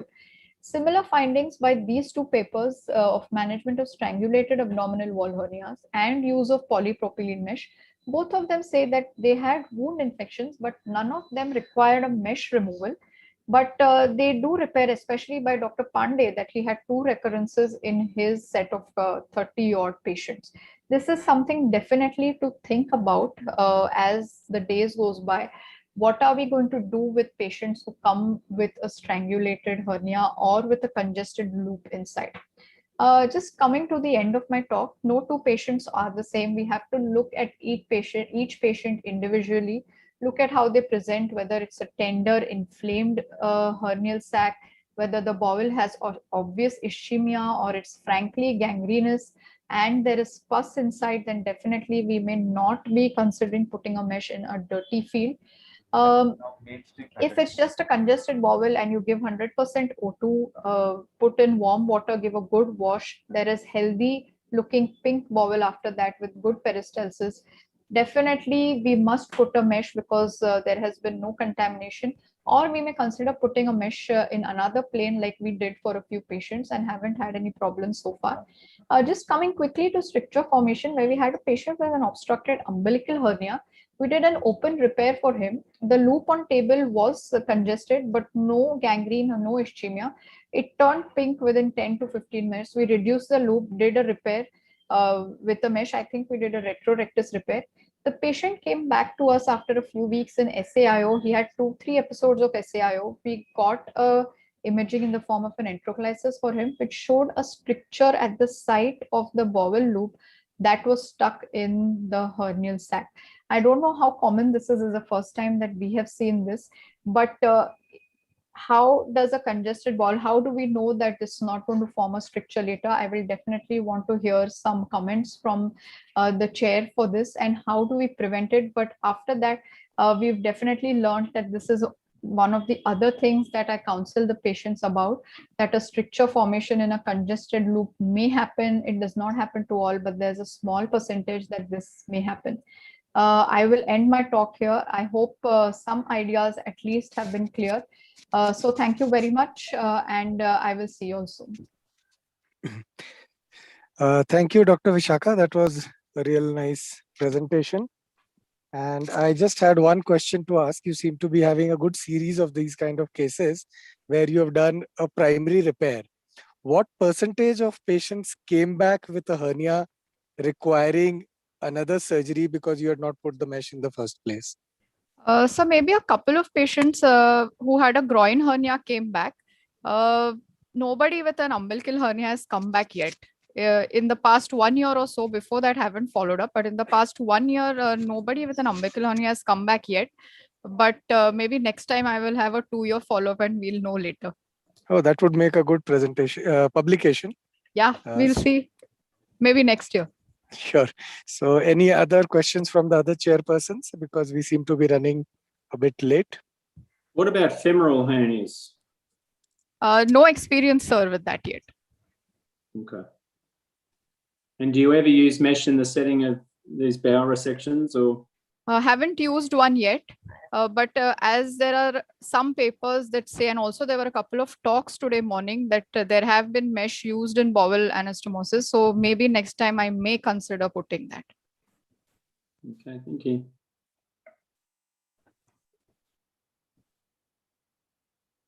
Aditya, please unmute yourself, Aditya. Yes, sir. I think there are no question and answers further. So we can start with the session. Start with the next session. Thank you, Aditya. Thank you all the chairpersons and the presenters for making this event a lively one. We move on to the next session. Can I have the honor of inviting Professor Anita Jacobs? Professor Anita Jacobs is a hernia researcher. She specializes in biofilm, and she is from the Department of Surgery from the Macquarie University, Sydney. Thank you, ma'am, for joining us this evening.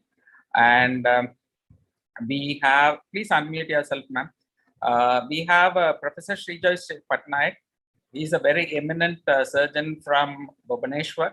She is the chairman and MD of the Shanti Hospital. She has a passion of organizing all the major national events. To his credit, he has had all the major 4 national events in Bhubaneswar. Thank you. Looking forward to hear your wisdom, Dr. Srijoy. We have the honor of having Dr. Vijay Bhargavankar. He's a very eminent hernia surgeon. He is the managing director, head of the GA surgery and HPB surgery at Dooth Hospital, Aurangabad. He's a very eminent academician. Now I hand over to the chairpersons for the session. Over to you, chairpersons. Tech team. I welcome all of you for this very interesting session, the video session on the hernias. And here we have the presentations right from TAPP, robotic videos, and also the open surgery videos. And all these videos are being presented by very experienced people. So I request our first presenter to speak on the technical tips and pearls in robotic TAPP by Carrie Fee. Carrie.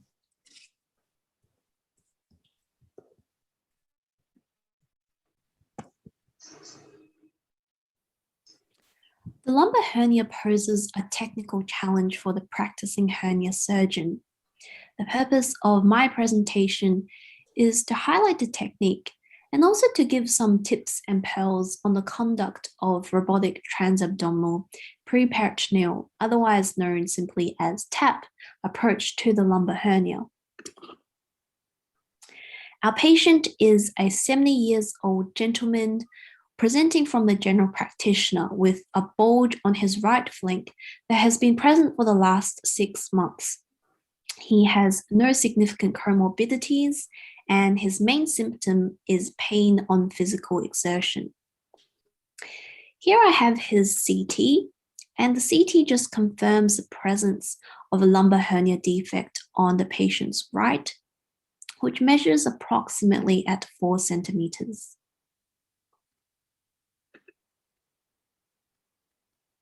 The patient is placed under general anesthesia, and here's just an image showing the port positioning. The patient is supine with his arm secured by his side, and this big blue circle on the right is the location of the hernia defect, and most superiorly on the left is the optically guided visor port, which is placed to gain access to the peritoneum. Once pneumoperitoneum has been achieved, the 8mm robotic ports are placed under vision just lateral to the left semilunar line. Careful laparoscopy is performed and the hernia defect is identified. So the surgeon starts off by mobilizing the right colon to access the hernia. And right after this, you see the surgeon carefully creating that peritoneal flap using sharp monopolar scissors. Once that peritoneal flap has been created, the surgeon can be seen here reducing the contents of the hernia in order to reveal the muscle defect. Following from that is dissection of the extraperitoneal fat to define the borders of the defect. It's really important here to identify and preserve the right ureter. And you can see how the wristed robotic instruments really facilitate the surgeon's performance. With traditional laparoscopic instruments with a straight wrist, this can be much more difficult. So once all the extraperitoneal fat is dissected and the borders of the defect are clearly defined, in the upcoming sequence, we see the surgeon right now suturing up that defect with a running barbed suture. Once the defect has been closed, the peritoneal pocket is measured using a tape in preparation for the mesh placement. This is an adequately sized standard polypropylene mesh, and notice that securing suture attached to the mesh, which prevents it from unraveling before it's ready for deployment. Now that suture is cut and the mesh is unraveled and deployed into that peritoneal pocket. Once the mesh has been properly deployed, the peritoneal edges are reconstituted using a running barbed suture done in a horizontal mattress fashion. And what this does is it shields the barbs from the small intestines and peritoneal surface. And once that peritoneum is completely closed over the mesh, hemostasis is confirmed and the ports are removed in a standard fashion.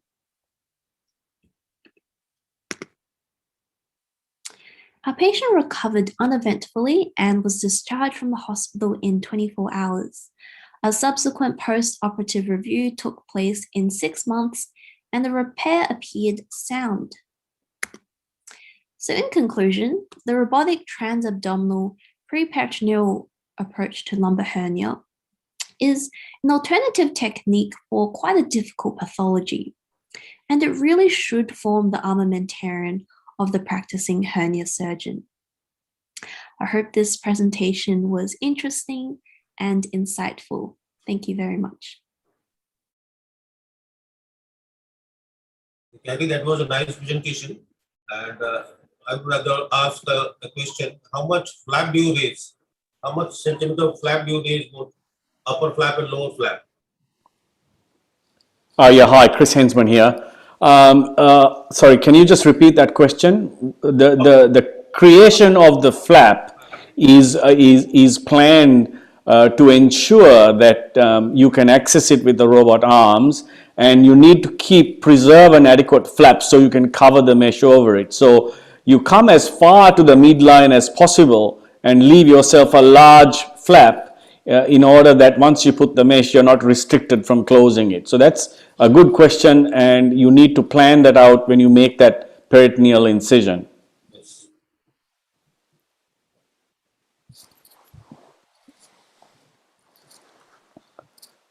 Any more questions? Anyone? Thank you, Professor Hensman. Thank you for joining us this evening. Can we have the move on to the next presentation, please?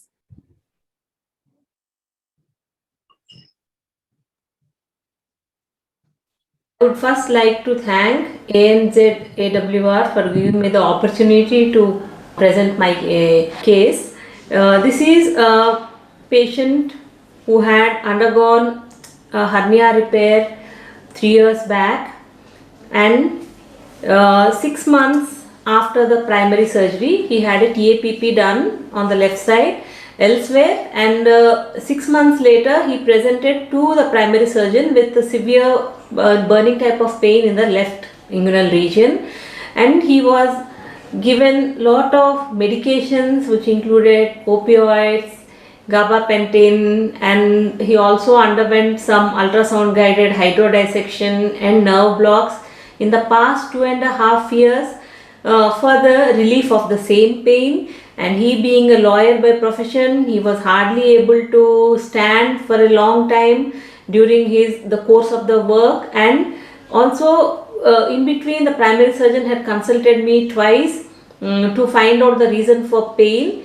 Well, I had not seen the patient personally and was only following what medicines and what procedures he was going through, and ultimately when they finished with all the types of other types of conservative treatment, the patient was once sent to me to be examined. I found that the patient was having severe pain in the left groin, and we did a CT at that time which showed a linear collection with air in the left groin abutting on the sigmoid colon and bladder, and it didn't show any fistulous communication with the bladder and colon, which was not very convincing for the severity of pain. But with no other option left, and with informed consent, the patient being a lawyer, so we explained him all the pros and cons of exploration, and said that even in spite of our best efforts, we may not be able to give him completely relief from the pain, but we would put our best efforts to find out what is the reason for the pain. My idea before taking this patient was maybe there is some nerve which is getting compressed by the tackers or the mesh fibrosis, and I wanted to remove that tacker or the area of the mesh where the patient was pointing out. But when we put the scope in, I found dense adhesions between the sigmoid and the anterior abdominal wall. So with gentle dissection using sharp scissors, I gradually started releasing the sigmoid from the anterior abdominal wall. So the adhesions were quite dense, and so gently we were cutting through, but it was feeling a lot gritty, and then we found a clump of mesh adherent to the sigmoid. So I cut off the mesh from the anterior abdominal wall and then lowered it down along with the sigmoid and tried to separate the mesh from the sigmoid, and with careful dissection I could see that the mesh had eroded into the sigmoid. So I took off the mesh from the sigmoid and then freshened the edges of the enterotomy which had happened because of the mesh eroding into the sigmoid, and first closed the enterotomy so that there is no fecal contamination of the peritoneal cavity. So with continuous 2O vicryl. I closed the rent in the sigmoid. Then we proceeded to remove the rest of the mesh. There was a lot of dense adhesions between the bladder and the mesh, so carefully, without causing any more injury to the surrounding structures, alternating between blunt dissection and sharp dissection using scissors and hook, carefully removed all of the mesh. As we were going towards the space of ridges, I could see small amount of pus there, and we made sure that with gentle traction, taking care not to damage the iliacs, which would be posterior to the mesh. So we removed the mesh and made sure that no remnant piece of mesh was left behind in this whole process. And because of the long duration after the primary surgery and the infection, there was a lot of dense fibrosis. So carefully, without damaging any of the major vessels, we were successful in removing the whole of the mesh, collected all the pieces of mesh and put it in a endo bag and gave a thorough wash and left a drain and came out. So all the time this patient was being treated for chronic groin pain. So when there is unrelenting groin pain, and which we usually push it on nerve entrapment or fibrosis, sometimes we should use a diagnostic lab as one of the modalities to make sure that we don't miss these type of surprises for the chronic groin pain. And the patient had immediate relief of pain in the post-op period. He was comfortable with only paracetamol because he was suffering with lot of pain prior to the surgery, and was very comfortable in the post-op period with the minimal analgesics, and is now pain-free and back to work. Thank you all for a patient hearing. Thank you, Lakshmi, for a wonderful video. And it's quite interesting, but we all know that this inguinal or chronic groin pain after laparoscopic surgery is a devastating complication. And what Lakshmi showed was really good, and surgeons have to learn from her. But do you think this was the only cause, or there was another cause of any nerve entrapment? No, I think the mesh was crumpled, and because of the inflammation of the crumpled mesh staying at one point, I am sure it would have caused some nerve irritation anteriorly, and posteriorly it was eroding into the bowel, because the patient never had any bowel complaints, never complained of it. They were surprised when I told that the mesh was partly eroding the bowel, but they said we never had any bowel complaints.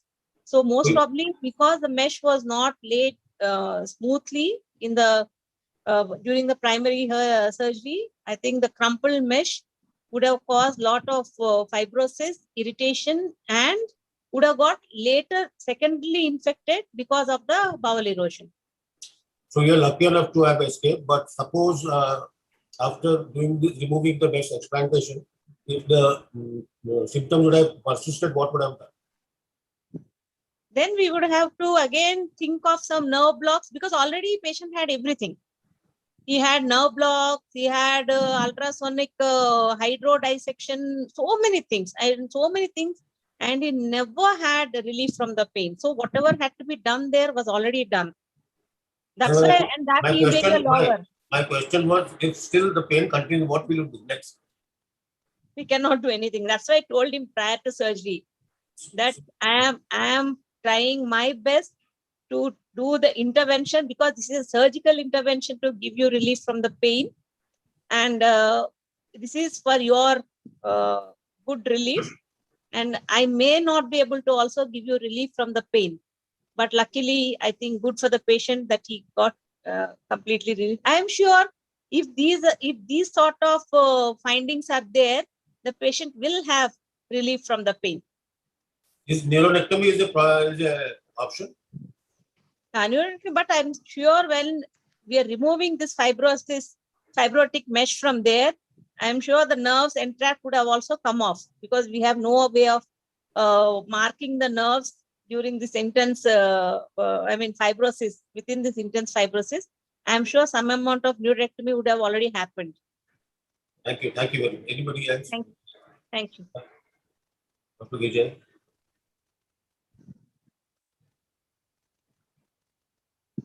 Now we move on to the next speaker. I think is none other than Dr. Vijay Borgaonkar will be showing a video on re-stopper repair for bilateral inguinal hernia. Dr. Borgaonkar, please.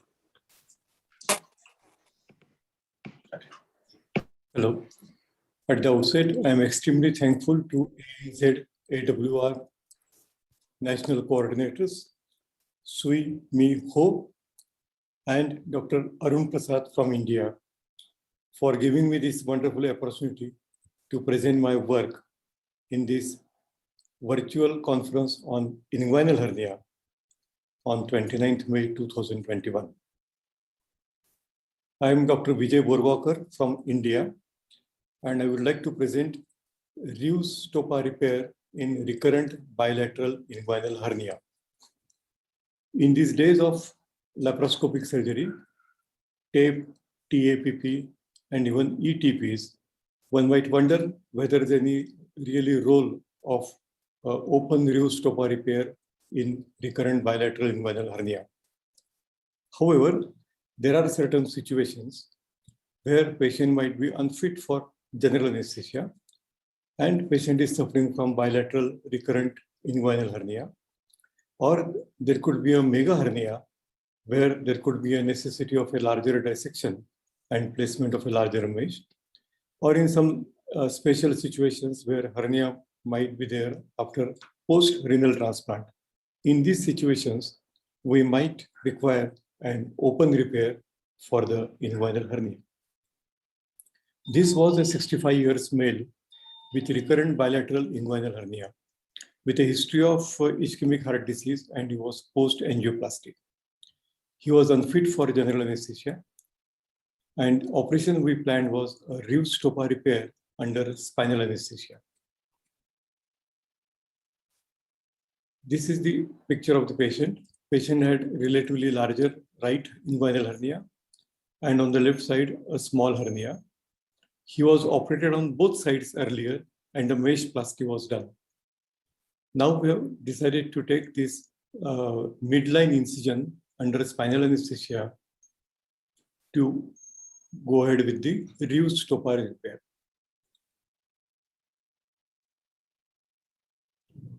A midline infraumbilical incision is taken, and the incision is deepened to the pre-peritoneal space. Now, this is typically the pre-peritoneal space where we go in between the two layers of the fascia transversalis, and all those basic things of leaving some pad of fat along with the inferior vessels and going in between the two layers of the fascia transversalis, a vascular plane is followed even in the open surgery. With the blunt and the sharp dissection, this pre-peritoneal space is developed on either sides, and the plane is exactly that what we do either for a TEP or a TAPP laparoscopic repair. As you see here, this is the right side, and this was the site where the hernia was operated, the scarred tissue, and shortly even you can see the previous mesh that was placed during the repair. So this is the mesh. This mesh was quite healthy. There were no local signs of infection. There was no fluid around the mesh. So we did not remove the mesh. The mesh was placed in situ. and the dissection carried out. We took out the hernial sac was totally reduced. The space lateral to the hernial sac, the space of Bobras was dissected. Now the dissection goes on the other side for the development of the periperitoneal space and dissection of the sac. As I told you that the pad of fat over the inferior epigastric artery is still preserved, and all the structures that we recognized during the laparoscopic repair, they are identified in open surgery.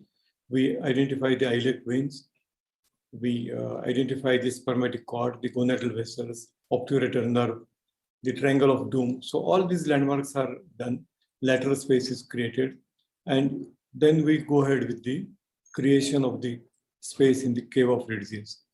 In this case, the sac was little large and it was adherent to the previous scar tissue.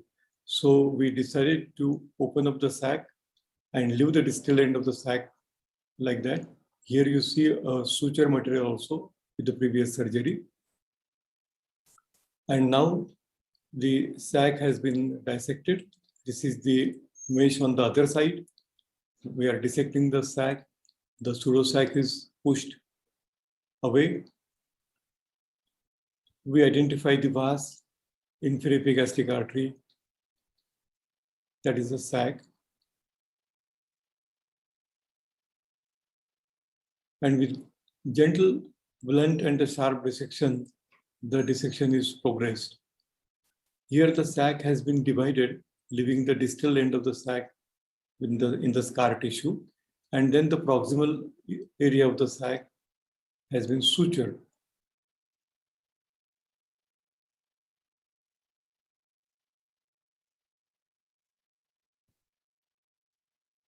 If we are in the right planes, there is hardly any bleeding. The hernial sac is being sutured.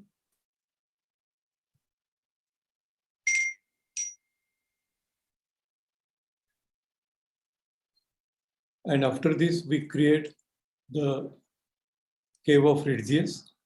We go to the pubic symphysis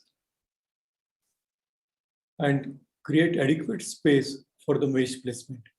Typically in this patient, the mesh lies from the anterior superior iliac spine of the one side to other side and nearly 15 centimeters in the craniocaudal direction. So this is the pubic symphysis. Space of Redzius has been created. And then we have adequate space in the retropubic space on the lateral side of either sides. And then we place a polypropylene mesh 25 centimeters by 15 centimeters.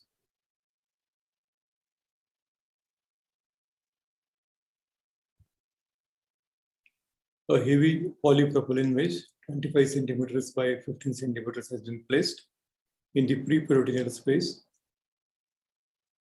and the sheath is closed. No drains are required.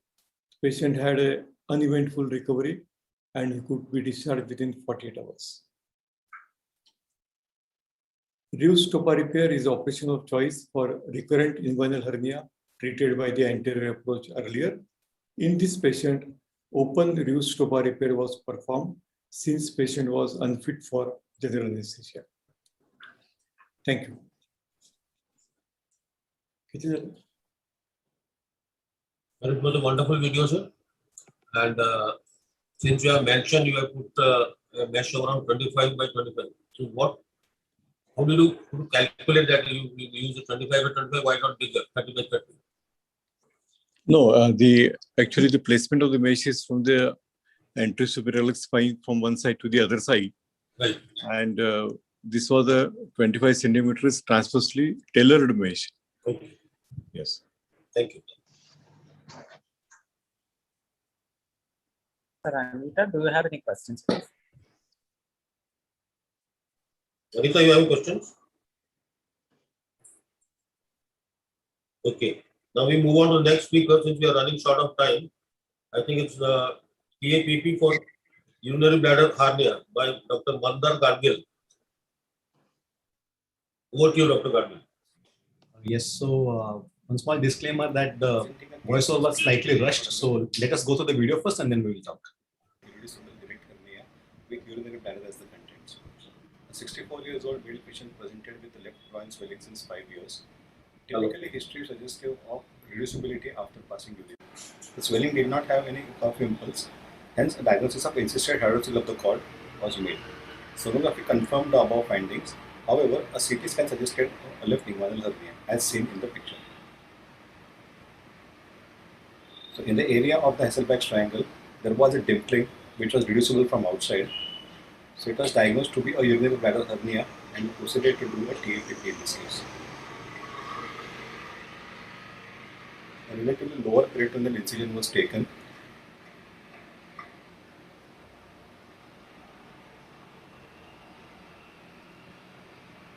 And attempts were made to reduce the bladder content.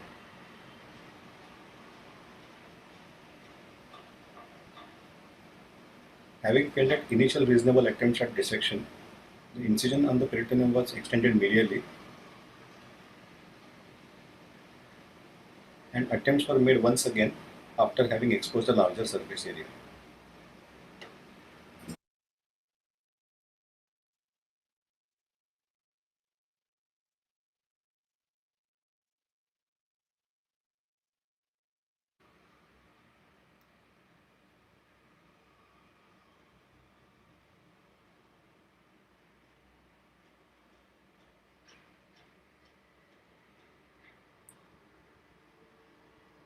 Here we clearly see the direct left-sided inguinal hernia and a pubic tubercle just coming into the picture. With continuous traction, gentle, sharp and blunt dissection and traction from outside, finally the contents were reduced with the pseudo-sac clearly visible.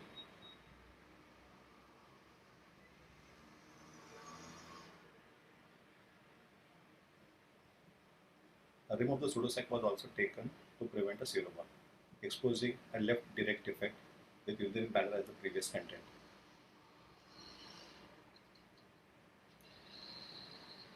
The dissection was carried out beyond midline and also into the lateral spaces for the mesh deployment.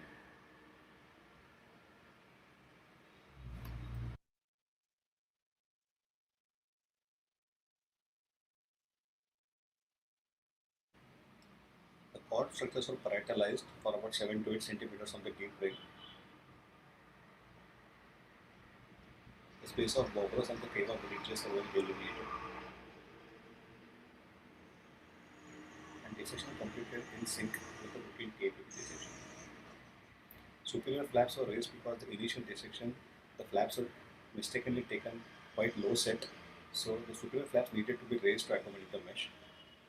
An anatomical 3D mesh was deployed specific to the left side, which sat comfortably in the dissected space. It was anchored with a tack near the Cooper's ligament, and the tacker was also deployed to have a few anchoring stitches to close the peritoneal rent.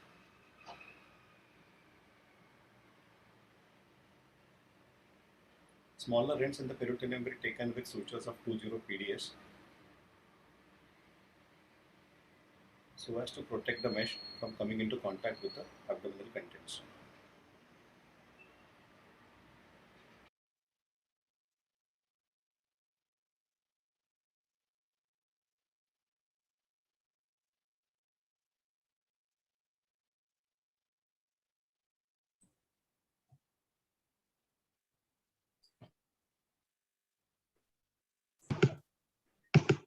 Thanks, presentation. Would Dr. Borgaon sir ask any questions?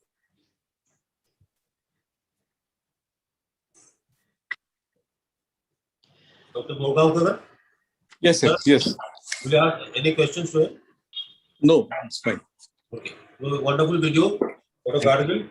Thank you so much. We move on to the next speaker, who is Meenakshi Sharma. She's a good friend of mine, and she will be showing her video on TAPP for recurrent groin hernia following TAP. Good afternoon, Meenakshi. Good afternoon. Good afternoon. This is a video of TAPP for recurrent groin hernia following TEP in a 74-year-old male patient. He requested for laparoscopy. and was informed about risk of vascular injury, testicular injury, and high possibility of conversion to open. The entire spectrum of complications, including the risk of vascular injuries, was discussed with him and informed consent taken. Laparoscopy revealed a large direct defect with the previous mesh seen displaced laterally with intense fibrosis noted below the region of the mesh. An adequate thickness flap was raised going from lateral to medial in an avascular zone laterally. Medially, flap was raised along with the mesh. Inferior epigastric vessels were not encountered. There were dense adhesions in the region of the mesh, however, the mesh could form the part of the flap. The incision was extended up to the medial umbilical ligament, where the dissection then proceeded towards the medial side, towards the pubic bone to create the retropubic space and the medial space in the cave of Retzius to cross the midline. Now attention was given to the contents of the sac with huge amount of contents. The contents were reduced with a combination of traction and counter traction, separating the edge of the pseudosac from the adherent contents. Sharp dissection was used to cut the distal end of the large sac. Hernia Search Guidelines in 2018 recommended anterior repair for recurrence after posterior repair. However, with increase in expertise, laparoscopy can be attempted in selected centers after due precautions.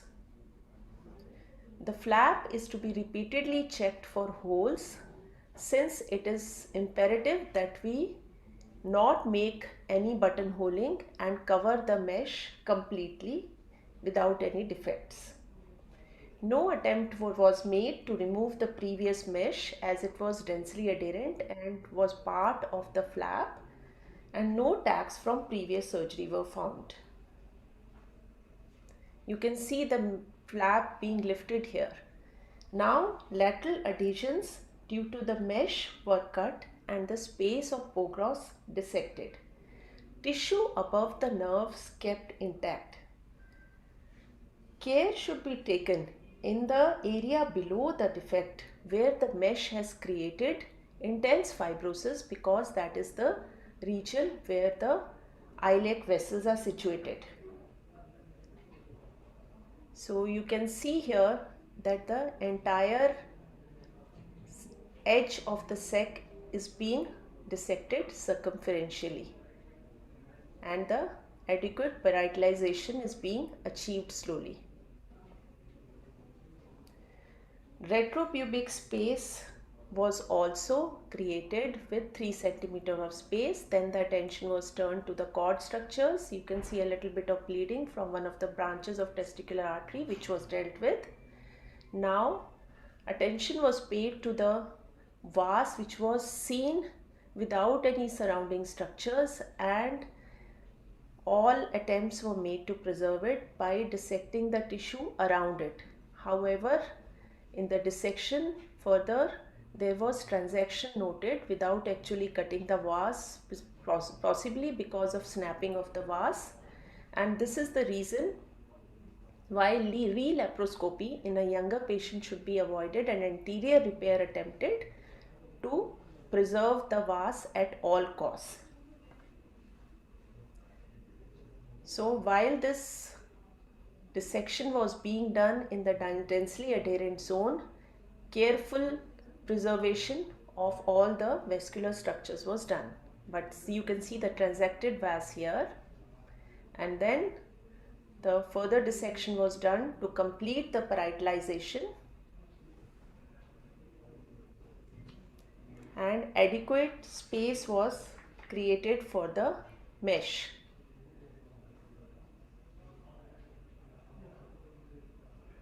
A 15 by 13 centimeter polyester mesh was inserted and placed with the center of the mesh being at the center of the large defect. Careful fixation of this mesh was taken since this was already a recurrent hernia. So it was fixed at the pubic bone and also at the anterior abdominal wall.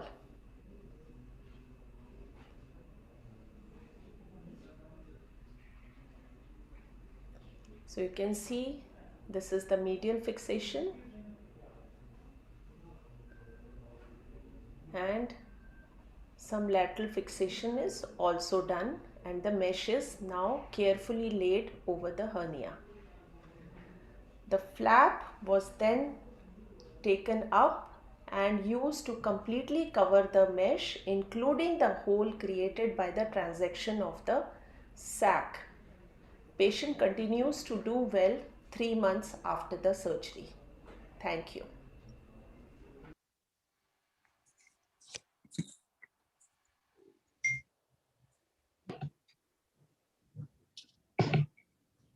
Thank you, Meenakshi. So I hope you mentioned you transected the vase or something. Yeah, I've, sorry? You have taken the consent. Yeah, I had taken the consent. I had actually told the patient was just not bothered either about the vase or the testes. He said, I would like to attempt the. So that was quite interesting, and everyone should know how to take a consent from Meenakshi. Thank you, Meenakshi. Any other question? Anybody like to ask more questions? Anita ma'am, do you have any questions, please? No, I think it was very interesting in this session. We've seen both a posterior approach and an anterior approach to recurrence. I suppose my only other question, Dr. Sharma, is medial recurrence is very common.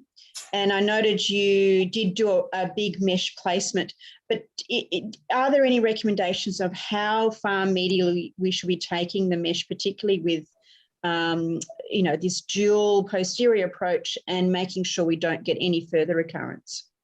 So as I mentioned in my video also, the main thing was the center of the mesh was over the center of the defect.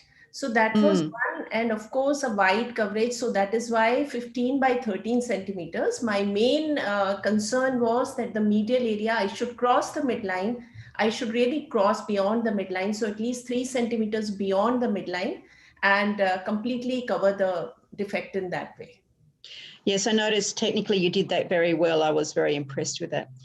No, it's a very interesting video. In fact, they were all very interesting videos. Thank you. Thank you.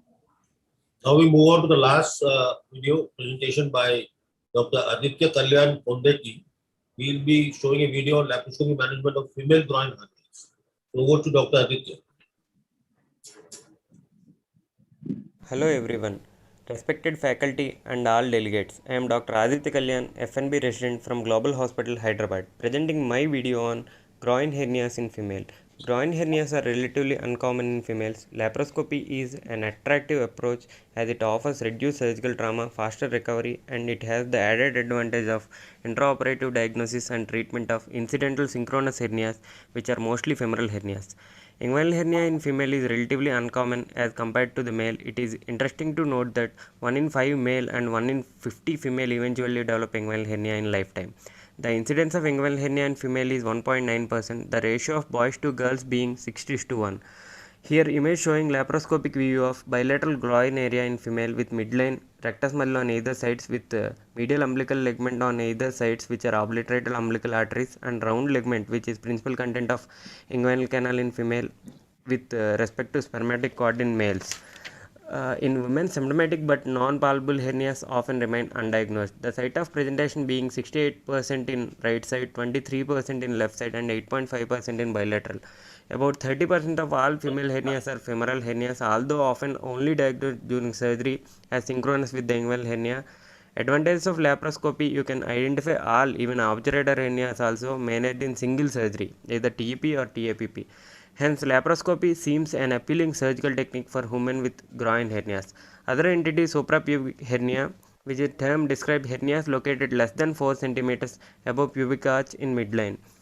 The urinary bladder vascular and neural structures are near the defect, consequently, and an inadequate number of permanent structures to fix the mesh prevents a proper hernia repair, considered difficult to repair in the past.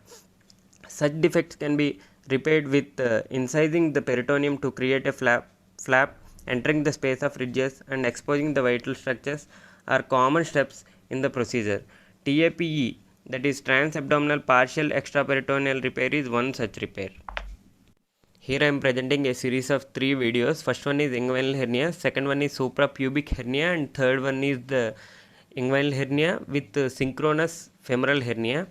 After entering the extraperitoneal space through opening in the anterior rectus sheath, and you will dissect further.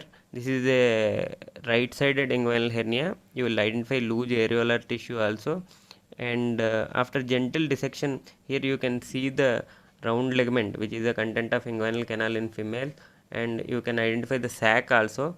And after skeletonization of the sac, you can completely reduce, but here we are unable to completely reduce, so we have disconnected the sac, and the peritonealized part, that the peritoneal part, the rent in the sac is being closed, and to avoid the contact with the mesh. So further dissection is carried out to create space, enough space for the placement of the mesh.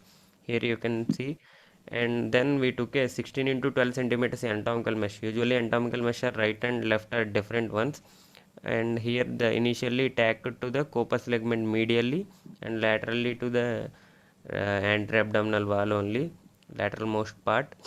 And this will cover the inferior aspect of the corpus ligament also. Inferiorly also it will cover about 3 centimeters. This is the second video which is showing the swelling in the suprapubic part. Here we, with gentle dissection, we are entering the space of ridges here. So here the inferior aspect of the defect, we are creating a plane in the extraperitoneal space, and this is the intraperitoneal fat part, and with gentle dissection we can identify the defect here, which is closed with non-absorbable suturing. After closure of the defect, we took a jewel mesh, composite mesh, and it is anchored to the anterabdominal wall in through transfacial sutures in 4 corners, and inferiorly it is tacked to the corpus ligament again, and all the other places it is tacked to the anterabdominal wall.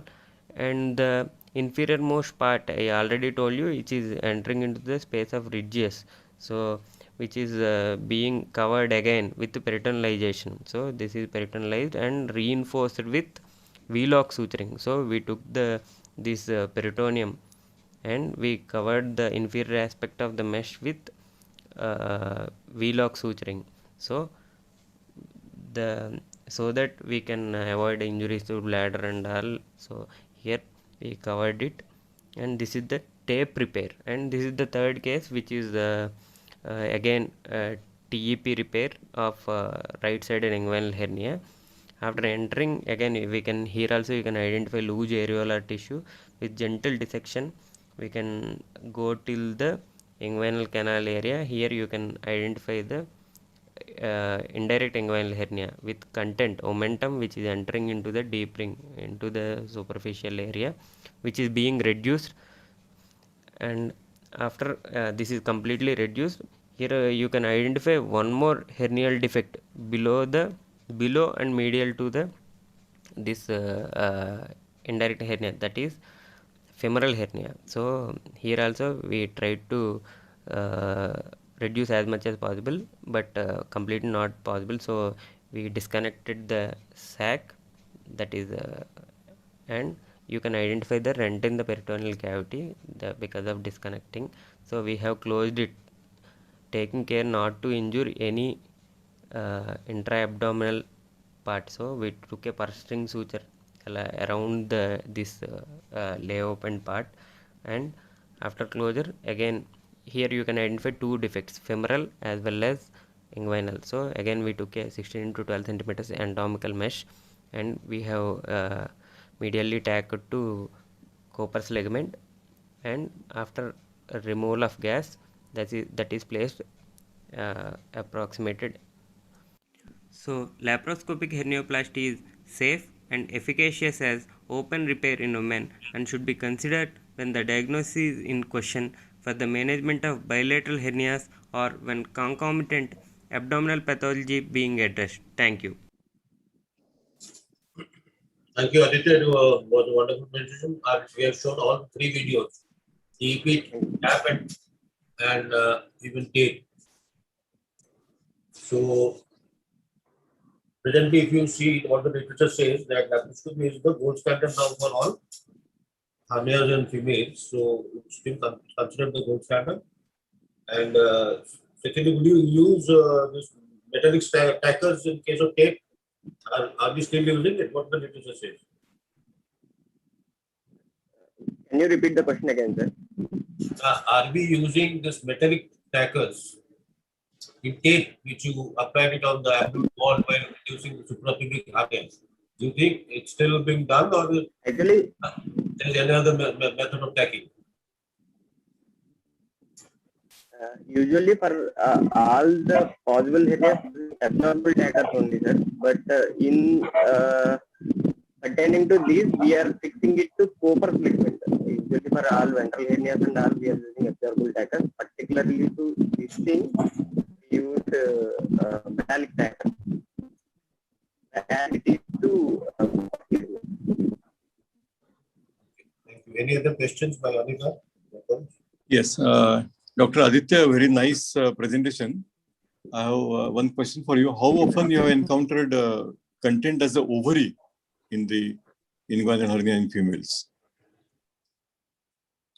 I may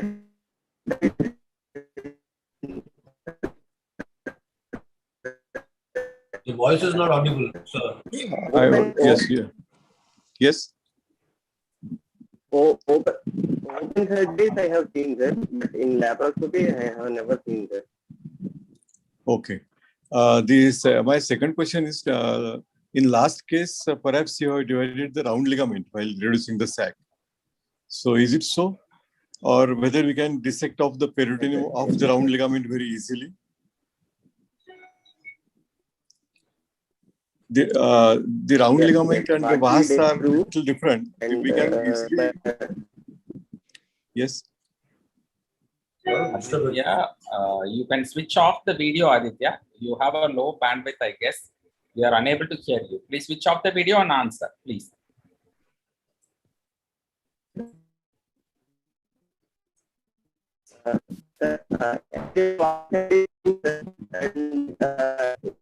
Only it can be it is happening, but in literature also says that this particular round ligament is a suspensory ligament, not actually is a support of uterus, true support of uterus. So, yes, I agree, but then technically it is really difficult to take away the peritoneum unless we divide the round ligament, because it is adherent to the round ligament. It is unlike the dissection of the vas, for that matter.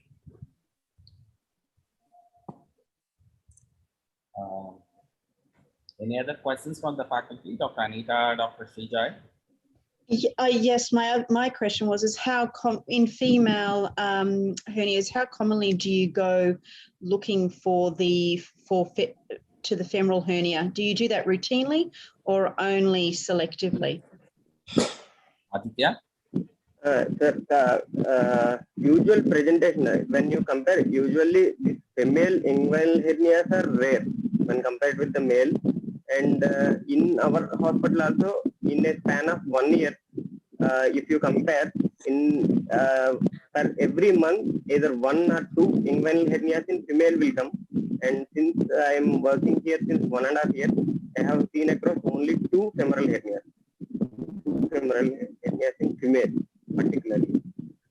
So, not a very high number which we get. So, there is nothing like choosing, because we will get a very less number. Thank you. So with that, we come to the end of this session. On behalf of the ANZAWR group and the Wama Grover and the organizing team, I take immense pleasure and pride in hosting this session. And I also thank the chairpersons, Professor Anita Jacobs from Arthur University, Sydney, Professor Sri Joy from Shanti Hospital, Bhubaneswar, Professor Vijay Bhargavankar from Aurangabad. Thank you one and all. Thank you for joining us. And I also thank all the presenters for making the presentation very useful and a lot of learnings with crisp videos. Thank you. We look forward to have it another academic collaboration. Goodbye, everyone. Bye-bye. Thank you. Thank Bye-bye. you. Thank you. Bye. Bye. Thank you, Dr. Kanagwel. I think Thank that you. brings us to the end of the meeting. And I'm really proud of the fact that we've got 3 countries, Australia, New Zealand, and India, with a record number of participants participating. I know in the East, it's quite late in the evening and everybody would be ready to go home or get on with the evening. So the organizing secretaries have worked very hard with the help of the entire team. So big round of applause if it was a hall, but I would like to thank them on behalf of the organizing committee for such a wonderful meeting that they have brought together. We look forward to the second meeting. Sorry, this is the second meeting. We look forward to the third meeting, which hopefully should be soon. And with that, I would also like to thank Vama for the excellent audio-visual seamless transmission and presentations that they have been able to provide. All the sponsors, and thank you very much all the delegates for attending. Hope this entire day was useful to you all. Look forward to meeting you, as I said, in the 3rd edition of the AWR ANZ meeting. Goodbye. Have a nice evening. Have a nice day. Bye-bye. I should put on record that this session was exclusively sponsored by Ethicon. Thank you, Ethicon, JNGA, and the team of Ethicon for supporting this session in particular. We have our AWRSC leader, Professor Shinde. Professor Shinde, your closing comments before we call a close to the session. I think I've made the closing comments. There won't be any more comments. Thank you. That's perfect. Thank you. Bye-bye. Bye. Bye-bye.